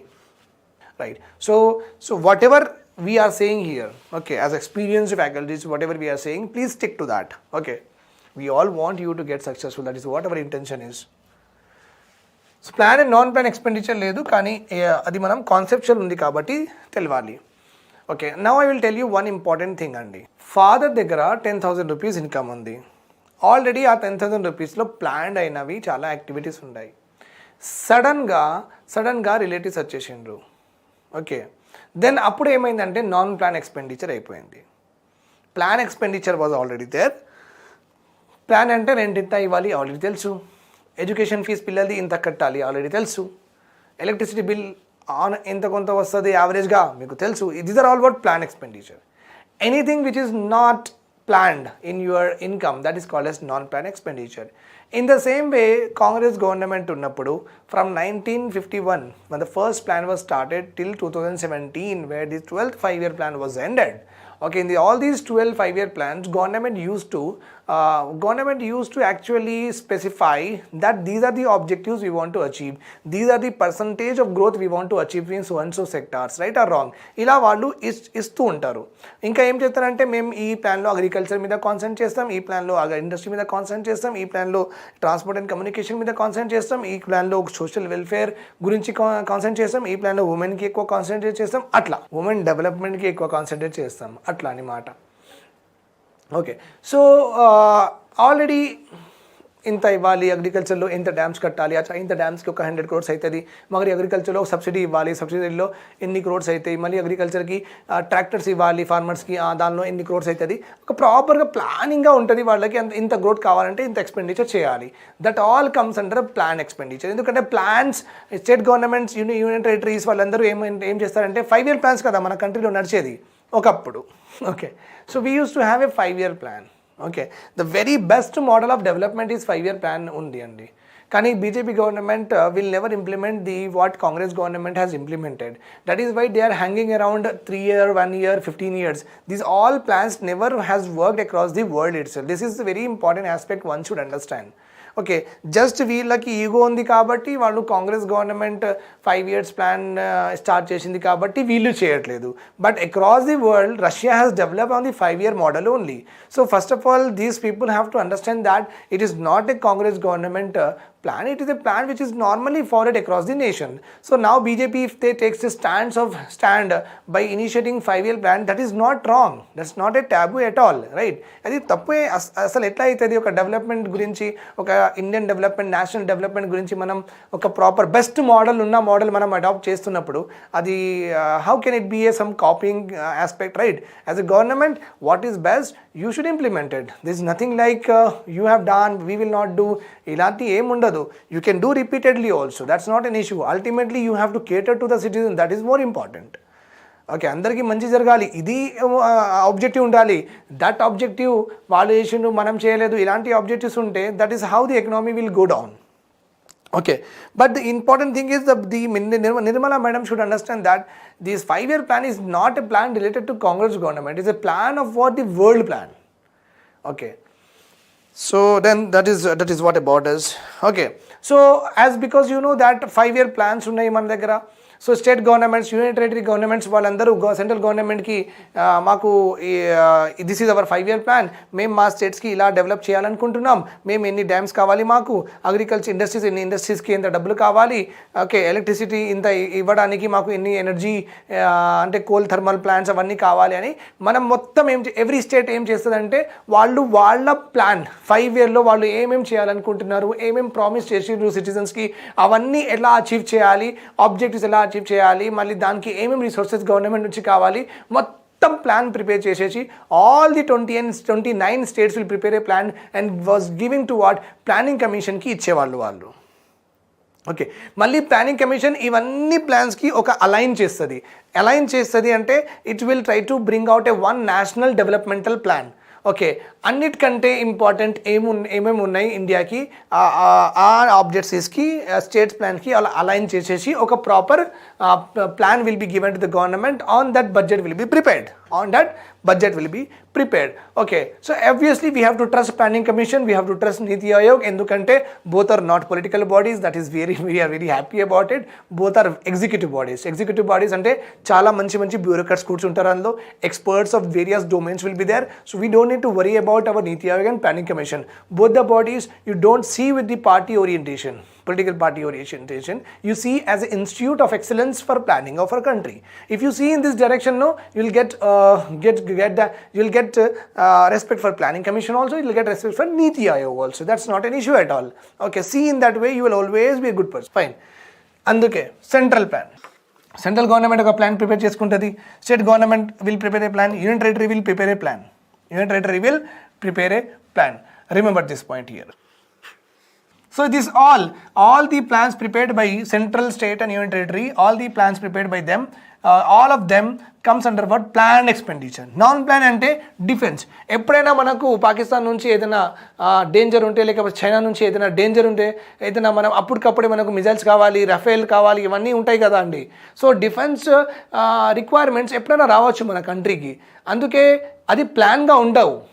They are never a plan one. Okay, chief of defence staff ఆయన మొత్తం reports తీసుకొని డిఫెన్స్లో ఏమేమి మనకు తక్కువ ఉన్నాయి, short range missiles తక్కువ ఉన్నాయా, బ్యాలిస్టిక్ మిజైల్స్ తక్కువ ఉన్నాయా, లేకపోతే క్రూజ్ మిజైల్స్ తక్కువ ఉన్నాయా, మీడియం రేంజ్ లేదు మన దగ్గర, ఎయిర్ క్రాఫ్ట్ కరియర్స్ లేదు మన దగ్గర, ఓకే, రడార్స్, డ్రోన్స్ అలాంటి ఏం లేవు, వాళ్ళు అట్లా కనుక్కొని గవర్నమెంట్కి ఇస్తూ ఉంటారు. ఇవన్నీ అబ్సల్యూట్ అయిపోయినాయి, ఇవన్నీ నడవట్లేదు ఇప్పుడు. We have to decommission all of them and we have to modernise our infrastructure. So కొత్త మన టెక్నాలజీస్ తీసుకురావాలి, అవన్నీ వాళ్ళు చెప్తుంటారు గవర్నమెంట్కి, ఇది కావాలి, అది కావాలి, ఇది కావాలి అని చెప్తుంటారు. That's why it is never a planned one. Defence expenditure unplanned, non ప్లాన్లో వస్తుంది. Loans to PSU, public sector enterprises. ఎప్పుడైనా బిఎస్ఎన్ఎల్ గవర్నమెంట్కి చెప్పచ్చు, మా దగ్గర డబ్బులు రావట్లేదు, కొంచెం డబ్బులు ఇవ్వండి. పబ్లిక్ సెక్టర్ బ్యాంక్స్ వాళ్ళు చెప్పచ్చు, సార్ మీరు అంత స్కీమ్స్ లాంచ్ చేసిండ్రు, ఆ స్కీమ్స్లో మేము అందరికీ లోన్ ఇచ్చినాం, ఇప్పుడు మాకు డబ్బులు లేవు, లోన్ ఇవ్వడానికి కొంచెం లోన్ ఇవ్వండి. Okay, like that NTPC, ONGC, state government also loan to the state government. Telangana government can also as a central government, sir కొంచెం లోన్ ఇవ్వండి, ఇస్తుంది government. Central government will give the loan. మళ్ళీ Telangana government should pay what? రిపీటెడ్గా వాళ్ళకి interest pay చేయాలి. It was appointed in the year 1991. Committees కొంచెం చూద్దాం. ఎప్పుడైనా I told you that TSPSC chairman, అరే మనం 7 years తర్వాత 2014లో వచ్చింది, మనకు వైఫర్కేషన్ అయింది, స్టేట్ వచ్చింది కదా, ఇప్పుడు ఆల్మోస్ట్ లైక్ 7 years అయిపోయింది, వాళ్ళకి చాలా సర్ప్రైజెస్ ఇద్దామని, కామెడీ చేద్దామని మన టీఎస్పీఎస్సీ చైర్మన్ వాళ్ళందరూ అలా అనుకున్న తర్వాత ఇలాంటి క్వశ్చన్స్ వస్తాయి. Okay, so they may ask you explain the various committees or Chelliah committee వాళ్ళ రికమెండేషన్స్ ఏంటి. సో కొంచెం మనకు అవగాహన ఉండాలండి, because as a aspirant you should know everything what is related to one particular topic. Okay, but you cannot just go away, okay, by deducing or subtracting topic from your syllabus. So ఆయన ఏమన్నారంటే simplification of taxes చేయమన్నారు. Tax simplification అంటే ఎప్పుడు కట్టాలి, ఎంత taxes ఎవరు కట్టాలి, ఇంకా ఎవరెవరికి కట్టాలి, ఇవన్నీ సింప్లిఫై చేయాలి. ఒకటే బోర్డు ఉండాలి, వాళ్ళకే కట్టాలి, చాలు. Simplify the taxes. అందులో ఎక్కువ కిరికిరీలు ఉండదు అన్నమాట. There should not be more complexities in that. So that is called as what? Simplification of taxes. Process ఈజీగా ఉండాలి, అప్లై చేయడానికి అవన్నీ ఈజీగా ఉండాలి, పే చేయడానికి గేట్వే ఉండాలి, పేమెంట్ గేట్వేస్ ఉండాలి, ఈజీగా చేయండి అని చెప్పింది. Okay, limit discretionary power to the tax.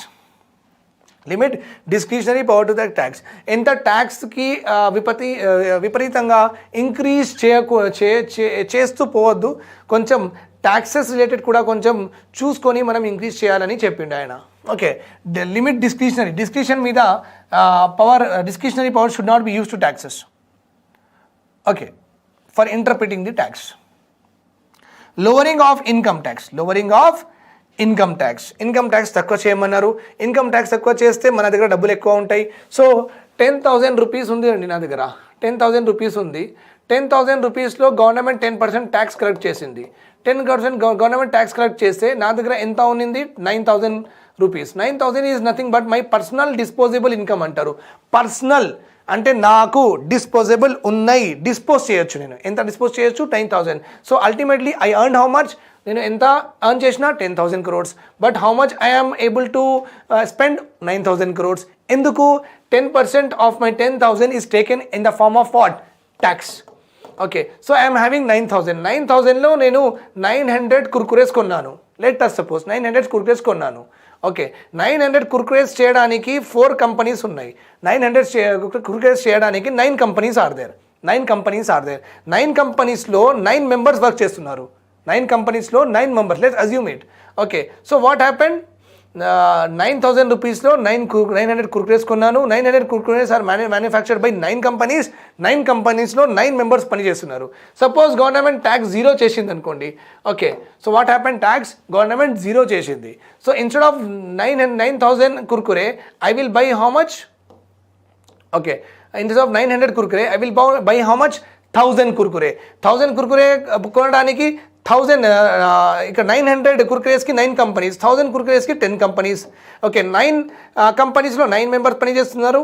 10 కంపెనీస్కి 10 మెంబర్స్ పనిచేస్తారు. It means 1 more employment is created or not. 1 more employment is created అంటే ఆయనకి 10 అవుట్ ఆఫ్ 10 మెంబర్స్ 9 మెంబర్స్కి జాబ్ ఉన్నింది. అవుట్ ఆఫ్ 10 మెంబర్స్ 9 మెంబర్స్కి జాబ్ ఉన్నింది. ఇప్పుడు because of lowering of taxes demand ఎక్కువ అయింది. అండ్ ఎందుకంటే నా దగ్గర డబ్బులు ఎక్కువ అంటే నేను ఎక్కువ ఎక్స్పెండ్ చేస్తే ఎక్కువ డిమాండ్ క్రియేట్ చేస్తే కంపెనీస్ వాళ్ళు ఏం చేస్తారంటే ఎక్కువ ఎక్స్పాన్షన్ చేయాలనుకుంటారు. ఎక్కువ ఎక్స్పెన్షన్ చేయాలంటే అందులో వర్క్ చేయడానికి వర్కర్స్ కూడా కావాలి. సో ఎక్కువ మంది వాళ్ళు ఎంప్లాయ్ చేస్తారు. ఎక్కువ మంది ఎంప్లాయ్ చేస్తే ఎక్కువ మందికి ఇన్కమ్ వస్తుంది. ఎక్కువ మందికి ఇన్కమ్ వస్తే వాళ్ళు అబౌవ్ పావర్టీ లైన్ నుంచి కింద నుంచి బీపీఎల్ నుంచి ఏపీఎల్ వచ్చేస్తారు. Okay, this is how this circle go. He told that మీరు కింద నుంచి కాకుండా ట్యాక్సెస్ తక్కువ చేస్తే మంచిది కదా అని అలా చెప్పిండు ఆయన. Okay, reducing the corporate tax కొంచెం రెడ్యూస్ చేయండి so that foreign investors will come to our country and మన కంపెనీస్కి కొంచెం ఇన్సెంటివ్గా ఉందన్నమాట. వాళ్ళ దగ్గర ప్రాఫిట్స్ ఎక్కువ మిగులుతాయి. కార్పొరేట్ ట్యాక్స్లో ప్రాఫిట్స్ సపోజ్ 100 crores నేను సంపాదించిన, అదే నాది ఒక టాటా కంపెనీ ఉంది, టాటా నానోస్ ఉన్నాయి. టాటా నానో ఒక సిగ్మెంట్ ఉంది. ఓకే, టాటా నానో నాది, నా కంపెనీయే.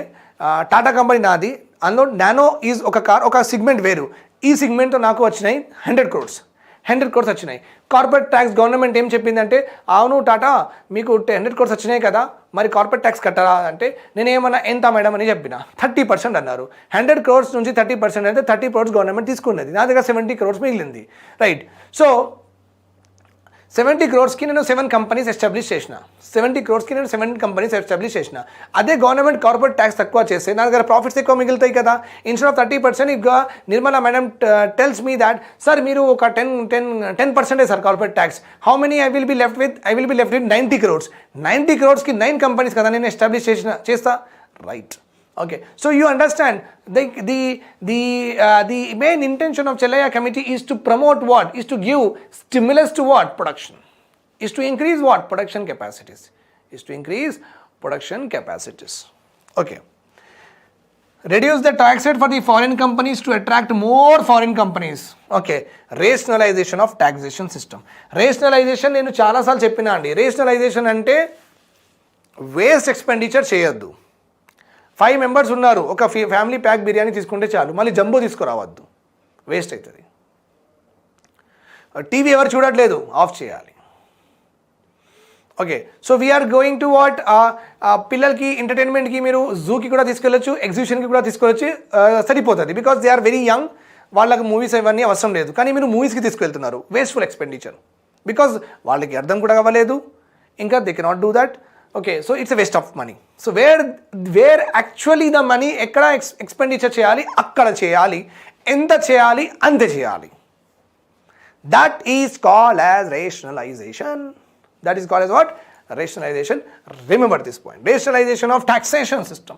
So his Chellaya committee was appointed in the year 1991. So you can expect that particular year was also the year of new industrial policy. LPG kuda vachindandi aa roju ani aa year lo.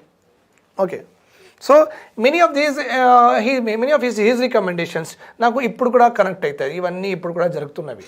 Okay, whatever he is doing, if you see the COVID లో Nirmala madam has decreased what, corporate tax చాలా decrease చేసింది ఆమె.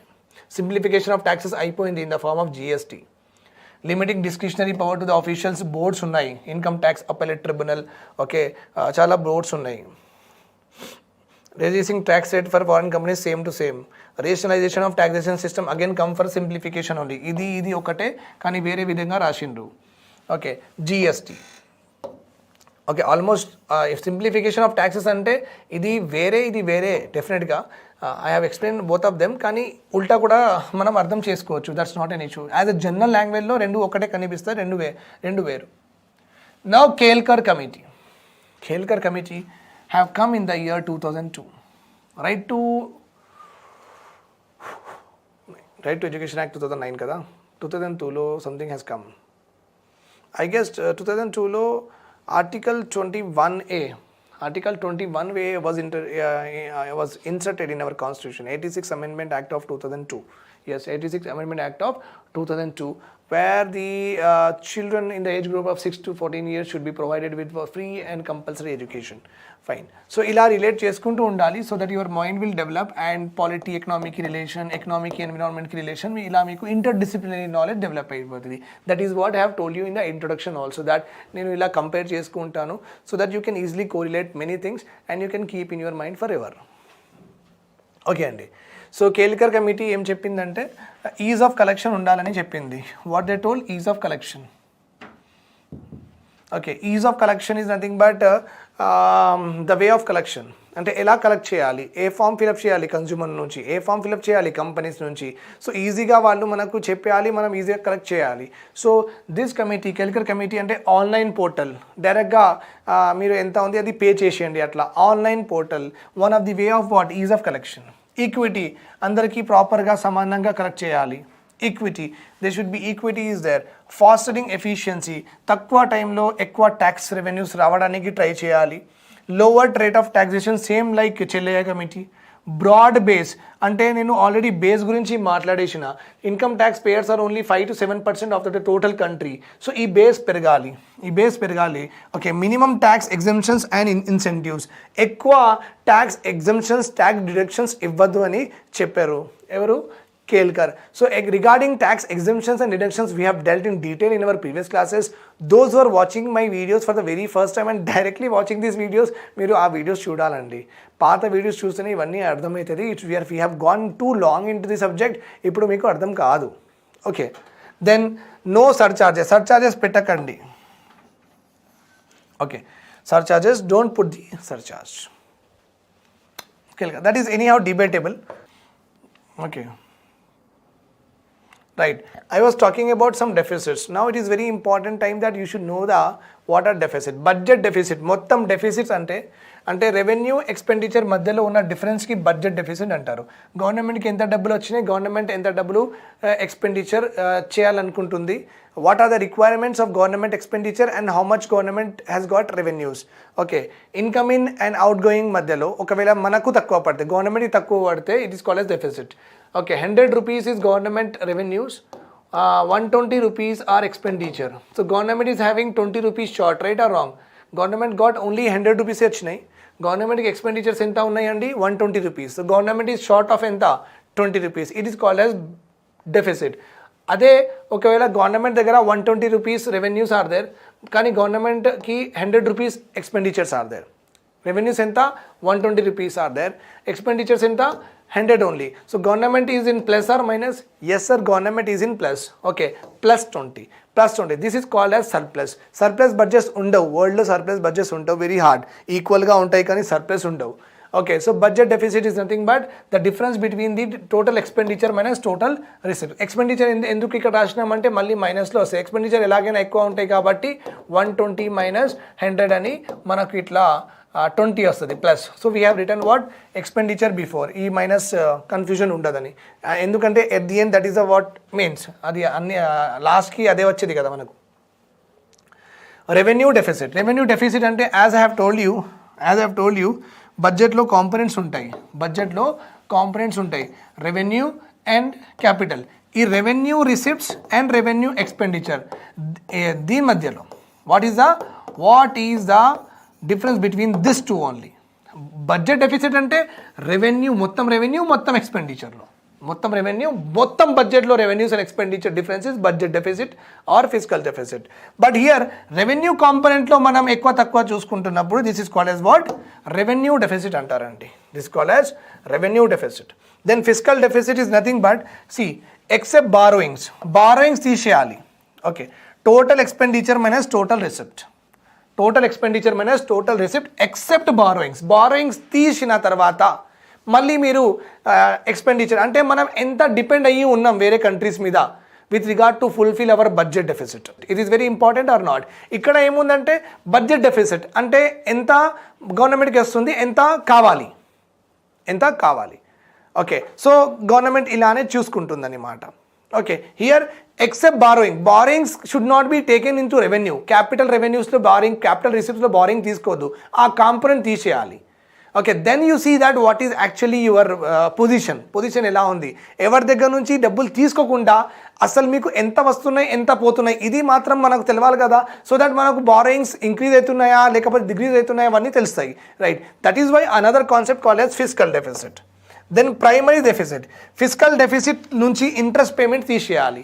So interest payment అంటే government ఇవాళ ఒక government వచ్చింది, మళ్ళీ రేపు ఇంకొక గవర్నమెంట్, మళ్ళీ 5 years తర్వాత వేరే గవర్నమెంట్స్, వీళ్ళు లోన్ తీసుకుంటూ ఉంటారు కామనే, మళ్ళీ ఇంట్రెస్ట్ వాళ్ళు పే చేస్తూ ఉంటారు.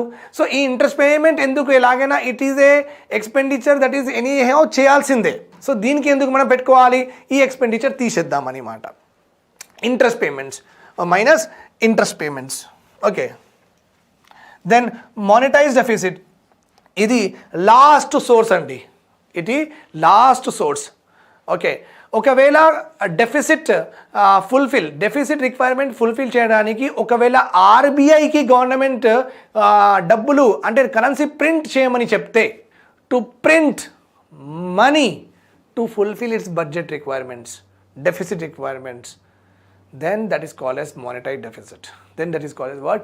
Monetized deficit. It will create inflation in the country. చాలా problematic situation అన్నమాట ఒక కంట్రీకి. When a country's government asks its central bank to print more currency to finance its budget deficit, to finance its deficit situation, then such a situation is very bad for a country. So committees on chronological order. జనరల్గా questions మనకు ఎట్లా వస్తాయి అంటే which one of the following committees related to taxation అట్లా వస్తుంది మీకు question. So you should be sure that these are all committees. First of all ఇవన్నీ committees taxation మీద అపాయింట్ అయిన కమిటీస్. This you should know it. Okay, and chronology మీరు చూసుకోవచ్చు మెల్లగా. So first committee was John Mathai committee 1953. Okay, taxation మీద. Professor Caldor Committee 1956, because this person you might be aware of this, ఆయననే wealth tax concept ఇచ్చిండు. Okay, Bhoothalingam committee 1968, and indirect taxation మీద ఒక separate committee was appointed, Kant Jha 1977, Chelliah committee in the year 1991, Vijay Kelkar committee in the year 2002. Vijay Kelkar committee in the year 2002. So please do remember the chronology గుర్తుండాలి. Plus these committees are appointed on taxation. ఇది కూడా important. Please remember this point. Okay. Then if you see the share of the various taxes in the descending order, చూసుకుంటే what we'll get, right? So we are having highest money we are getting from receipts we are talking about. Highest receipts 21, income tax nunchi 21 income tax, followed by again we are having here 21, again nothing but what this one is goods and service tax. So income tax lo double ekku vachinayi. Okay, means in income tax and goods and service tax both ranked same. Remember this point here. In 2018 to 19, so just you should have an idea about it. Okay, so GST is more at this point of time, followed by income tax. Okay, then we are having what this one. Fine. So just a second, I have just marked the wrong colors. Red is what? Income tax. Okay, Corporation tax is orange. Corporation tax is orange. Of course, this is anyhow true. 21 is GST. 21 is what? GST. Okay. GST తర్వాత ఇప్పుడు ప్రస్తుతానికి జిఎస్టీలో డబ్బులు ఎక్కువ వస్తున్నాయి, followed by corporation tax. Income tax is third. Income tax is third. Remember this point. This three are only important. Okay, what is subsidy? Subsidy అంటే ఏంటి అండి? What is the meaning of subsidy? Subsidy refers to discount given by the government.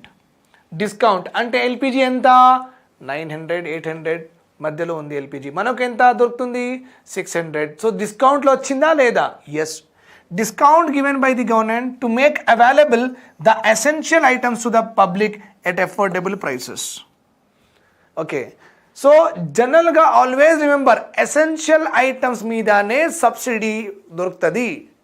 Okay, subsidy will be given only with regard to essential items. Okay, maybe economy పరంగా ఎసెన్షియల్గా ఉండొచ్చు, లేకపోతే మనం బతకడానికి ఎసెన్షియల్గా ఉండొచ్చు, living కోసం కూడా ఎసెన్షియల్గా ఉండొచ్చు. That kind of products or goods or services will be given what? Subsidy. Discount given by the government to make available the essential items to the public at affordable prices, which is often much below the cost of producing. Cost of producing. OMC ante enti? Oil marketing companies. What is OMC, my dear students?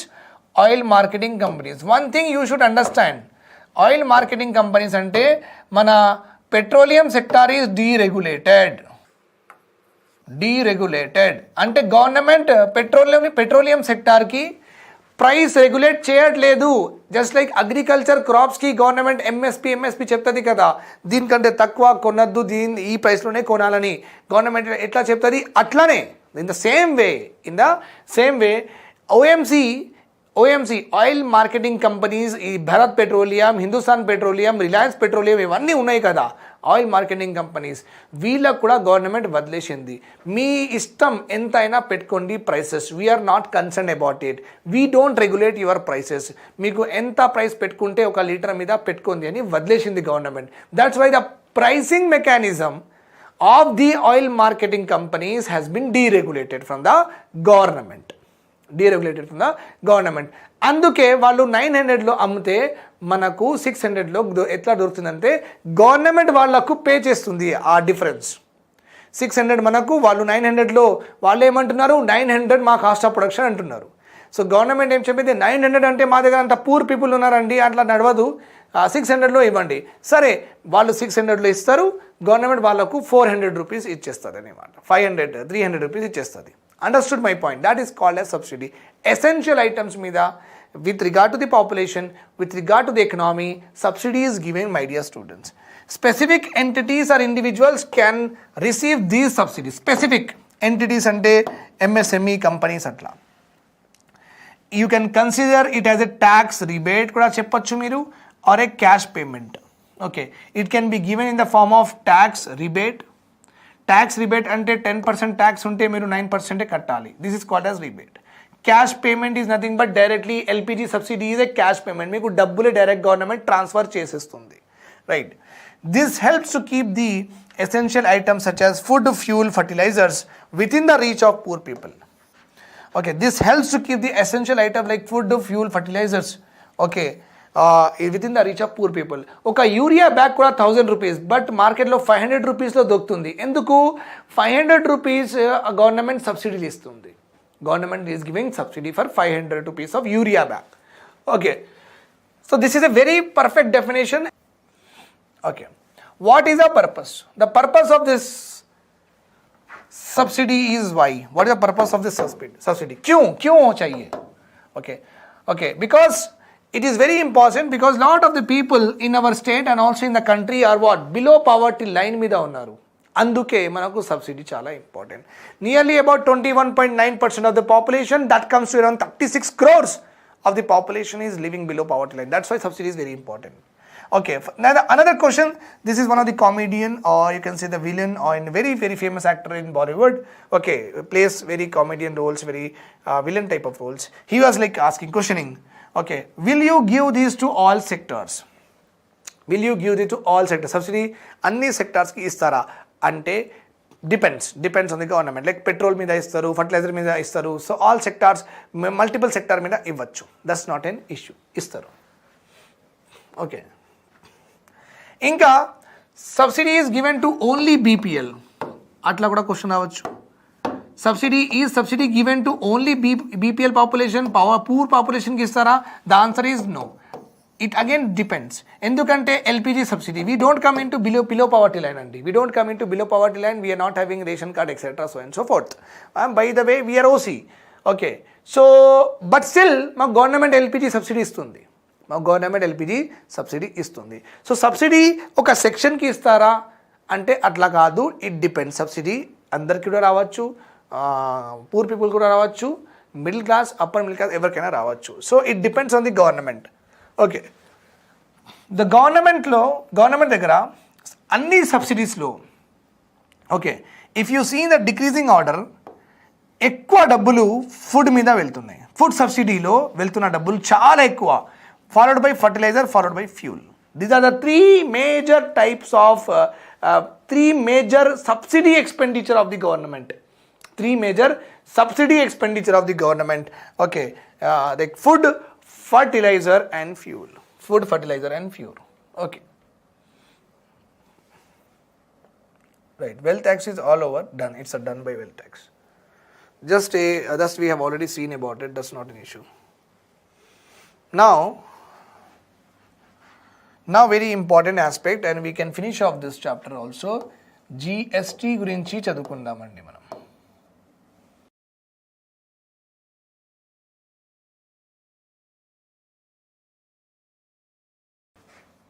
Goods and service tax, right? Yes sir, right. Now let us see a scenario. ఒక scenario తీసుకుందాం. Okay, cotton grower అంటే ఒక farmer cotton grow చేస్తున్నాడు. Cotton grower. Okay, cotton grower. Let's suppose tax is there on that. ఏదైనా manufacture చేస్తే దాని మీద tax ఉంటుంది. జనరల్గా అగ్రికల్చర్ మీద ట్యాక్స్ ఉండదు. At this point of time ఈ ఎగ్జాంపుల్లో మనం అగ్రికల్చర్ మీద ట్యాక్స్ ఉంది అని అనుకోండి. మీరు కాటన్ గ్రోవర్, ఒక farmer A, is a cotton grower. ఆయన ఫీల్డ్లో 10 acresలో, okay, land, labour and capital, and ఆయన కూడా ఆంటర్ప్రీనర్ ఉన్నారు. సో ఎవరిది ల్యాండ్ ఉంది వాళ్ళకి రెంట్ ఇవ్వాలి, లేబర్ పని చేస్తున్నారు కదా వాళ్ళకి వేజెస్ ఇవ్వాలి, ఆయన లోన్ తీసుకొని ఫర్టిలైజర్స్ అవన్నీ కొన్నాడండి, వాళ్ళకి ఇంట్రెస్ట్ ఇవ్వాలి, బ్యాంక్ వాళ్ళకి ఇంట్రెస్ట్ ఇవ్వాలి. సపోజ్ మొత్తం ఇది ప్రొడక్షన్ కాస్ట్ ఆయన ప్రాఫిట్ ఇంక్లూడ్ చేసి this payment and his profit. అంటే ల్యాండ్ ఓనర్ రెంట్ తీసుకొని బతికేస్తాడు, లేబర్ వేజ్ తీసుకొని బతికేస్తాడు, క్యాపిటల్ అంటే ఇంట్రెస్ట్ అంటే డబ్బులు ఇచ్చిన వాడు ఫైనాన్స్ ఇంట్రెస్ట్ తీసుకొని బతికేస్తాడు. మరి ఆంటర్ప్రెన్యూర్ ఎట్లా బతకాలి? ప్రాఫిట్, ఆయన కూడా ప్రాఫిట్ కావాలి కదా. నేను ఏదైనా ప్రొడ్యూస్ చేస్తే నా ప్రాఫిట్ కూడా, నేను కూడా నా ఫ్యామిలీ కూడా బతకాలి కదా, right or wrong? Yes. So నేను కూడా నా ప్రాఫిట్ ఒక ఫార్మర్ తీసుకుంటాను. So let suppose the tax is 100 rupees. Let suppose the cost of production is 100. Cost of production ఎంత? 100 rupees. Understood. Cost of production is 100 rupees. Now see here, let suppose manufacturing మీద tax 10%. Manufacturing మీద tax 10%. Right. ఇది cotton is being produce here. So production లేకపోతే manufacturing మీద tax 10% అనుకోండి. అది excise tax జనరల్గా అనుకోండి. Excise tax as a example. 10% of 100 rupees is how much? Okay, if you add 10% here it will be 10. So he is actually selling at what? 110 rupees. He is actually selling at what? 110 rupeesలో అమ్ముతున్నాడు. ఎందుకంటే 10 rupees గవర్నమెంట్కి ఇచ్చేస్తాడు. అందరిది cost of production 100 rupees, అందరూ పంచుకుంటారు. అందరూ పంచుకుంటారు. సో 110 రూపీస్లో అమ్ముతున్నాడు.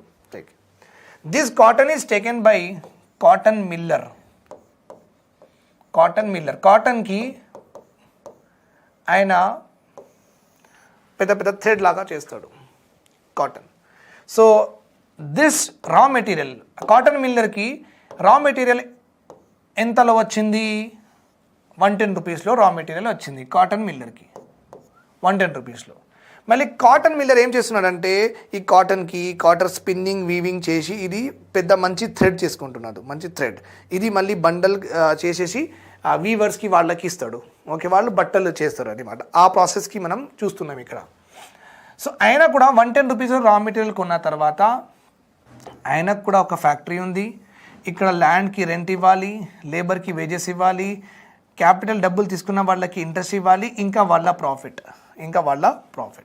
లెట్ సపోజ్ ఆయన 110 రూపీస్లో ఓకే రా మెటీరియల్ తీసుకొని వీళ్ళందరిది కాస్ట్ ఆఫ్ ప్రొడక్షన్ అంటే అందరి మీద ఇన్కర్ అయిన కాస్ట్ 90 రూపీస్ అనుకోండి. అందరిలో ఇన్కర్ అయిన కాస్ట్ ఎంత? 90 rupees. So his total cost of production ఎంత అండి? 200. మళ్ళీ ఆయన కూడా ప్రొడ్యూస్ చేస్తున్నాడు కదా 10%. 200 మీద 10% అంటే 20 rupees or not, just 20 rupees. 220 rupees అవుతుంది. 220 రూపీస్లో బయట అమ్ముతాడు. 20 రూపీస్ గవర్నమెంట్కి పే చేయాలి. ఆయన 200 ఈజ్ కాస్ట్ ఆఫ్ ప్రొడక్షన్. ఆ 200లో 110 rupees raw material cost and 90 rupees his work and his total production cost అంతా. రైట్, 220. మళ్ళీ ఫ్యాబ్రిక్ మ్యానుఫ్యాక్చరర్, షర్ట్ మ్యానుఫ్యాక్చరర్ ఆయన ఏం చేస్తాడు? ఈ రా మెటీరియల్ తీసుకుంటాడు, ఈ కాటన్ బండల్స్ తీసుకుంటాడు కాటన్ షర్ట్స్ చేయడానికి. 220 రూపీస్లో ఆయన కొన్నాడు. మార్కెట్లో దొరుకుతుంది కదా 220 రూపీస్లో ఆయన కొన్నాడు. అది చాలా పెద్ద బండల్స్ కొన్నాడు. మళ్ళీ ఆయన కూడా ఒక ఫ్యాక్టరీ ఉంది, ఒక కంపెనీ ఉంది, ల్యాండ్, లేబర్, క్యాపిటల్, ఆంటర్ప్రినర్. ఆయనది కూడా ప్రాఫిట్స్ ఉన్నాయి. సో ఆయన 80 రూపీస్ అయింది. ఆయనకి ఎంత అయింది? The cost of production is how much? 80 rupees. 220 plus 80, it is equals to how much, my dear students? 300, right or wrong? 300. It is equals to how much? 300, right? Fine. So మళ్ళీ ఆయన కూడా manufacturing చేస్తున్నాడు కాబట్టి 10% excise tax. So 10% అంటే 30, 330లో అమ్ముతున్నాడు. ఎవరికి అమ్ముతున్నాడు? మీకు, సంజయ్కి, రోహిత్కి, సంజనాకి, ఓకే చందనాకి, అందరికీ, పీపుల్కి అడుగుతున్నాడు, సరే అమ్ముతున్నాడు. Right, fine. సో ఇప్పుడు మీరు ఆలోచించండి, దీనిలో ఒక ఫ్లా ఉంది. దెర్ ఈజ్ ఎ ఫ్లా అంటే ఏదైనా మిస్టేక్. ఫ్లాలెస్ అంటే అరే she is a flawless dancer అంటారు. ఫ్లాలెస్ డాన్సర్ అంటే ఫ్లాయే లేదు, ఎంత స్మూత్గా డాన్స్ చేస్తుంది అని మాట. సో బట్ ఈ ప్రాసెస్లో ఒక ఫ్లా ఉంది. ఆ ఫ్లా ఏముంది చూడండి మీరు. ఈ ఫ్లా వల్ల ఏమవుతుందంటే వచ్చిన ఎండ్ కాస్ట్ ఎక్కువ అవుతుంది. కన్జ్యూమర్కి ఎక్కువలో దొరుకుతుంది, అంతలో దొరకద్దు, ఎక్కువ దొరుకుతుంది. సి 110 రూపీస్, 200లో 110 రూపీస్ ఉన్నాయా లేదా? ఈ 200 ఉంది, 110 రా మెటీరియల్ తీసుకున్న తర్వాత ఆయన 90 rupees of his cost of production 200. ఈ 200 రూపీస్లో 110 ఉన్నాయి. సో 200 రూపీస్లో 110 రూపీస్కి ఆల్రెడీ ట్యాక్స్ పడింది కదా, ఆ 100 రూపీస్కి ఆల్రెడీ పడింది కదా ట్యాక్స్. మళ్ళీ ఏమవుతుంది? 90 రూపీస్లో పడాల్సిన ట్యాక్స్, జస్ట్ 90 రూపీస్లో పడాల్సిన ట్యాక్స్ మొత్తం 200 రూపీస్లో పడుతుంది ట్యాక్స్. అంటే 90 rupees is tax once, 100 rupees is tax twice, right or wrong? Because 100 rupees already first స్టేజ్లో ట్యాక్స్ అయిపోయింది, మళ్ళీ సెకండ్ స్టేజ్లో కూడా మళ్ళీ ట్యాక్స్ అవుతుంది ఆ 100 రూపీస్ మీద. ఓకే, ద సేమ్ థింగ్ ఇక్కడ కూడా అంతే. ట్యాక్స్ మీద ట్యాక్స్ పడుతుంది ఒక ప్రొడక్ట్కి ఒక స్టేజ్లో, వాల్యూ అడిషన్. ఓకే ఇక్కడ ఒక ఈ స్టేజ్ ఫస్ట్ స్టేజ్ సెకండ్ స్టేజ్లో tax twice, duplication, double taxation అవుతుంది. What is happening? Double taxation, duplication అవుతుంది. ఇక్కడ duplication of tax, double taxation అవుతుంది, ట్యాక్స్ మీద ట్యాక్స్ పడుతుంది అన్నమాట. ఓకే, సో అందువల్ల ఏమవుతుందంటే same money, same 100 rupees is tax, ఇక్కడ అంటే 3 times ట్యాక్స్ అయిపోయింది. ఇది 100, ఈ 100 ఇక్కడ వర్క్ చేసేందుకు 3 టైమ్ ట్యాక్స్ అయిపోయింది, ఇక్కడ 90 రూపీస్ 2 టైమ్ ట్యాక్స్ అయిపోయింది. దీనివల్ల ప్రొడక్ట్ కాస్ట్ 330 అయిపోయింది. యాక్చువల్లీ ప్రొడక్ట్ మనకు దొరకాల్సింది 300లోనే, ఎందుకంటే ఆ ట్యాక్స్ మీద ట్యాక్స్ ఆల్రెడీ పే చేశారు కదా, మళ్ళీ ట్యాక్స్ పడుతుంది కదా. అది డూప్లికేషన్ తీసేస్తే మనకు ప్రొడక్ట్ కూడా తక్కువలో ఉంటుంది. Now the important thing is, okay, జనరల్గా ఏమవుతుందంటే గవర్నమెంట్ ఏం చేసిందంటే ఇప్పుడు ఎక్సైజ్ ట్యాక్స్ చేయాలి ప్రొడక్షన్ మీద. వీళ్ళు ఏం చేస్తారంటే ఒక 100 షర్ట్స్ మ్యానుఫ్యాక్చర్ చేస్తే 50 మీదనే ట్యాక్స్ పే చేస్తారు, 50 మీద పే చేయరు. కరప్షన్, ట్యాక్స్ ఇవేట్ చేస్తారు. ఎందుకు కట్టడం లైట్ అలా చేస్తారు, రైట్. సో ఇక్కడ గవర్నమెంట్ ఏం చెప్పిందంటే మీరు మాకు ఇన్వాయిస్ సబ్మిట్ చేస్తే మీకు ట్యాక్స్ మేము రిటర్న్ చేసేస్తాం. ఓకే, మీరు మాకు ఇన్వాయిస్ ఇస్తే మేము మీకు ట్యాక్స్ రిటర్న్ ఇచ్చేస్తాం. ఇప్పుడు చూడండి, 110 రూపీస్ కదా, ఇది 110 రూపీస్. సెకండ్ స్టేజ్లో it became how much, 200 rupees. ఆయన 200 మీదనే కట్టాలి ట్యాక్స్, ఓకే. 200 ఆఫ్ 10% ఈజ్ 220 రూపీస్లోనే అమ్మాలి. కానీ ఆయనది ఇన్పుట్ ఎంత, ఇన్పుట్ 110 రూపీస్ ఈజ్ ఇన్పుట్ను, ఈ ఇన్పుట్ మీద ట్యాక్స్ ఎంత, 10 రూపీస్, రైట్ ఆర్ రాంగ్?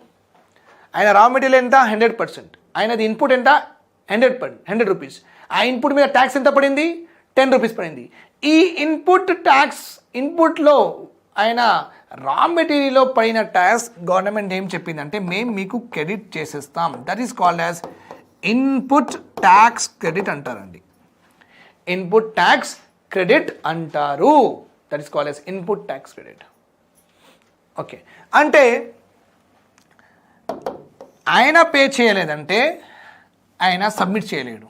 అందుకే సెకండ్ స్టేజ్ వాళ్ళు ఫస్ట్ స్టేజ్కి చెప్తాడు నాకు మొత్తం ఇన్వాయిస్ కావాలి, ఎందుకంటే ఆయనకి డబ్బులు వస్తాయి. ఆయన ఏమంటాడంటే నాకు మొత్తం ఇన్వాయిస్ కావాలని ఆయన ఈయనకి అడతాడు. ఇట్లా అని అందరూ వాళ్ళ ప్రొడక్షన్ మీద ట్యాక్స్ వాళ్లకు రిటర్న్ వస్తుంది కాబట్టి అందరూ ఇన్వాయిస్ ప్రాపర్గా మెయింటైన్ చేస్తారు. ట్యాక్స్ ఇవేట్ చేయడానికి ఉండదు. ఎందుకంటే మీరు 100 పెన్స్ ప్రొడ్యూస్ చేసుకుంటే కూడా, ఒకవేళ 100 ప్రొడక్షన్ పెన్స్ ప్రొడ్యూస్ చేసుకుంటే ఆ రీఫిల్ ఎవరి దగ్గర నుంచి కొన్నారు, ఆ రీఫిల్ది ఆయన ఇన్వాయిస్ ఇవ్వలేదంటే మీకు ట్యాక్స్ రాదు, ఇంకా మీ ప్రొడక్ట్ కొంచెం కాస్ట్లీ అయిపోతుంది. Okay, and you cannot compete with other pens. This is why, okay, this is one important problem that GST will remove. GST will only tax the value addition. ఎట్లా అంటే 0 ఉన్నింది 0 రూపీస్కి 100 rupees. Cotton Grover 100 rupees, value addition 100 మీద tax. తర్వాత second స్టేజ్లో cotton Miller 100లో ఎంత add చేసిండు, 90 rupees, 90 మీద ట్యాక్స్.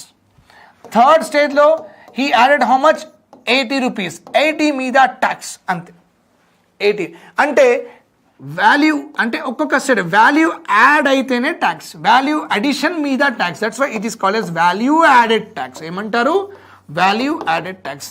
ఎంత వాల్యూ యాడ్ చేసుకుంటారు దాని మీదనే ట్యాక్స్. సో దట్ డూప్లికేషన్ ఉండదు, ఇక్కడ డూప్లికేషన్ ఉండదు. కామన్ సెన్స్ కదా, 100 మీద ట్యాక్స్ పడిపోయింది, సో తీసేస్తున్నాం. 90 మీదనే ట్యాక్స్ ఉండాలి, మళ్ళీ 80 మీదనే ట్యాక్స్ ఉండాలి. So whatever rest input is there, వాళ్ళు ఎవరి దగ్గర నుంచి తీసుకున్నారు ఆల్రెడీ దాని మీద ఆల్రెడీ ట్యాక్స్ పడిపోయింది. So this no need to tax include that, right? No need to include that.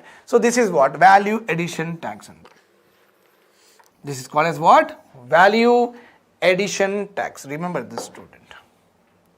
Okay, another, this is the reason to eliminate this cascading effect of taxation system. GST was introduced. Another important aspect about GST is enduku introduce chesarante, we are in the world of globalization andi.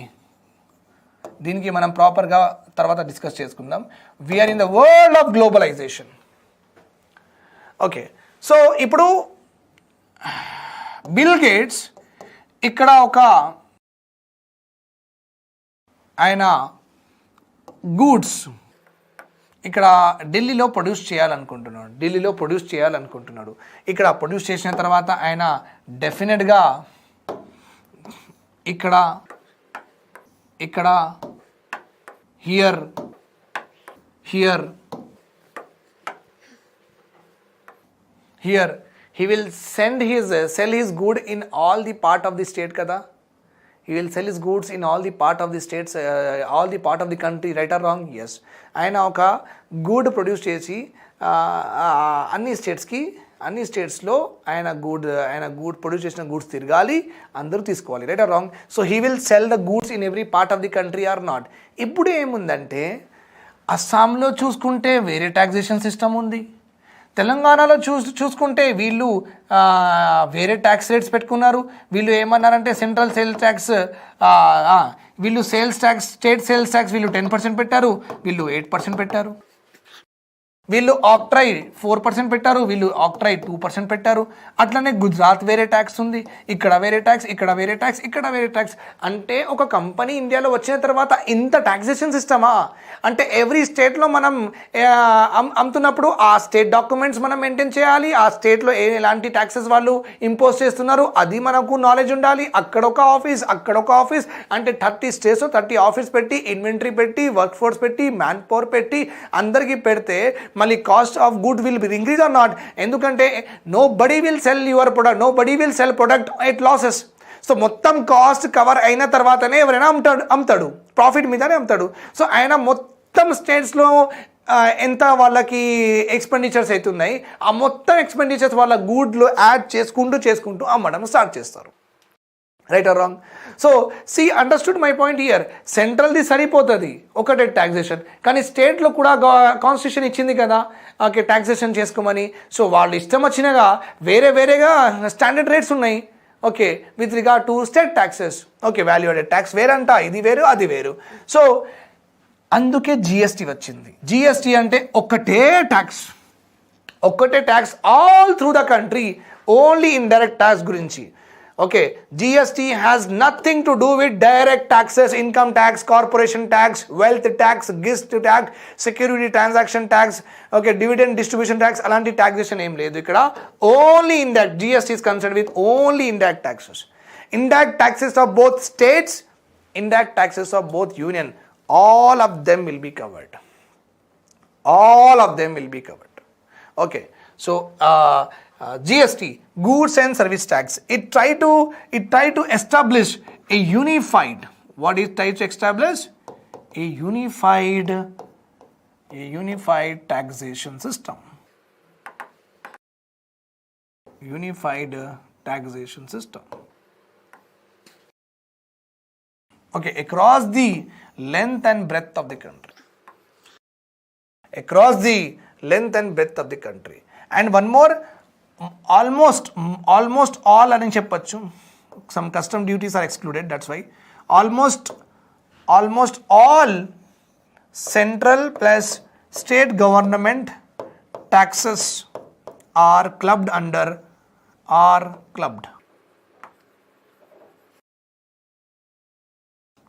this GST. Under this GST almost కొన్ని indirect taxes లేవు, అందుకే almost all maximum 99% మొత్తం జిఎస్టీలో వచ్చేసినాయి. ఇంకా మళ్ళీ excise GST indirect ట్యాక్సెస్లో గూడ్స్కి వేరే taxes, సర్వీస్కి వేరే ట్యాక్సెస్, జిమ్కి వేరే ట్యాక్సెస్, ఎడ్యుకేషన్కి వేరే ట్యాక్సెస్. మరి అది కూడా ఒక service is also being produce, goods కూడా ప్రొడ్యూస్ అవుతున్నాయి. సర్వీస్ ఆల్సో మ్యానుఫ్యాక్చరింగ్, గూడ్స్ కూడా మ్యానుఫ్యాక్చర్ అవుతుంది. Camera manufacturing, water bottle manufacturing, smart board manufacturing, two wheeler manufacturing, ఇవన్నీ ఉన్నాయి కదా. సో ఇక్కడ అలాంటి ఏం డిస్టింక్షన్ పెట్టలేదు గవర్నమెంట్. సర్వీస్కి వేరే ట్యాక్సేషన్ చేద్దాం, గూడ్స్కి వేరే ట్యాక్సేషన్ చేద్దాం, అది అన్ని గవర్నమెంట్, అది మళ్ళీ వాళ్ళకి ఇబ్బంది అవుతుంది, ఈజ్ ఆఫ్ డూయింగ్ బిజినెస్ ఉండదు, సింప్లిఫికేషన్ ఆఫ్ ట్యాక్సెస్ చేయాలి మనం. ఓకే, సో గవర్నమెంట్ ఏం చెప్పిందంటే గూడ్ అయినా సరే సర్వీస్ అయినా సరే మేము ఒక లిస్ట్ ఆఫ్ ఐటమ్స్ ఇస్తాం, ఈ లిస్ట్ ఆఫ్ ఐటమ్స్లో ఈ ట్యాక్స్ రేట్ ఇంత, ఈ లిస్ట్ ఆఫ్ ఐటమ్స్లో ఈ ట్యాక్స్ రేట్ ఎంత, ఈ లిస్ట్ ఆఫ్ ఐటమ్స్లో ఈ ట్యాక్స్ రేట్ ఎంత. With regard to all these furthermore aspect about GST, it is a definite question in your group 1 examination. Civils lo kuda already vachindi, group 1 lo definitely ga vastadi. Okay, definite question. Explain the concept of GST and the advantages okay of the new system, new taxation system. So you have to definitely write. So remember this point, it's a unified taxation system. Okay, almost all the taxes are covered, almost all, not okay, not, there are few which are excluded, there are few which are excluded. So two things are there. One is cascading effect, tax మీద tax, double taxation తీయడానికి. Second one is simplification of taxes. Federal taxes కి simplify చేయాలి. Simplification of federal taxes. That's all. Okay. Common collection.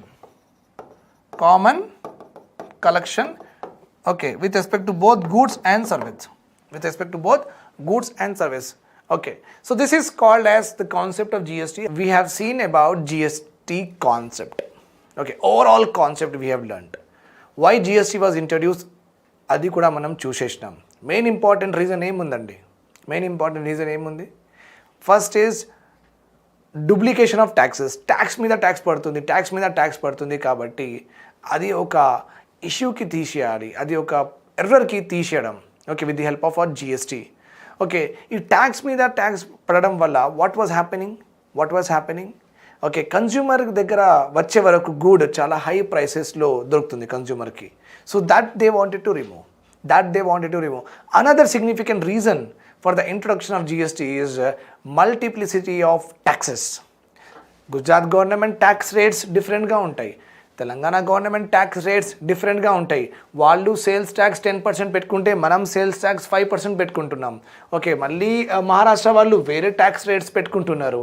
Ala oka foreign investors India ki vachinappudu entra bhai inni taxes unnaya ani malli aa taxes kuda same ga ledu anni maintain cheddamani. Okay, Gujarat government tax rates different unnai, malli Telangana government tax rate different unnai, Jammu and Kashmir tax rates different unnai. So it becomes very cumbersome and complex process. Vallaki మళ్ళీ offices కట్టాలి, వాళ్ళు establish చేయాలి offices, and work ఫోర్స్కి maintain చేయాలి, inventory maintain చేయాలి, ఆ documentation చేయాలి. So it is very cumbersome process. That is why GST has been introduced. So I have given you a very clear cut example of why GST is introduced, was introduced in our country, right? So let us go ahead. Okay. GST and its impact, direct question you will get in examination. Okay, sir, mari sir చెప్పలేదని చెప్పకండి. Okay, introduction, what you will write the introduction you can write this way also. Fine. Okay, in the group 1 mains answer you can write the introduction this way. Goods and service tax was introduced by Government of India in the year 2017.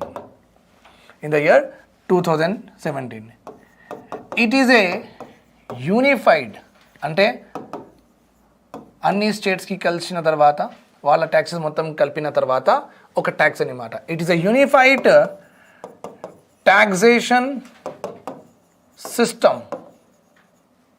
okay, across the country.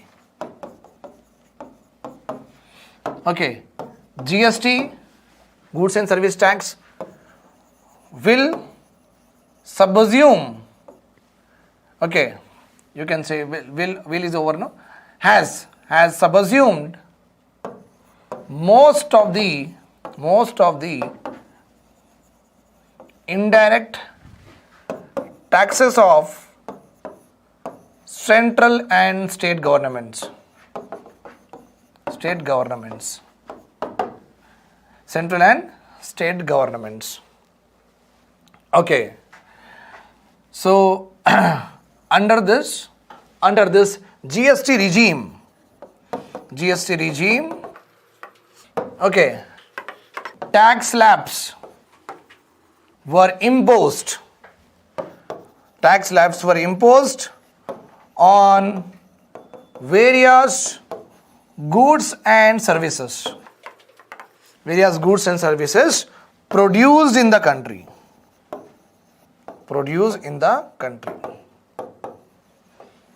Okay, this is me introduction only. This is called as introduction. After writing this introduction, you can just mention that మళ్ళీ క్వశ్చన్లో ఆయన అడిగిన మనకు అసలు keyword ఏంది. Okay, క్వశ్చన్లో actual address దేనికి చేయాలి, మనం ఏ కీవర్డ్కి చేయాలి? ఇంపాక్ట్ అడిగిండా, లేకపోతే అడ్వాంటేజెస్ అడిగిండ్రు వాళ్ళు, okay disadvantages they have asked, implications they have asked, what ఏం అడిగిండ్రు? ఓకే, సో ఇంట్రడక్షన్ తర్వాత యాక్చువల్ క్వశ్చన్లో వాళ్ళు ఏం అడిగిండ్రు అది మనం ఫాలో అయిపోవాలి from here onwards. Okay, if they ask you, let us suppose they ask you, because of the introduction of GST, there has been lot of advantages. List out or give the various advantages with the help of, because of the introduction of GST regime. Alla okavela question vaste, you can say that, ee introduction rashina tarvata, you can just go on writing. The following are the advantages. Okay, the following are the advantages that was reaped in because of the introduction of GST are as follows. The following, you can say the following are the advantages. Number 1, number 2, number 3. You can go on in writing, and then you can give a proper conclusion. I'll just move aside for a second so that మీరు ఇక్కడ pause చేసుకోండి, so that you can write directly. And remember one point, my dear students, మళ్ళీ చాలా aspirants ఇట్లా అనుకుంటూ ఉంటారు. Okay, మళ్ళీ అడ్వాంటేజెస్కి వేరే ఇంట్రొడక్షన్ ఉండాలి, బెనిఫిట్స్కి వేరే ఇంట్రొడక్షన్, డిసడ్వాంటేజెస్కి వేరే ఇంట్రొడక్షన్, నెగిటివ్ ఇంపాక్ట్స్కి వేరే ఇంట్రొడక్షన్, ఓకే ఫెడరలిజంలో ప్రాబ్లం వస్తే వేరే introduction. So remember this point here my dear students, ఒక టాపిక్ నుంచి ఒక క్వశ్చన్ వచ్చిన తర్వాత మొత్తం పేపర్లో ఆ క్వశ్చన్ మళ్ళీ ఉండదు ఆ టాపిక్ మీద. సో ఒకటే టాపిక్లో ఒకటే క్వశ్చన్ వస్తుంది. With this, you can understand that one introduction is sufficient, one conclusion is sufficient for every topic. దానిలో మీరు ఎన్ని అయినా ఆన్సర్స్, మెయిన్స్ ఆన్సర్ ప్రాక్టీస్ చేసుకోండి. జస్ట్ లైక్ జిఎస్టీలో మీరు అడ్వాంటేజెస్ ప్రాక్టీస్ చేసుకోవచ్చు, డిసడ్వాంటేజెస్ ప్రాక్టీస్ చేసుకోవచ్చు, నెగటివ్ డిసడ్వాంటేజెస్ ప్రాక్టీస్ చేసుకోవచ్చు, సేలియంట్ ఫీచర్స్ ప్రాక్టీస్ చేసుకోవచ్చు, కాన్సెప్ట్ ఆఫ్ జిఎస్టీ ప్రాక్టీస్ చేసుకోవచ్చు. Okay, anything you can practice, 4-5 mains answer you can practice. కానీ ఎగ్జామ్లో ఆ టాపిక్ మీద ఒకటే క్వశ్చన్ వస్తుంది. అంటే 4-5 క్వశ్చన్స్కి కూడా మీరు ఒక ఇంట్రొడక్షన్, ఒక కంక్లూజన్ ఇస్తే చాలండి. Okay, same conclusion, same introduction. So you don't have to change it. నేనే వెరైటీగా రాస్తాను, నేను అందరికంటే మంచిగా చేసేస్తాను, అలాంటి యాటిట్యూడ్, అలాంటి మీరు ఒకవేళ అలాంటి మైండ్ సెట్ ఉంటే it is very difficult to get through the examination. Okay, to go to the perfection, first of all perfect రాయడం అవసరమే లేదు. Okay, it's not a surgery or you have to do very perfect. Okay, so you have to write best, that's all. You have to write best, and what is given in the question that you have to mention, that's all, nothing more than that. Okay, perfection కోసం try చేయకండి, best రాయడానికి try చేయండి. And ఇక్కడ మీరు ఇంకొక point mention చేసుకోవచ్చు.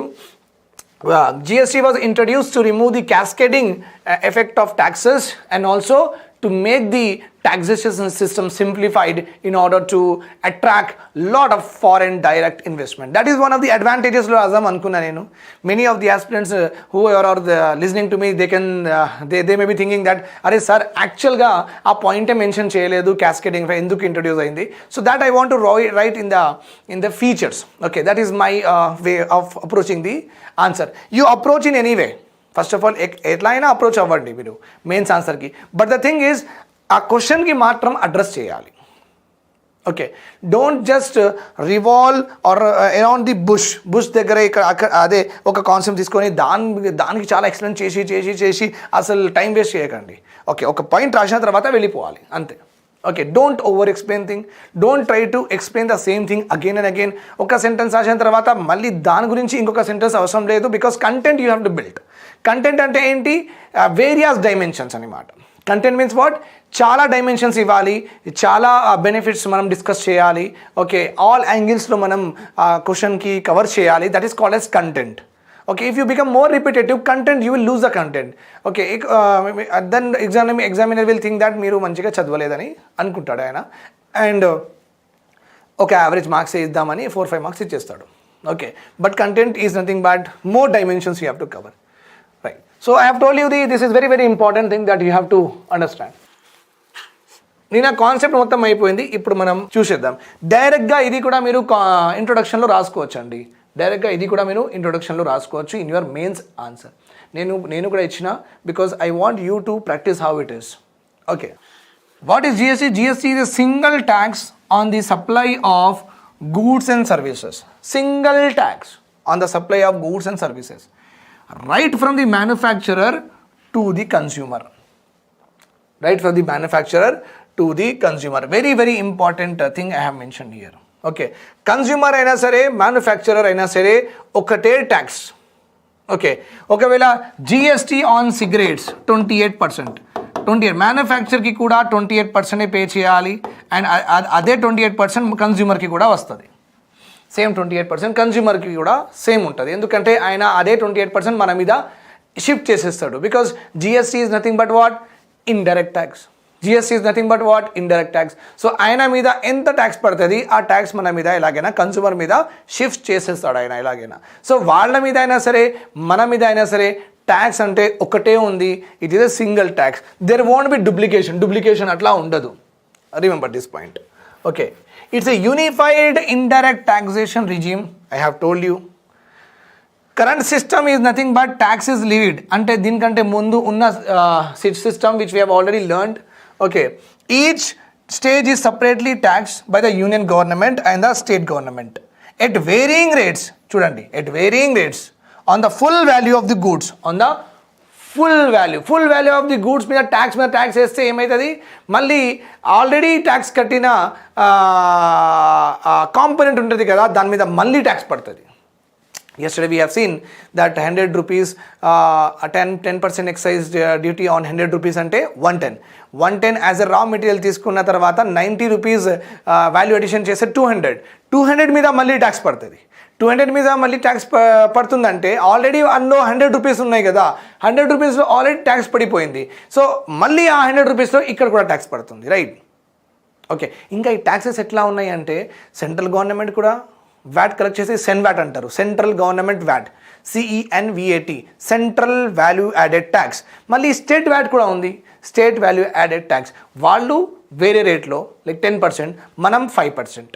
Okay, so ఎంత కన్ఫ్యూజింగ్గా ఉంది మీరు చూడండి. ఒక ఇన్వెస్టర్కి ఒక మ్యానుఫ్యాక్చరింగ్ ఎవరైనా ఏదైనా మ్యానుఫ్యాక్చర్ చేస్తే వాళ్ళకి వేరేగా కట్టాలి, మళ్ళీ తెలంగాణ గవర్నమెంట్కి వేరే ట్యాక్స్ కట్టాలి, మళ్ళీ నేను మహారాష్ట్రలో అమ్మితే వాళ్ళకి వేరే ట్యాక్స్ కట్టాలి. ఇవన్నీ చాలా ప్రాబ్లమ్స్ ఉన్నాయి, right. So that is the reason is mentioned here.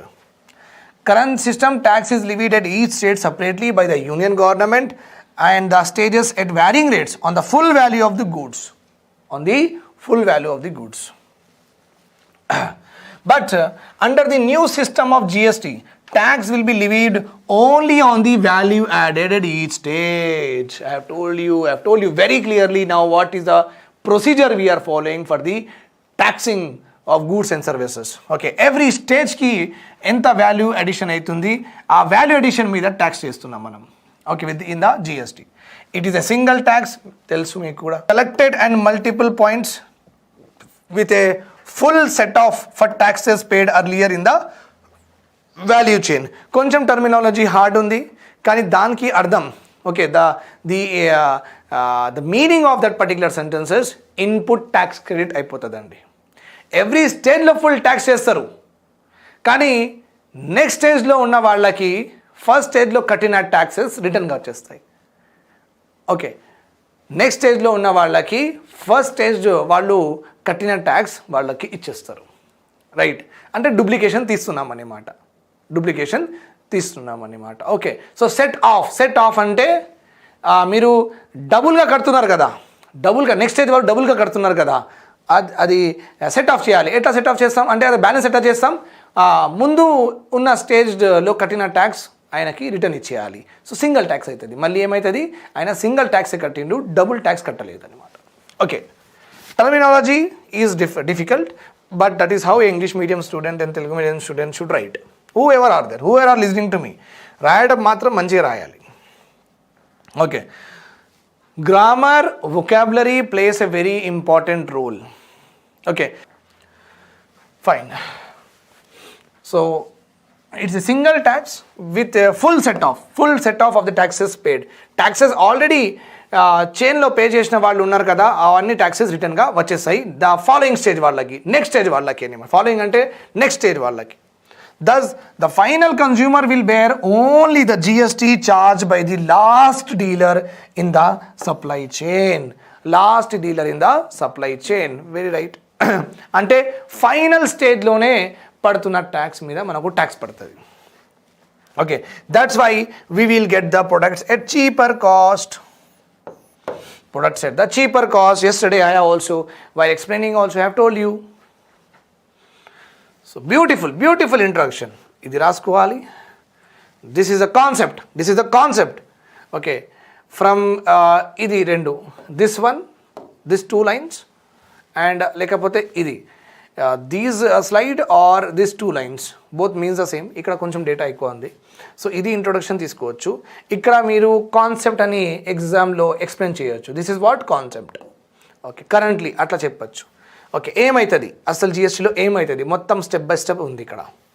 Okay, now ఇది feature. This is what feature of GST tax. Unified taxation system is also a feature. Single point of taxes is also a feature.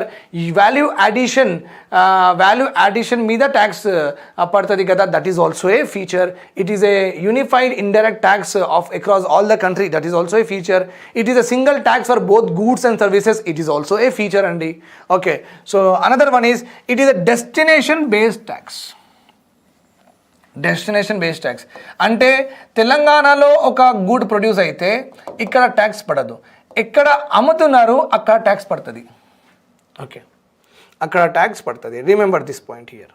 Okay, so GST is a destination based tax. ఈ tax వల్ల చాలా స్టేట్స్కి losses వచ్చినాయి. అందుకే government ఏం చెప్పిందంటే GST compensation bill అని create చేసిందండి. Compensation bill. ఈ రిజీమ్ వల్ల ఏ స్టేట్కి రెవెన్యూ లాస్ అవుతుంది ఆ స్టేట్కి 5 years వరకు. Okay, from 2017 to next 5 years, like suppose 2022 వరకు government will compensate the losses because the structure has changed. Structure of GST has change.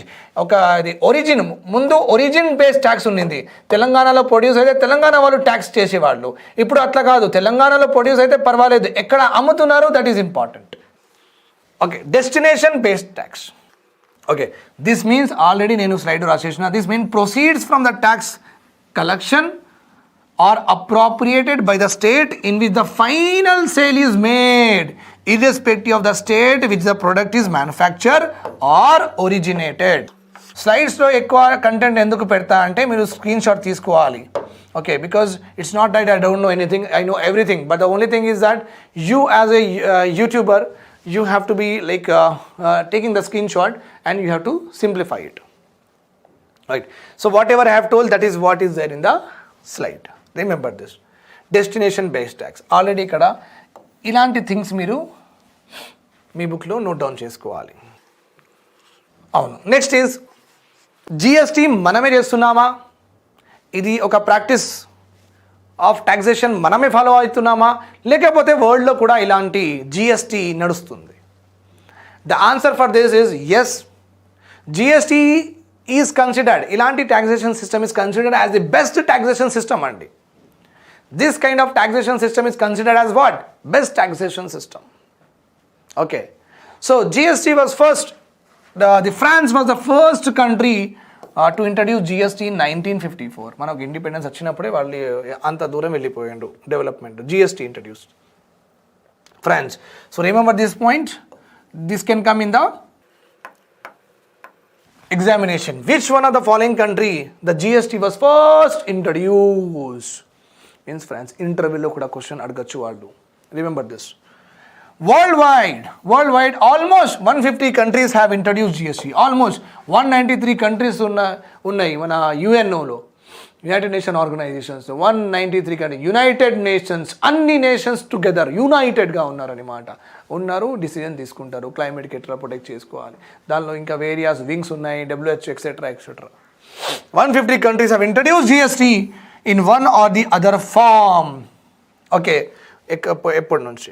Most of the countries have a unified, okay, almost all countries దగ్గర unified GST system నడుస్తుంది. మనం implement చేస్తున్న GST already చాలా countries already implemented and almost many countries have this system. Okay, కానీ Brazil and Canada follow a dual system. Okay, west India. Okay, one of the important countries Brazil and Canada follow dual system, అంటే central and state అలా follow చేస్తారు. Okay, just like ముందు మనకు ఎట్లా ఉంది అలా follow చేస్తారు, కానీ అలాంటి లూప్ హోల్స్ ఎర్రర్స్ లేవు వాళ్ళకి. మనకు ఉన్నాయి కాబట్టి మనం అది కనుక్కోలేదు, తర్వాత లాస్ట్లో కనుక్కున్నాం. Then we try to rectified it in the form of GST, rectify చేసినాం మనం. కానీ Brazil and Canada still follows the 2 types of central and state, వాళ్ళు అట్లానే ఫాలో చేస్తారు, but they are having error free. Okay, which among the following country has introduced GST for the first time? For the first time. Your answer is always France. Your answer is what? France. Remember this. Okay, just now we have seen this. Now, why was GST established? Okay, this is again a very important. Okay, explain the need of GST, introduction of GST in our country. Need ani question vaste idi rayali. Okay, in the question if you get the word, keyword is need, then you have to write this particular slide. Okay, so it was established to subsume various indirect taxes. I told you many times, various indirect taxes levied at different levels. Okay, reducing red tape. Reducing red tape. Officers వాళ్ళది inspection, మీరు ఇది tax కట్టారా, ఆ tax కట్టారా, కంపెనీలో వెళ్ళి మొత్తం check చేయడం, వాళ్ళు వచ్చి ఓకే ఇది కట్టలేదు, అది కట్టలేదు, ఈ రేట్ వేరేగా ఉంది కదా, అది చెప్పి మేనేజర్స్కి, ఆంటర్ప్రినర్స్కి సతాయిస్తారన్నమాట. జిఎస్టీ వచ్చిన తర్వాత ఒక టేబుల్ చూసుకోండి, 28% కట్టేసిన, ఇంకేముంది, ఇంకేం లేదు, ఎలాంటి ట్యాక్సెస్, ఏ ట్యాక్సెస్ లేదు, వేరే ట్యాక్సెస్ లేదు, లైట్. ఓకే, జస్ట్ లైక్ మనం ఇది హెల్మెట్కి కూడా వాడాలండి, హెల్మెట్కి కూడా వాడాలి. ఒక యావరేజ్ ఫీ చేసి తీసుకోవాలి. జనరల్గా ఎట్లా ఉంటుందంటే గవర్నమెంట్ ఏం చేస్తుంది, హెల్మెట్కి 100 రూపాయలు, మళ్ళీ డ్రైవింగ్ లైసెన్స్కి 1000 రూపీస్, మళ్ళీ పొల్యూషన్కి ఇవి అని 5-6 మనకు చలాన్స్ ఇస్తుంది గవర్నమెంట్, అంటే ట్రాఫిక్ పోలీస్ వాళ్ళు. అలా తీసుకోకుండా ఒక యావరేజ్ 500 కట్టాలి. ఓకే, దట్ ఈజ్ లైక్ ఎంత సింప్లిఫైడ్ అయిపోతుంది, చాలా సింప్లిఫైడ్ అయిపోతుంది, వాళ్ళకి కూడా మంచిది, మనం కూడా మంచిది. సో 500, అరే మనం హెల్మెట్ అయినా సరే, డ్రైవింగ్ లైసెన్స్ అయినా సరే 500 తీసుకుంటారా అబ్బాయి. Okay, then that is good. So ఒక సిస్టమ్ మనకు అర్థమవుతుంది ఎంత కట్టాలి. ఇప్పుడు ఎవరికి తెలియదు ఎంత కట్టాలి అంటే, సిగ్నల్ వైలేట్ చేస్తే ఎంత కట్టాలి చాలామందికి తెలియదు, ట్రిపుల్ రైడింగ్ చాలామందికి తెలియదు, ఉల్టా రైడింగ్ చాలామందికి తెలియదు. హైదరాబాద్లోనే ఉంటుంది ఇలాంటి ఉల్టా రైడింగ్.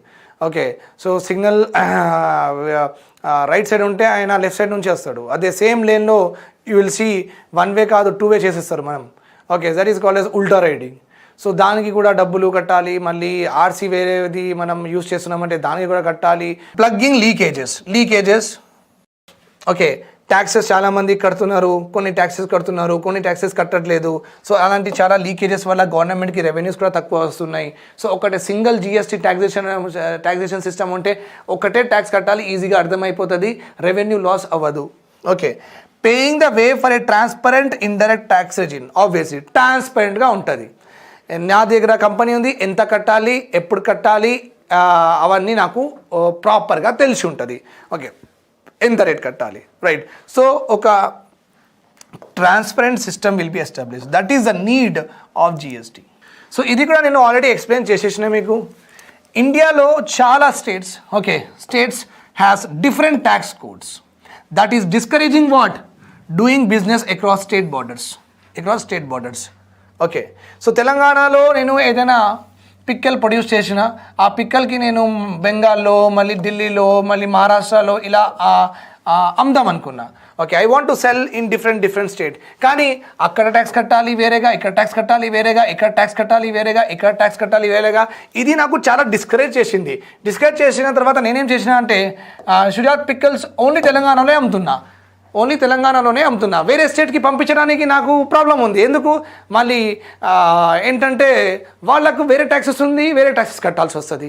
ఇప్పుడు 1 crore పిక్కల్స్ నేనే మ్యానుఫ్యాక్చర్ చేసిన, 1 crore పిక్కల్ బాటిల్స్ నేను తెలంగాణలో మ్యానుఫ్యాక్చర్ చేసిన. 1 crore పిక్కల్ బాటిల్స్కి 18% ట్యాక్స్ అని గవర్నమెంట్ చెప్పింది. పిక్కల్స్కి 18% ట్యాక్స్ అది గవర్నమెంట్ రాసిస్తుంది. ఇడ్లీకి ఎంత, చాక్లెట్స్కి ఎంత, గవర్నమెంట్ ఒక ప్రాపర్గా రాసి ఇచ్చేస్తుంది. Okay, so 1 crore pickle bottles ఉన్నాయి నా దగ్గర, half kg, 1 kgకి whatever it is there, 1 crore pickle bottles 10% tax చెప్పింది గవర్నమెంట్. 1 crore పికిల్ బాటిల్స్ ఉన్నాయి. 1 crore పికిల్ బాటిల్స్కి సపోజ్ వాల్యూ ఎంత, ఒక్కొక్క బాటిల్కి 50 రూపీస్ అలా మనం యాడ్ చేసుకుంటూ పోతే 1 crore పికిల్ బాటిల్స్కి లెట్ సపోజ్ 10 crores వాల్యూ ఉంది. ఎంత ఉంది? వాల్యూ 10 crores ఉంది. 10 crores మీద గవర్నమెంట్ ఏం చెప్పింది, ఈ పిక్కుల్ మ్యానుఫ్యాక్చరర్స్ 10% ట్యాక్స్ కట్టాలి. 10 crores నేను 10% ట్యాక్స్ ఎంత, నాకు 1 crore. ఒక్కటేసారి నేను కడితే అయిపోతుంది కదా. ఇప్పుడు నా పిక్కుల్ ఎక్కడైనా పోనీ, is there any problem to మీ?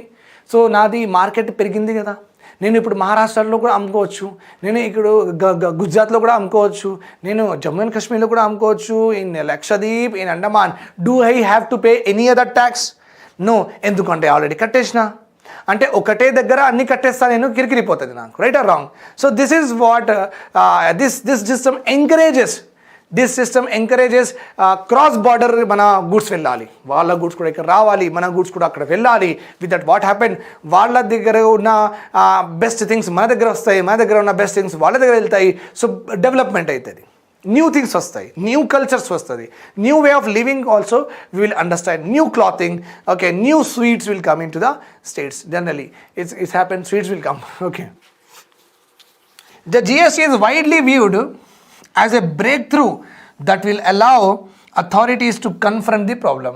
అథారిటీస్కి కూడా చాలా దిమాగ్ ఖరాబ్ అయిందంట, అథారిటీస్కి కూడా. ఓకే, ఈ జిఎస్టీ కంటే ముందు ఉన్న సిస్టంలో వాళ్ళకు కూడా చాలా ప్రాబ్లం ఉంది. ఓకే, మళ్ళీ ఫైల్ మెయింటైన్ చేయాలి, ఒకటే కంపెనీకి ఎక్కడెక్కడ అమ్ముతున్నారు ఆ డేటా మెయింటైన్ చేయాలి, గవర్నమెంట్ డేటాబేస్, మళ్ళీ ఎంప్లాయీస్ వాళ్ళకి ఇన్ఫ్రాస్ట్రక్చర్, మళ్ళీ కంప్యూటర్స్, మళ్ళీ ల్యాప్టాప్, మళ్ళీ ఇవన్నీ వాళ్ళకు కూడా ఒక ప్రాబ్లం ఉండింది. Okay, so with the help of GST వాళ్ళ ప్రాబ్లం కూడా solve, their problem has also been solved. We are going to see అసలు GSTలో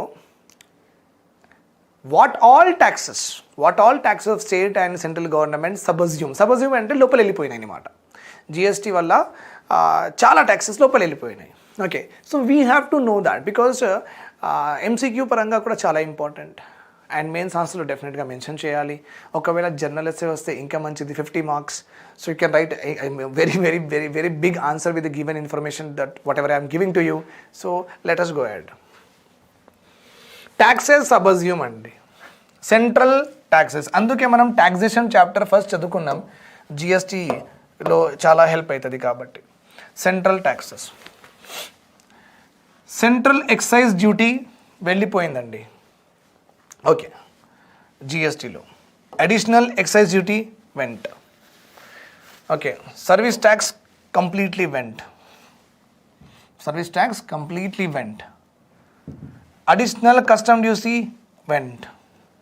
additional custom duties are also called as countervailing duty. ఇవన్నీ మనం తర్వాత చదువుకుందాం, just remember this point. And special additional duty of customs, additional duty of customs. Okay, so all these taxes has been subsumed. ఇవన్నీ service ట్యాక్సే అన్నిట్లో important. Service ఇంకా excise and custom, ఈ మూడే ఉంటాయి కదా. ఇండైరెక్ట్ ట్యాక్సెస్లో మెయిన్ ట్యాక్సెస్ ఈ మూడే ఉంటాయి. సో ఈ మూడే, దిస్ 3 సబ్స్యూమ్డ్. స్టేట్ ట్యాక్సెస్, మళ్ళీ state value added tax gone, sales tax gone, octroi gone, entry tax gone. Octroi and entry are local tax అండి. సపోజ్ తెలంగాణలో ఒక గుడ్ లైక్ ఢిల్లీ నుంచి మ్యానుఫ్యాక్చర్ అయిపోయి ఆర్ ఉత్తరాఖండ్ నుంచి మ్యానుఫ్యాక్చర్ అయిన తర్వాత తెలంగాణలో గవర్నమెంట్, తెలంగాణ స్టేట్లో ఆ గుడ్ అమ్మడానికి manufacturers they will send their goods కదా, తెలంగాణలో సేల్ చేద్దామని. ఉత్తరాఖండ్లో ప్రొడ్యూస్ అయింది, good is produced in Uttarakhand and they wanted to sell this good in Telangana. So తెలంగాణలో ఏమవుతుందంటే గుడ్ మాత్రం వచ్చేస్తుంది. Okay, so from Uttarakhand to Telangana లోపల రావడానికి ఒక ట్యాక్స్ పడుతుంది, that is called as interstate tax. మనం ఆల్రెడీ అది చూసేసినాం. Interstate tax is nothing but it is a tax that is levied when the goods crosses the border of other states. Okay, మన good వేరే స్టేట్స్కి cross అంటే మన state border cross అయితే చాలు ట్యాక్స్ పడిపోతుంది. ఓకే, సో ఉత్తరాఖండ్ నుంచి తెలంగాణలో గూడ్ వస్తున్నప్పుడు so it is crossing various states or not, and of course it is crossing its own state also. వాళ్ళ స్టేటే క్రాస్ అవుతుంది కాబట్టి అక్కడ నుంచి ఒక ఇంటర్ స్టేట్ ట్యాక్స్ పడిపోతుంది. తెలంగాణలో వచ్చిన తర్వాత తెలంగాణలో గూడ్కి సేల్ చేయడానికి ఒక ట్యాక్స్ పడుతుంది, తెలంగాణ వాళ్ళు తీసుకుంటారు. అదే గూడ్కి ఉత్తరాఖండ్ నుంచి వస్తున్న గూడ్కి సెంట్రల్ గవర్నమెంట్ ఒక ట్యాక్స్ తీసుకుంటుంది, that is called as interstate tax. మళ్ళీ తెలంగాణ లోపల వచ్చిన తర్వాత తెలంగాణ గవర్నమెంట్ ఒక ట్యాక్స్ తీసుకుంటుంది, that is called as sales tax. That is called as what? Sales tax. ఈ sale tax Telangana government collect చేసిన తర్వాత, అంటే మొత్తం గూడ్ వాల్యూ మీద ఎంత వాల్యూ ఆఫ్ గూడ్ అమ్ముతున్నారు దాని మీద ఒక సేల్ ట్యాక్స్ తీసుకుంటారు. మళ్ళీ జిహెచ్ఎంసీ వాళ్ళు తీసుకుంటారు, పంచాయత్ రాజ్ వాళ్ళు తీసుకుంటారు. So this is called as octroi or entry tax. Octroi or entry tax, remember this point. మళ్ళీ ఎంటర్టైన్మెంట్ ట్యాక్స్ అండి. Entertainment tax also subsumed. Now state government will not tax entertainment, okay, tax separately. Okay, అది కూడా జిఎస్టీలో subsumed. కానీ GHMC like local bodies like GHMC ఒక నా శ్రియా ఘోషాల్ ఉంది. ఆమె ఒక కన్సర్ట్ చేస్తుంది ఇక్కడ హైదరాబాద్లో. She is doing a concert in Hyderabad. So వాళ్ళ ఏ కంపెనీ ఆమెకి స్పాన్సర్ చేస్తుంది, ఆ కంపెనీ వాళ్ళు మేము ఇలా ఒక షో చేస్తున్నాం కాబట్టి సెంట్రల్ గవర్నమెంట్కి ఎంటర్టైన్మెంట్ ట్యాక్స్ కట్టేస్తారు. కట్టిన తర్వాత ఇప్పుడు శ్రియా ఘోషాల్ హైదరాబాద్లో వస్తే లోకల్ బాడీ ఏంది ఇక్కడ? GHMC is a governing body of our city. GHMC వాళ్ళు కూడా తీసుకుంటారు. Okay, this is not subsumed. అంటే లోకల్ బాడీస్ ఇంపోజ్ చేసిన taxes are not subsume under GST. Okay, state direct and central direct అలాంటి ట్యాక్సెసే subsume. So local bodies can still levy taxes on entertainment but not the overall. Central sales tax subsumed, purchase tax subsumed, luxury tax subsumed, taxes on lottery, betting, gambling ఇవన్నీ వెళ్ళిపోయినాయి జిఎస్టీలో. So remember this point, all of these taxes are subsumed under GST. So ఇన్ని taxes పోయిన తర్వాత ఎంత మంచిది ఒక ఇన్వెస్టర్కి, అరే ఇంకా ఏం గిరికిరి లేదు ఇక్కడ, సో ప్రాపర్గా ఒకటే ట్యాక్స్ రేట్ సిస్టమ్ ఉంది, అది మనం కట్టేస్తే చాలు, right? So please know the chart very well because this can come in what? Prelims. Taxing procedure, this is again a very important one. Okay, taxing జిఎస్టీలో మేజర్ టూ కాంపోనెంట్స్ ఉన్నాయండి. జిఎస్టీలో major two components ఉన్నాయి. ఒకటి ఏంటంటే central GST అంటారు, ఇంకొకటి ఏంటంటే state GST అంటారు. Another one is what? State GST. Okay, so that's why మీరు హోటల్లో బిర్యానీ తిన్న తర్వాత బిల్ వస్తుంది కదా, బిల్లో చూసుకోండి సిజిఎస్టీ 9%, ఎస్జిఎస్టీ 9%, టోటల్ 18% అలా రాసి ఉంటుంది. వాల్యూ ఆఫ్ ఫుడ్ ఎంత తిన్నారు మీరు? 1000 రూపీస్ తిన్నారు. 1000 రూపీస్లో 18% అంటే 1080, రైట్? సో సెంట్రల్ గవర్నమెంట్ ఎందుకు ఈ డివిజన్ ఎందుకు అంటే వాళ్లకు ఎంత డబ్బులు రావాలి, మనకు ఎంత డబ్బులు రావాలి, డిస్ట్రిబ్యూషన్ చేస్తున్నప్పుడు క్లియర్ కట్గా ఉంటే మంచిది కదా అండి, అందుకే. Okay, so CGST separate collect అవుతుంది, సేమ్ ఉంటుంది వాల్యూ సేమ్. ఓకే, మొత్తం కలిపి 28% అంటారు. 28లో వాళ్ళు 14, మనం 14 అట్లా. మళ్ళీ ఒకవేళ సపోజ్ సిగరెట్స్ మీద 20% అంటారు అనుకోండి ఆ ట్యాక్స్, సిగరెట్ ఎక్సైజ్ డ్యూటీ ఎంత? 20%. అందులో సిజిఎస్టీ 10%, ఎస్జిఎస్టీ 10% అని అలా పంచుకుంటారు. ఓకే, హాఫ్ ఆఫ్ చేసుకుంటారు అన్నమాట. టూ కాంపోనెంట్స్ ఉన్నాయి, central GST and state GST. Okay, మళ్ళీ ఇంకొక ట్యాక్స్ ఉంది కదా, one more tax is there. If your good is going from Telangana to Maharashtra or Maharashtra to Madhya Pradesh or Uttarakhand or Bengal or Assam, if your good is going from Telangana to different states, oka tax collect aitadi ani cheppina meeku. What is the tax? Interstate tax. Ee interstate tax ki pair marchesi GST system lo emanarante, okay, integrated GST అన్నారు. Okay, ఒకవేళ మీరు good వేరే స్టేట్స్లో అమ్ముతున్నారంటే మీరు ఇది కూడా కట్టాలి. Okay, suppose నేను తెలంగాణలో, okay, if I'm manufacturing bikes మీద పడిన ట్యాక్స్ ఎంత? 18%. అంటే సిజిఎస్టీ, ఎస్జిఎస్టీ కట్టాలి. సపోజ్ ఇదే బైక్స్ నేను గుజరాత్లో ఇంకా మహారాష్ట్రలో, కేరళలో ఇట్లా అమ్మితే then I have to also pay what? SGST. CGST, SGST, CGST, SGST 18% already. IGST మళ్ళీ 9%. సో మొత్తం 18 ప్లస్ 9 27% ట్యాక్స్ కట్టాలి. ఒకవేళ నా గూడ్ అక్కడ వెళ్తే అంటే వాళ్ళకి 27% దొరుకుతుంది, మన వాళ్ళకి 18%లో దొరుకుతుంది. బికాస్ లోకల్లో మ్యానుఫ్యాక్చర్ కదా, సో ట్రాన్స్పోర్టేషన్ కాస్ట్ ఏమీ ఉండదు కాబట్టి. So remember this point, this is how this system works. Fine. So ఇది సైమల్టేనియస్లీ లివే అవుతుంది, అంటే ఒకటే ప్రొడక్ట్ మీద అప్పటికప్పుడే లివే అవుతుంది. అట్లా కాదు సిజిఎస్టీ ఇవాళ తీసుకున్నారు, ఎస్జిఎస్టీ రేపు తీసుకుంటారు, అట్లా కాదు. Okay, in this system simultaneously taxation will be there. Okay, CGST, SGST every స్టేజ్లో ఎంత వాల్యూ అడిషన్ అవుతుంది, ఆ వాల్యూ మీద 2 taxes పడిపోతాయి. In case of interstate transaction, which I have just explained you, the central government would collect and levy integrated goods and service tax. Integrated goods and service tax is equals to CGST plus SGST. Okay, కొంచెం ఎక్కువ ఉంటుంది. అవన్నీ ఎలాగైనా plus తీసుకుంటారు, ఇంకా కొంచెం ఎక్కువ ఉంటుంది. CGST plus IGST, SGST. Right. Now, one more important aspect ఏముంది, మన జిఎస్టీ సిస్టంలో ఒక ట్యాక్స్ స్లాబ్స్ ఉంటాయండి. What will be there in our GST system? There will be a tax slabs ఉంటాయి. Tax slabs generally the taxation slabs range from 0 to 28% maximum వాళ్ళు అనుకున్నారు. Okay, government okay. So taxation అంటే what kind of tax rates to be imposed. Okay, what kind of tax rates to be imposed on what goods. Okay, ఏ goods మీద, ఎలాంటి goods మీద ఎలాంటి taxes collect చేయాలి, ఎంత కలెక్ట్ చేయాలి, అది ఎవరు డిసైడ్ చేస్తారు? సిస్టమ్ మాత్రం వచ్చేసింది. మళ్ళీ ట్యాక్సేషన్ పర్సంటేజ్ ఎవరు డిసైడ్ చేస్తారు? ఆ పర్సంటేజ్ డిసైడ్ చేయడానికి ఒక కౌన్సిల్ క్రియేట్ చేశారు. That council is called as GST council అంటారండి. What is that council called as? GST council. Okay, the composition దీనిలో ఎవరెవరు ఉంటారు మనం చూద్దాం, అది will see that. Okay, so ఈ కౌన్సిల్ ఏం చెప్పిందంటే, జిఎస్టీ కౌన్సిల్ ఏం చెప్పిందంటే, జిఎస్టీలో మినిమం 0% ట్యాక్స్ కలెక్ట్ చేస్తాం, మ్యాక్సిమం 28% ట్యాక్స్ కలెక్ట్ చేస్తాం. ఓకే, అంటే లోవర్ లిమిట్ 0, అప్పర్ లిమిట్ 28%. దానికంటే ఎక్కువ ట్యాక్స్ రేట్సే ఉండవు ఇన్ జిఎస్టీ సిస్టమ్ అని ప్రాపర్గా చెప్పేసింది గవర్నమెంట్. జిఎస్టీ కౌన్సిల్ చెప్పేసింది. Right. Okay, so they may say that 5% tax on food products అలా చెప్పచ్చు, ఫుడ్ ప్రొడక్ట్స్. ఓకే, మళ్ళీ కుర్కురే అవన్నీ ఉన్నాయి కదా, ప్రాసెస్డ్ ఫుడ్ మీద 12%, ప్రాసెస్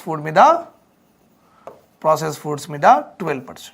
మళ్ళీ బైక్స్ అండ్ కార్స్ అంటే nothing but automobiles. Okay, automobiles government may say 18%. Okay, me coaching ఇన్స్టిట్యూట్లో కోచింగ్ తీసుకుంటారు కదా, ఐఏఎస్ ఐపీఎస్ అవన్నీ 18% కట్టాలి. జిఎస్టీ ఎడ్యుకేషన్ సెక్టార్లో, ఎడ్యుకేషన్లో కాలేజెస్కి 18% లేదండి. మళ్ళీ వాళ్ళకి ఎక్కువ డబ్బులు అయిపోతాయి కాబట్టి, పేరెంట్స్ మీద ఎక్కువ బర్డన్ పడుతుంది కాబట్టి స్కూల్లో కాలేజెస్కి లేదు. ఇది ప్రొఫెషనల్ స్కిల్స్ ఇంపార్ట్ చేయడానికి కోచింగ్ ఇన్స్టిట్యూట్ కోసం సపరేట్గా మెన్షన్ చేసిండు. ఈ ఇండస్ట్రీ ఎంత బూమ్ అయిపోయిందంటే జిఎస్టీ కౌన్సిల్లో కోచింగ్ ఇన్స్టిట్యూట్కి కూడా ఒక ట్యాక్స్ పెడదామని వాళ్ళు డిస్కషన్ చేస్తున్నారు, 18%. So when ever you join a institute వాళ్ళు అంటారు, sir 1 lakh is our fee plus 18% GST కట్టాలి సార్. సార్ ఇది మాది రావట్లేదు sir.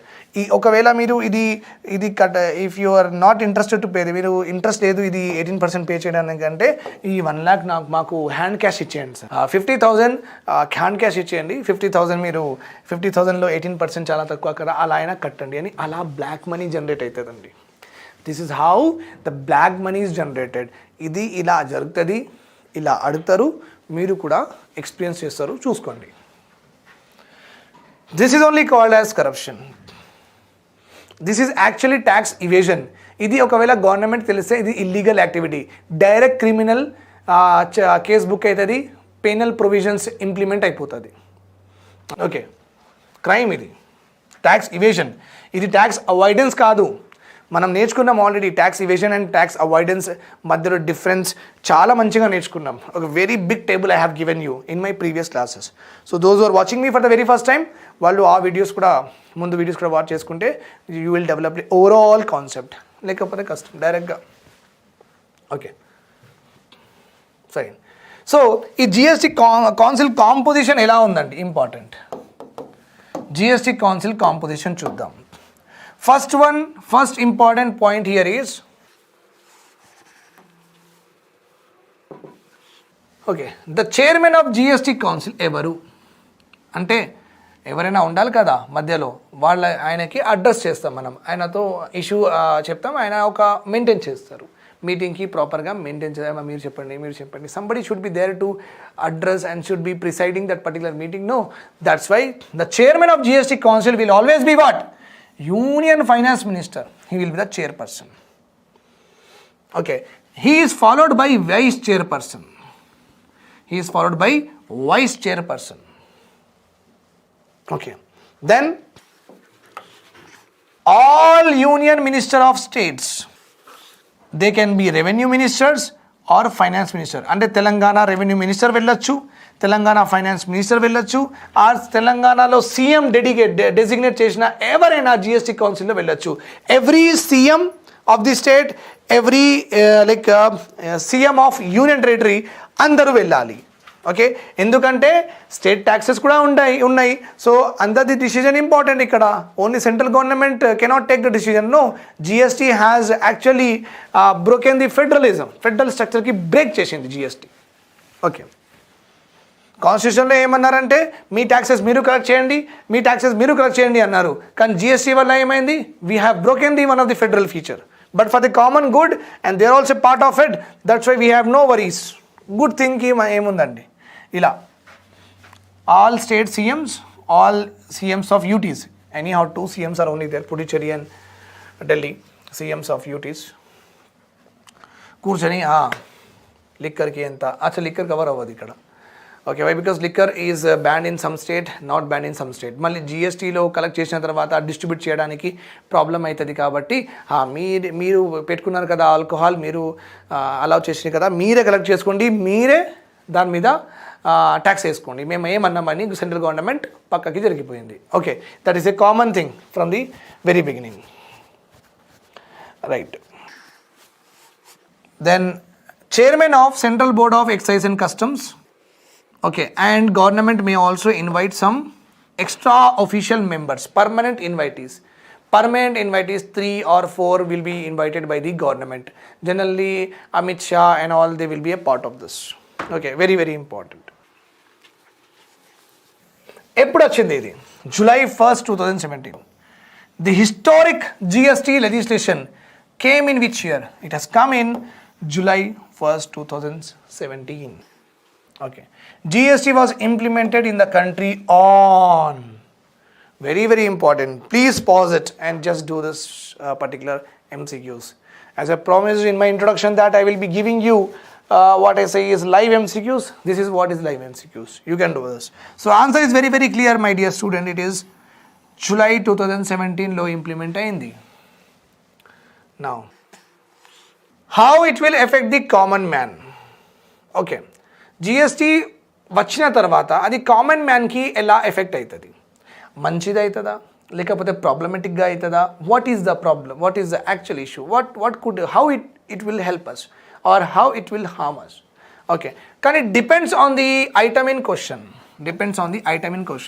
So as I have told you that జిఎస్టీలో ఈ ఐటమ్స్కి ఈ ట్యాక్స్, ఈ ఐటమ్స్కి ఈ ట్యాక్స్, ఒక లిస్ట్ ఉంటుంది, లిస్ట్ 1, లిస్ట్ 2 అలా చెప్తారు. సో ఆ ఐటమ్, లెట్ సపోజ్ కుర్కురే, ఏ ట్యాక్స్ స్లాబ్లో పెట్టారు, దాన్ని బట్టి మనకు ఎక్కువలో దొరుకుతుందా లేకపోతే ఎంత ఇంపాక్ట్ అవుతుందా మనం చెప్పచ్చు. డస్ నాట్, ఇంకొక స్టాండర్డైజ్గా లేదు. Okay, rice, wheat, paddy, potato, tomato, okay, tomato sauce, mayonnaise ఇవన్నీ ఉన్నాయి కదా, పాపడ్, ఇవన్నీ, దీనికి మేము 5% కంటే ఎక్కువ జీవితం అంతా తీసుకోం, అలా చెప్పలేదు. ఓకే, సో రివైజ్ చేస్తుంటారు. అక్కడ నుంచి 18%లో ఉన్న ఐటమ్ అక్కడ నుంచి తీసేసి 28%లో వేస్తారు, 28%లో ఉన్న ఐటమ్ 12%లో పెడతారు. అలా డైనమిక్గా ఉంది లిస్ట్, డైనమిక్గా ఉంది. చూడండి, ఒక లూప్ హోల్ ఉంది ఇక్కడ. Challenges in the present GST system అంటే ఇది మీరు చెప్పచ్చు. This is a very best, one of the very best sentence that you can put forward in your challenges in GST. Okay, ఇంకొకటి ఏముందంటే milk for example which is likely to see a spike in prices after GST is implemented can still be sold at a cheaper rates by the government. Okay, జనరల్గా ఏమవుతుందంటే suppose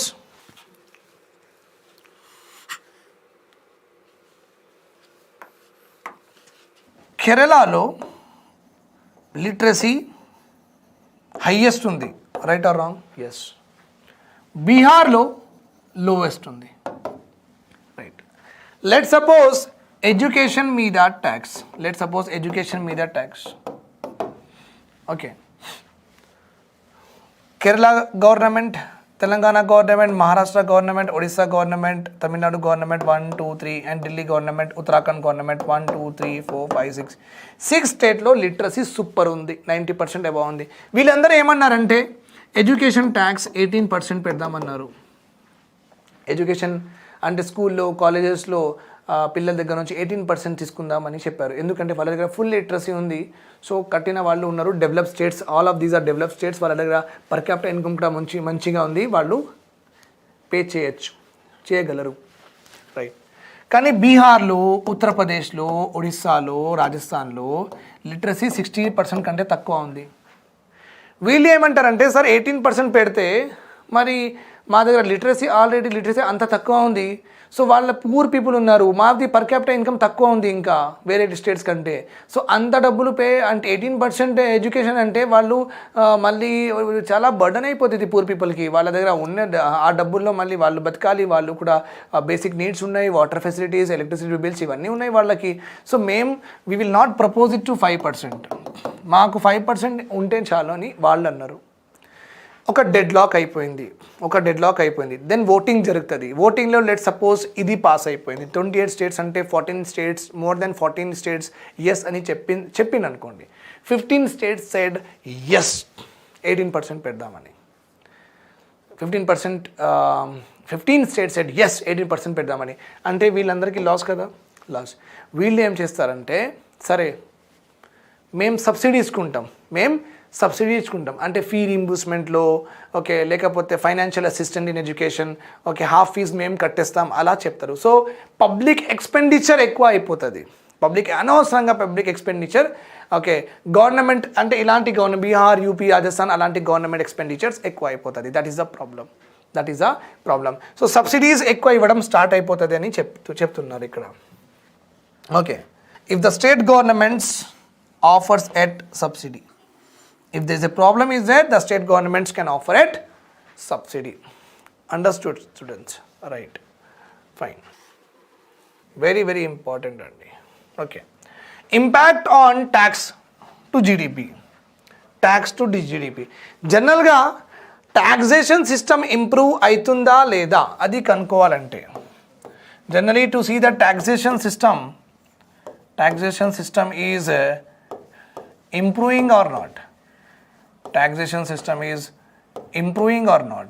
Generally to see this, government ఒక concept ఉంది మన ఎకనామీలో, tax ఇంకా జీడిపికి మనం compare చేసుకుంటాం. We compare what tax and GDP 1 crore ఉందనుకోండి, taxes 20 lakhs are collected. Taxes what 20 lakhs are collected in 2020. Okay, 2020లో 2021లో okay, tax has increased to 30 lakhs. And the GDP like 1.1 crore. 1 crore 10 lakhs. So what happened to the tax with respect to GDP increase అయింది. So taxation system, taxes ఎక్కువ మంచిగా నడుస్తున్నాయి, మంచిగా మనకు డబ్బులు వస్తున్నాయి. ఇంకా గవర్నమెంట్ దగ్గర ఎంత డబ్బులు ఎక్కువ వస్తున్నాయి with respect to the GDP, అంటే with respect to tax collection అంటే జీడిపితో చూసుకుంటాం. With respect to GDP we will see, because GDP can also be calculated with the help of income method. So the government ki income hai, right? So GDP lo government bhagam enta, taxation bhagam enta adi perugutu unte government will feel always happy. Okay, we are getting more money. We are getting what? More money, right? So always remember, this is how it is generally calculated. Tax collected by the government generally reflects overall size of the economy. Higher tax GDP ratio gives more room in the government budget so that it can spend more money without borrowing. Right or wrong? Yes. Okay, tax component జీడిపిలో continuously increase అవుతూ ఉంటే గవర్నమెంట్కి డబ్బులు ఎక్కువ వస్తున్నాయి అన్నమాట. గవర్నమెంట్కి డబ్బులు ఎక్కువ వస్తే what will happen? Okay, more government can spend more on the various developmental activities and can ensure that we don't borrow much and can control our fiscal deficit. Despite many years of high growth, Indian tax GDP continues to remain చాలా తక్కువ ఉంది. జీడిపిలో 10% అయినా tax ఉండాలి, minimum 10% tax ఉండాలి. అన్ని దేశాలు ఉన్నాయి కదా, పెద్ద పెద్ద దేశాలు ఉన్నాయి, డెవలప్ దేశాలు ఉన్నాయి కదా. ఓకే, వాళ్ళకి జీడిపిలో ట్యాక్స్ మినిమం 10% ఉందనుకోండి, మనది జీడిపిలో ట్యాక్స్ 2-3% ఉంది. అంటే మనం 10% వరకు వెళ్ళాలి. అప్పుడు మన గవర్నమెంట్ స్ట్రాంగ్ అవుతుంది, అప్పుడు గవర్నమెంట్ దగ్గర ఎక్కువ డబ్బులు వస్తాయి, అప్పుడు government can spend on more on poor people and can uplift them from the poverty and various developmental issues. Okay, so tax to GDP ratio మంచి ఉండాలి, హెల్తీ ఉండాలంటే ట్యాక్స్ ఎక్కువ కలెక్ట్ అవ్వాలి. సో జిఎస్టీలో ఎక్కువ కలెక్ట్ అవుతుంది అని మనం అనుకున్నాం, ఎక్కువ కలెక్ట్ అవుతుంది because single taxation system, tax evasion లేదు. చూడండి, indirect tax to GDP ratio ఎంత ఉంది? 5%. వెరాజ్ direct tax to GDP ratio, okay, direct tax to GDP ratio ఎంత ఉంది? 5.5%. వెరీ వెరీ లో అండి. జీడిపిలో ఇండైరెక్ట్ ట్యాక్స్ పర్సంటేజ్ ఎంత? 5.5% only 5%. Whereas direct tax component in GST is how much? 5.5%. In this country, GST shall increase its tax ratio.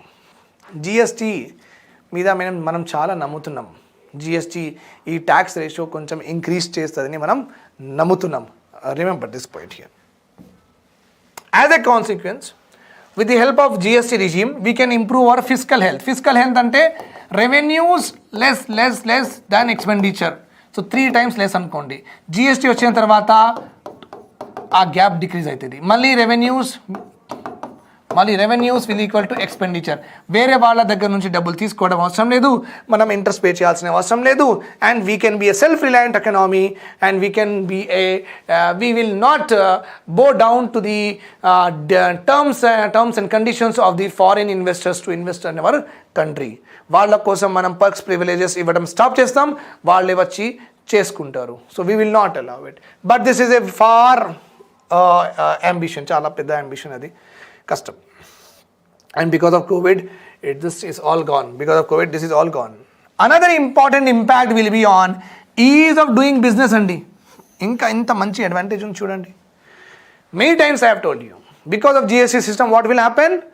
ఒకటే taxation system ఉంది కంట్రీలో, హ్యాపీగా వెళ్ళిపోవచ్చు కదా అని Warren Buffett, Walmart CEO, okay, bill gates మంచిగా వాళ్ళు వచ్చి ఇక్కడ ఇన్వెస్ట్ చేస్తారు. Elon Musk, Alibaba, the biggest vendor company in the world, Alibaba, వాళ్ళు కూడా ఇక్కడ వచ్చి సర్వీసెస్ ఇవ్వడం స్టార్ట్ చేస్తే okay, lakhs of people, labours will get job.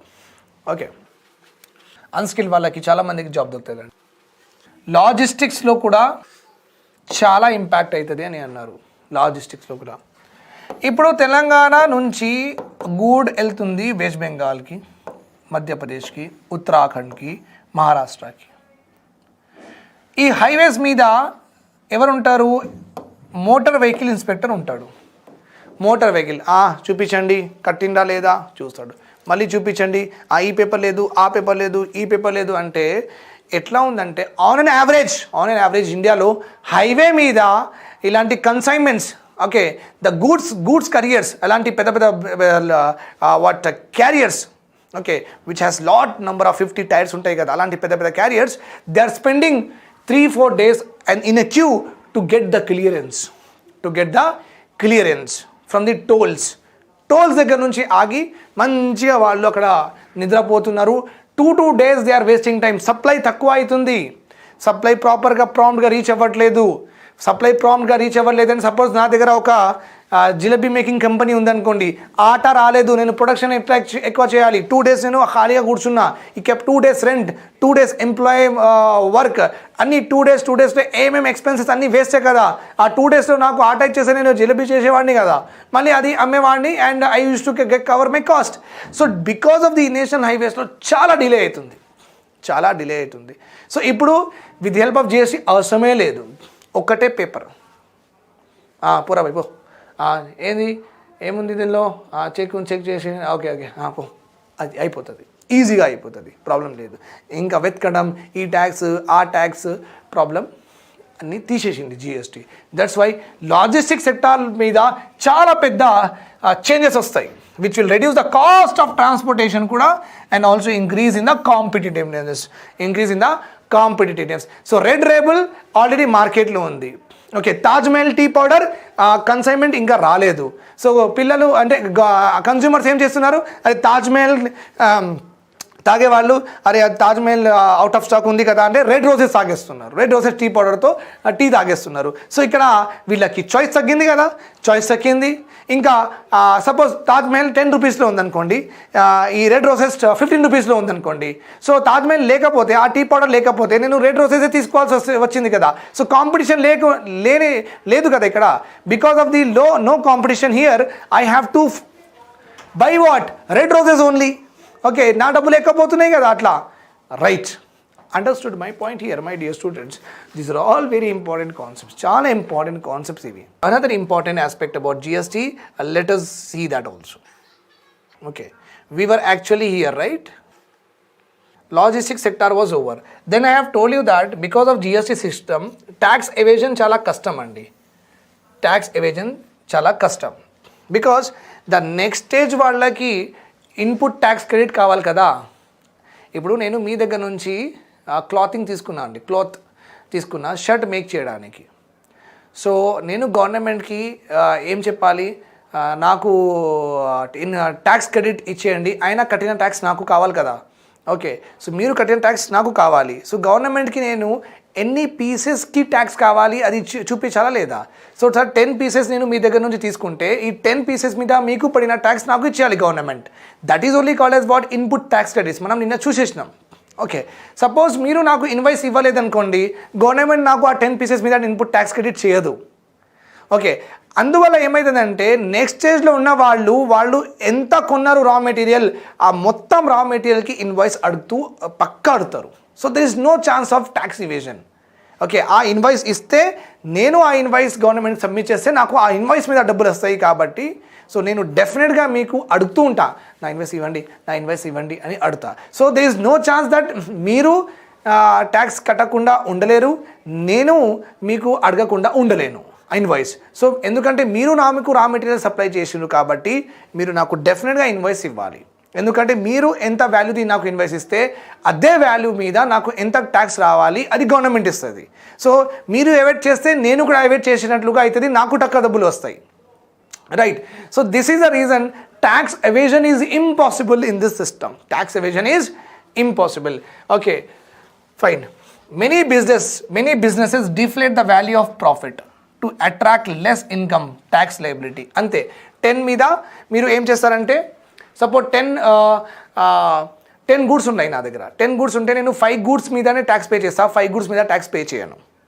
చిన్న బిజినెస్ అండి, ఎవరు వచ్చి చూస్తారు. ఓకే, ఒక సెలూన్ ఉందనుకోండి, న్యాచురల్ సెలూన్ ఉందనుకోండి, ఒక ఏంటంటే ఒక జిమ్ ఉందనుకోండి. ఓకే, సో ఏ కస్టమర్ ఎంత పే చేసిండు, ఇంకా ఎన్ని ఇయర్స్ నుంచి చేస్తున్నాడు, ఎన్ని మంత్స్ అయింది జాయిన్ అయిపోయి, ఎవ్రీ మంత్ ఎంతమంది కడుతున్నారు, ఎవరు డిస్కంటిన్యూ అంటే చిన్న జిమ్స్కి ఇన్స్పెక్టర్ వచ్చి చూస్తాడా? చూడడు. ఎన్ని జిమ్స్ ఉన్నాయండి, ఎన్ని స్పాస్ ఉన్నాయి. Okay, lakhs of there in Hyderabad itself. ఒక గల్లీకి ఒక జిమ్ ఉంది. So will they come and see, will not come and see. Remember this point here. So వాళ్ళకి ప్రాఫిట్ అంటే 10 క్లయింట్స్ దగ్గర నుంచి online payment 10 out of 10 clients 5 clients దగ్గర నుంచి ఆన్లైన్ పేమెంట్ తీసుకొని గవర్నమెంట్కి ఏం చూపిస్తాడంటే ఈ 5 క్లయింట్స్ నాకు దగ్గర వచ్చినాయని చూపిస్తాడు. ఇంకా 5 క్లయింట్స్కి ఏమంటాడంటే హార్డ్ క్యాష్ ఇచ్చేయండి అని చెప్తాడు. లేకపోతే మా డాడీ సెల్ మీద ఫోన్పే చేయమంటాడు, లేకపోతే బ్రదర్ అంటే స్టూడెంట్ ఉన్నాడు ఆయన సెల్ మీద చేయమంటాడు. అట్లా లేకపోతే ఫ్రెండ్ మెకానిక్ ఉంటే ఆయన పేరు మీద ఆయన గూగుల్ పే నెంబర్ ఇచ్చేస్తాడు. సో వాళ్ళకి ఇంకా గవర్నమెంట్ వచ్చి వాళ్ళకి ఏంటండి మెకానిక్ షాప్ వెళ్ళి గవర్నమెంట్ డబ్బులు అడుగుతాడా? Not possible at all. So he will evade the taxes to increase his profit. Now ఇక్కడ ఒక ఇంపార్టెంట్ విషయం మీరు అర్థం చేసుకోండి. గవర్నమెంట్ నాకు ఒకవేళ ఇది చెప్పింది, ఎవరైనా జిమ్కి పోతున్నారంటే వాళ్ళు కట్టిన ట్యాక్సెస్ మేము మళ్ళీ ఇచ్చేస్తాం. ఇప్పుడు 5 క్లయింట్స్కి ఆయన ఏం చేసిండు, ఆన్లైన్ పేమెంట్ తీసుకున్నాడు. ఇప్పుడు నేను 6th అనుకోండి, నేను పోయినా, నాకు కూడా జిమ్ సర్వీస్ కావాలి. ఆయన ఏమన్నాడు, సార్ 20,000 మెంబర్షిప్ అన్నాడు. సార్ క్యాష్లో ఇచ్చేయండి సార్ అని అన్నాడు. క్యాష్ ఇచ్చేది నేనేమన్నా, నేను క్యాష్లో ఇవ్వను, ఎందుకంటే నాకు ట్యాక్స్ వస్తుంది, గవర్నమెంట్ రిటర్న్ ట్యాక్స్ వస్తుంది. ఓకే, నేను ట్యాక్స్ కూడా కడతాను, నేను యాజ్ ఏ ఆనరబుల్ మంచి సిటిజన్ ట్యాక్స్ కూడా కడతాను. 20,000 మీద ఎంత ట్యాక్స్ అండి జిమ్కి? Sir 20% sir. అంటే అవునా, అంటే 20,000కి 20% అంటే నేను 2,000 ఇవ్వాలి మీకు, రైట్? 4,000 ఇవ్వాలి, రైట్?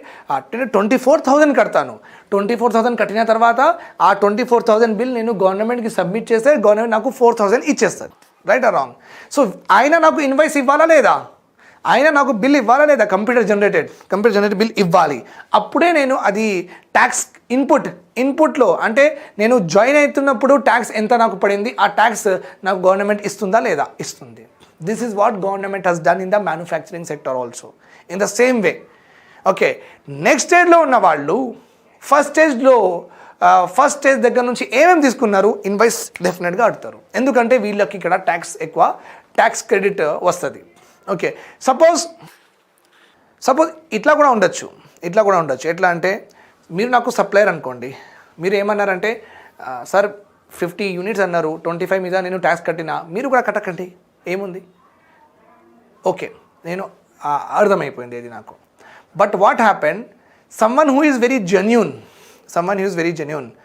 ఆయన when his products, same products, pen అందరూ పెనే ప్రొడ్యూస్ చేస్తున్నారు, ఆయన ప్రొడక్ట్స్ మార్కెట్లో వస్తే చీప్గా ఉంటాయి, మీ ప్రొడక్ట్స్ మార్కెట్లో వస్తే కొంచెం ఇంకా మీకు థ్రెటన్ కూడా ఉంటుంది, ఇంకా మీరు ఇల్లీగల్ పని కూడా చేస్తున్నారు, ఆ ప్రాబ్లమ్స్ కూడా ఉంటాయి, ఇంకా మీ ప్రొడక్ట్స్ కొంచెం ఎక్కువ రేట్లో వచ్చేస్తాయి అన్నమాట.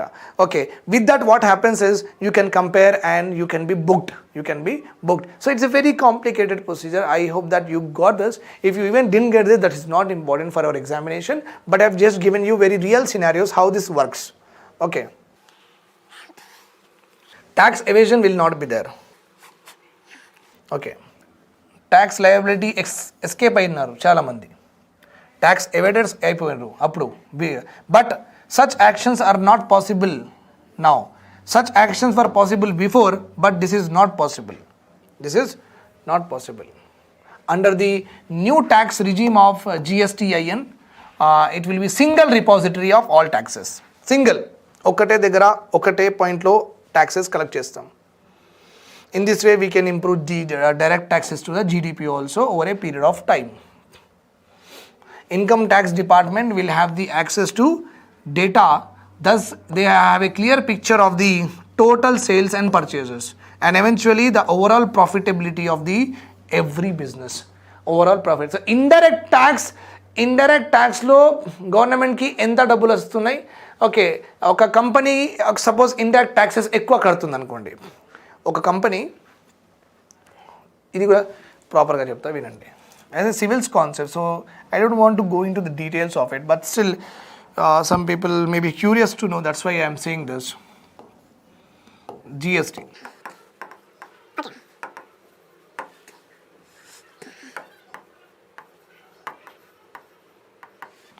Sujat Smart Pen private limited, ఇది నా కంపెనీ ఉందనుకోండి. సో 2018లో నేను GST ఎంత కట్టినా 1 crore. 2019లో నేను ఎంత కట్టినా 2 crore. 2020లో నేను GST ఎంత కట్టినా 3 crore. 2021లో I have paid a GST 4 crore. Okay, so indirect taxes. So when I am paying more and more indirect taxes, what does it mean? Suppose ఇప్పుడు నేను indirect taxes 1 crore కట్టినా, so నాకు నా కంపెనీకి profit ఎంత వచ్చింది, 10 lakhs. ఎక్కువ కట్టినా కాబట్టి 20 lakhs, ఇంకా ఎక్కువ 30 lakhs, ఇంకా ఎక్కువ 40 lakhs.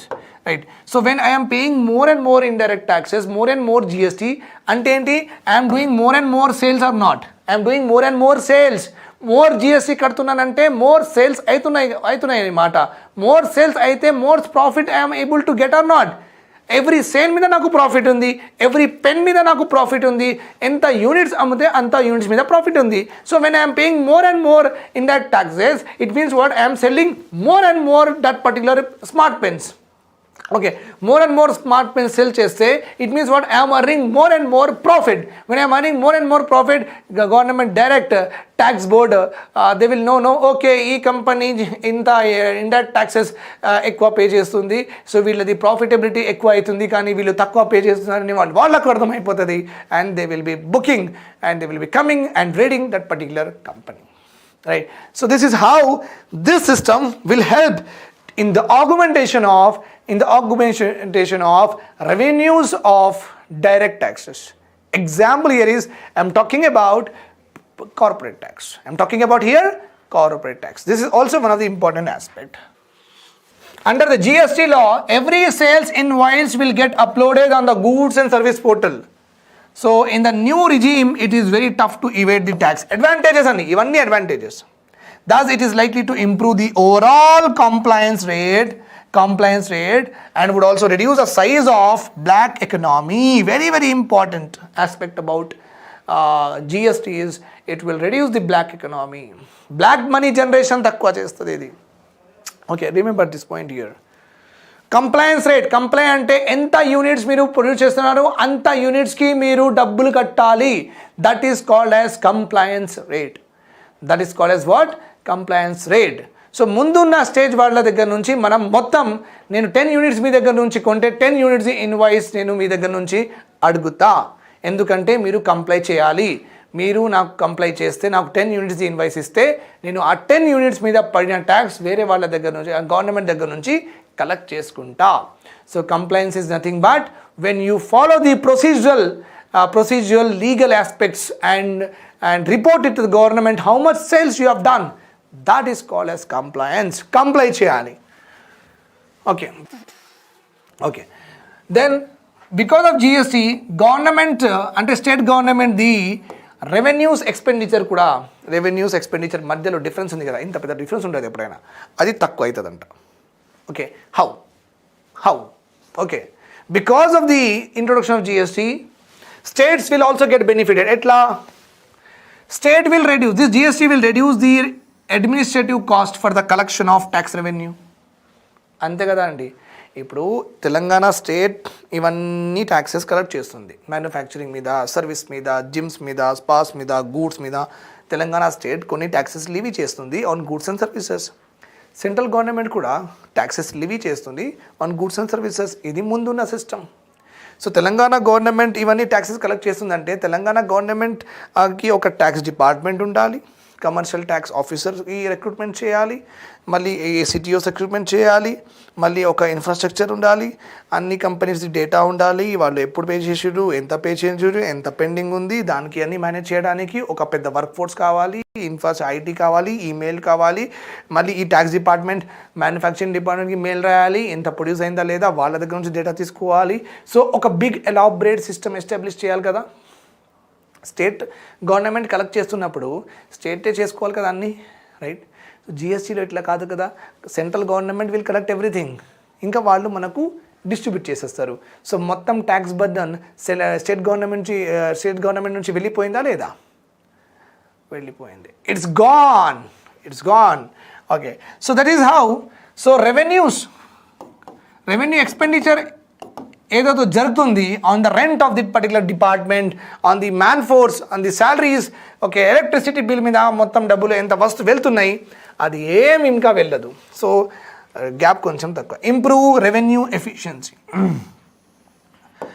అదే డబ్బులు వేరే పర్పస్ యూజ్ చేసుకుంటే రెవెన్యూలో ఎఫిషియన్సీ వస్తుంది. Uniformity in tax rate and procedures will lead to economically in compliance cost. Compliance కూడా ఈజీగా ఉంటుంది, మనకు కూడా ఈజీగా, వాళ్ళకు కూడా ఈజీగా. ప్రాపర్గా కంప్లై చేసుకుంటే ఒకటే ట్యాక్స్ రేట్ కదా, eventually every one will be what happy that okay ఒకటే రేట్, ఇంత కట్టినాం ఇంత కట్టలేదు, that's all. Okay, so eventually economically చాలా బెనిఫిట్ అవుతుంది. The GST regime will also increase the shareable pool of resources. resulting in transfer of large funds to the state for the development works. జిఎస్టీలో కొన్ని గవర్నమెంట్స్కి కొన్ని state గవర్నమెంట్స్కి ముందున్న system కంటే ఎక్కువ డబ్బులు వస్తున్నాయి అంట జిఎస్టీలో. సో వాళ్ళు మంచి ఏమైంది, వాళ్ళు రెవెన్యూ వాళ్ళది డబ్బులు సెంట్రల్ షేర్స్ అంటారు. ఏమంటారు మనం? Central shares. We call it as what? Central shares అంటారు. సో చాలా స్టేట్స్కి పెరిగిపోయాయి. ఓకే, జిఎస్టీలో డబ్బులు ఎక్కువ వస్తున్నాయి, కొన్ని స్టేట్స్కి తక్కువ వచ్చినాయి. ఆ తక్కువ వచ్చిన వాళ్ళకి ఏమి ఇస్తున్నాం? కాంపెన్సేషన్ ఇస్తున్నాం for 5 years. Okay, so more డబ్బులు to the states, the more welfare measures they can take and they can remove poverty and unemployment from the country. Central cesses will be subsumed into the GST. Central cesses will be subsumed in the GST. Okay, cess is levied by the government for a specific purpose. That's we have already discussed about cess. Now మనం cess and surcharges గురించి already విన్నాం, already మీరు విన్నారు, మనం ప్రాపర్గా చదువుకున్నాం. నేను ఏం చెప్పినా మీకు, సెంట్రల్ గవర్నమెంట్ మన ఇండియాలో ఫిస్కల్ డెవల్యూషన్ ఉంది. ఏముంది? ఫిస్కల్ డెవల్యూషన్ ఉంది.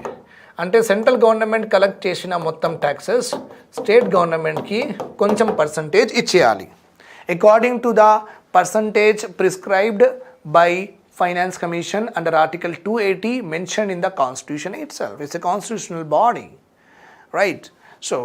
So this is important here. Now, as I have told you, cess and surcharges are levied by whom? Cess and surcharges are levied by central government. Okay.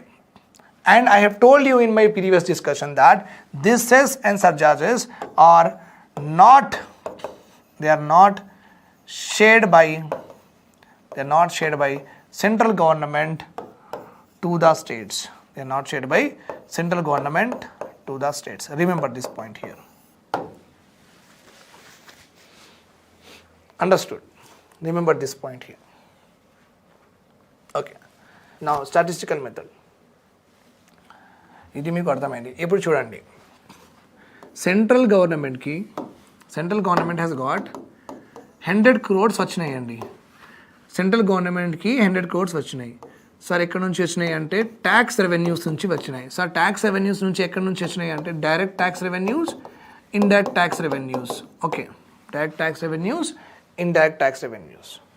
So central గవర్నమెంట్కి tax revenues నుంచి 100 crores వచ్చినాయి. Plus central government will levy session charges. ఈ session చార్జెస్లో గవర్నమెంట్కి ఒక 20 crores వచ్చినాయి.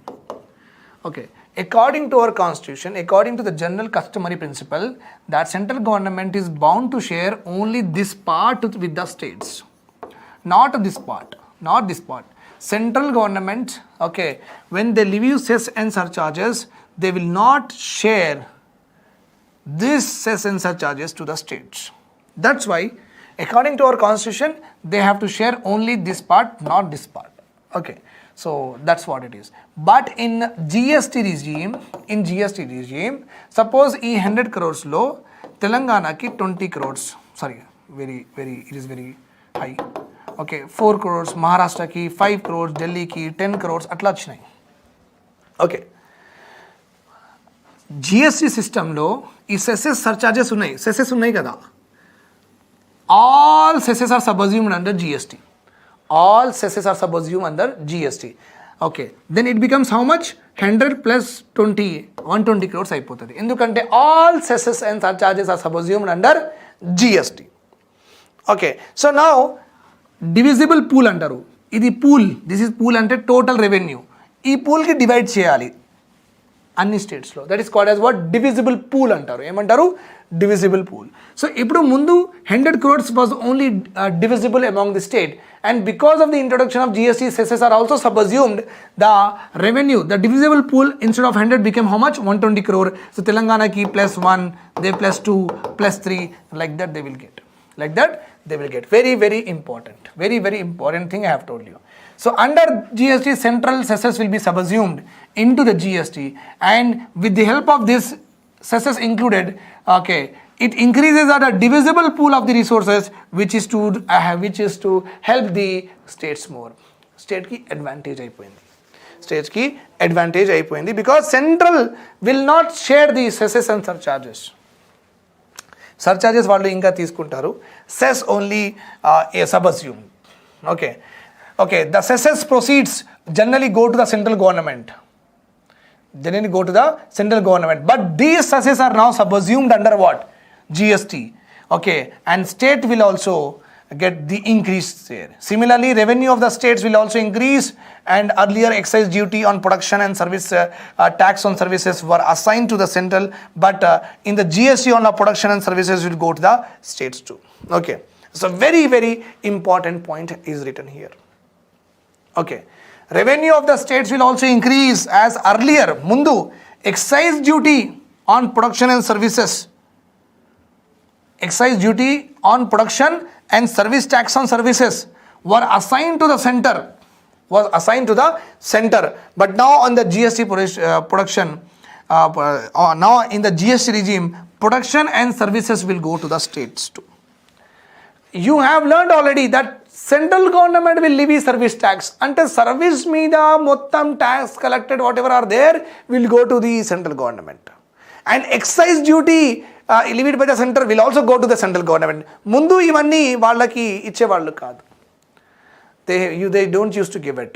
Okay, now as because excise duty, cesses, inka what is the service tax, ఇవన్నీ జిఎస్టీలో subsume అయిన తర్వాత జిఎస్టీ పూల్ చాలా పెద్దగా అయిపోయింది, ఇంకా division of that money also become larger, and స్టేట్స్కి ఎక్కువ డబ్బులు వస్తున్నాయి. ఎందుకంటే what was not shared before by the central government అవన్నీ జిఎస్టీలో సబ్జ్యూమ్ అయిపోయింది. Okay, proper sentence is given here, you can just read it by yourself and you can understand. Okay, that's very very easy to do, that's not an issue. Okay, GST is a destination based tax. Okay, now important here is ఎందుకు పెట్టుకున్నారు GST destination based tax? ఎందుకు పెట్టుకున్నారు? ఎందుకు origin based tax పెట్టలేదు? అంటే తెలంగాణలో origin అయితే తెలంగాణకి రావాలి కదా ట్యాక్స్, అట్లా కాకుండా తెలంగాణలో ఒరిజిన్ అయిన మ్యానుఫ్యాక్చర్ అయిన గూడ్స్ వేరే స్టేట్స్కి వెళ్తే వాళ్ళు ట్యాక్స్ కలెక్ట్ చేస్తున్నారు, అంటే వాళ్లకు ట్యాక్స్ ఇస్తున్నాం ఆ గూడ్స్కి. Why? Because to achieve a novel objective called as it will increase the revenue of poor states కి డబ్బులు ఎక్కువ వస్తాయి. ఓకే, వాళ్ళు తొందరగా డెవలప్ అయిపోతారు, గవర్నమెంట్కి రెవెన్యూస్ ఎక్కువ వస్తాయి, వాళ్ళు ఇంకా వెల్ఫేర్ స్కీమ్ స్టార్ట్ చేసి ఆ poor states of our country will develop and we should be a part of it. National డెవలప్మెంట్లో అందరూ ఒకటే. నా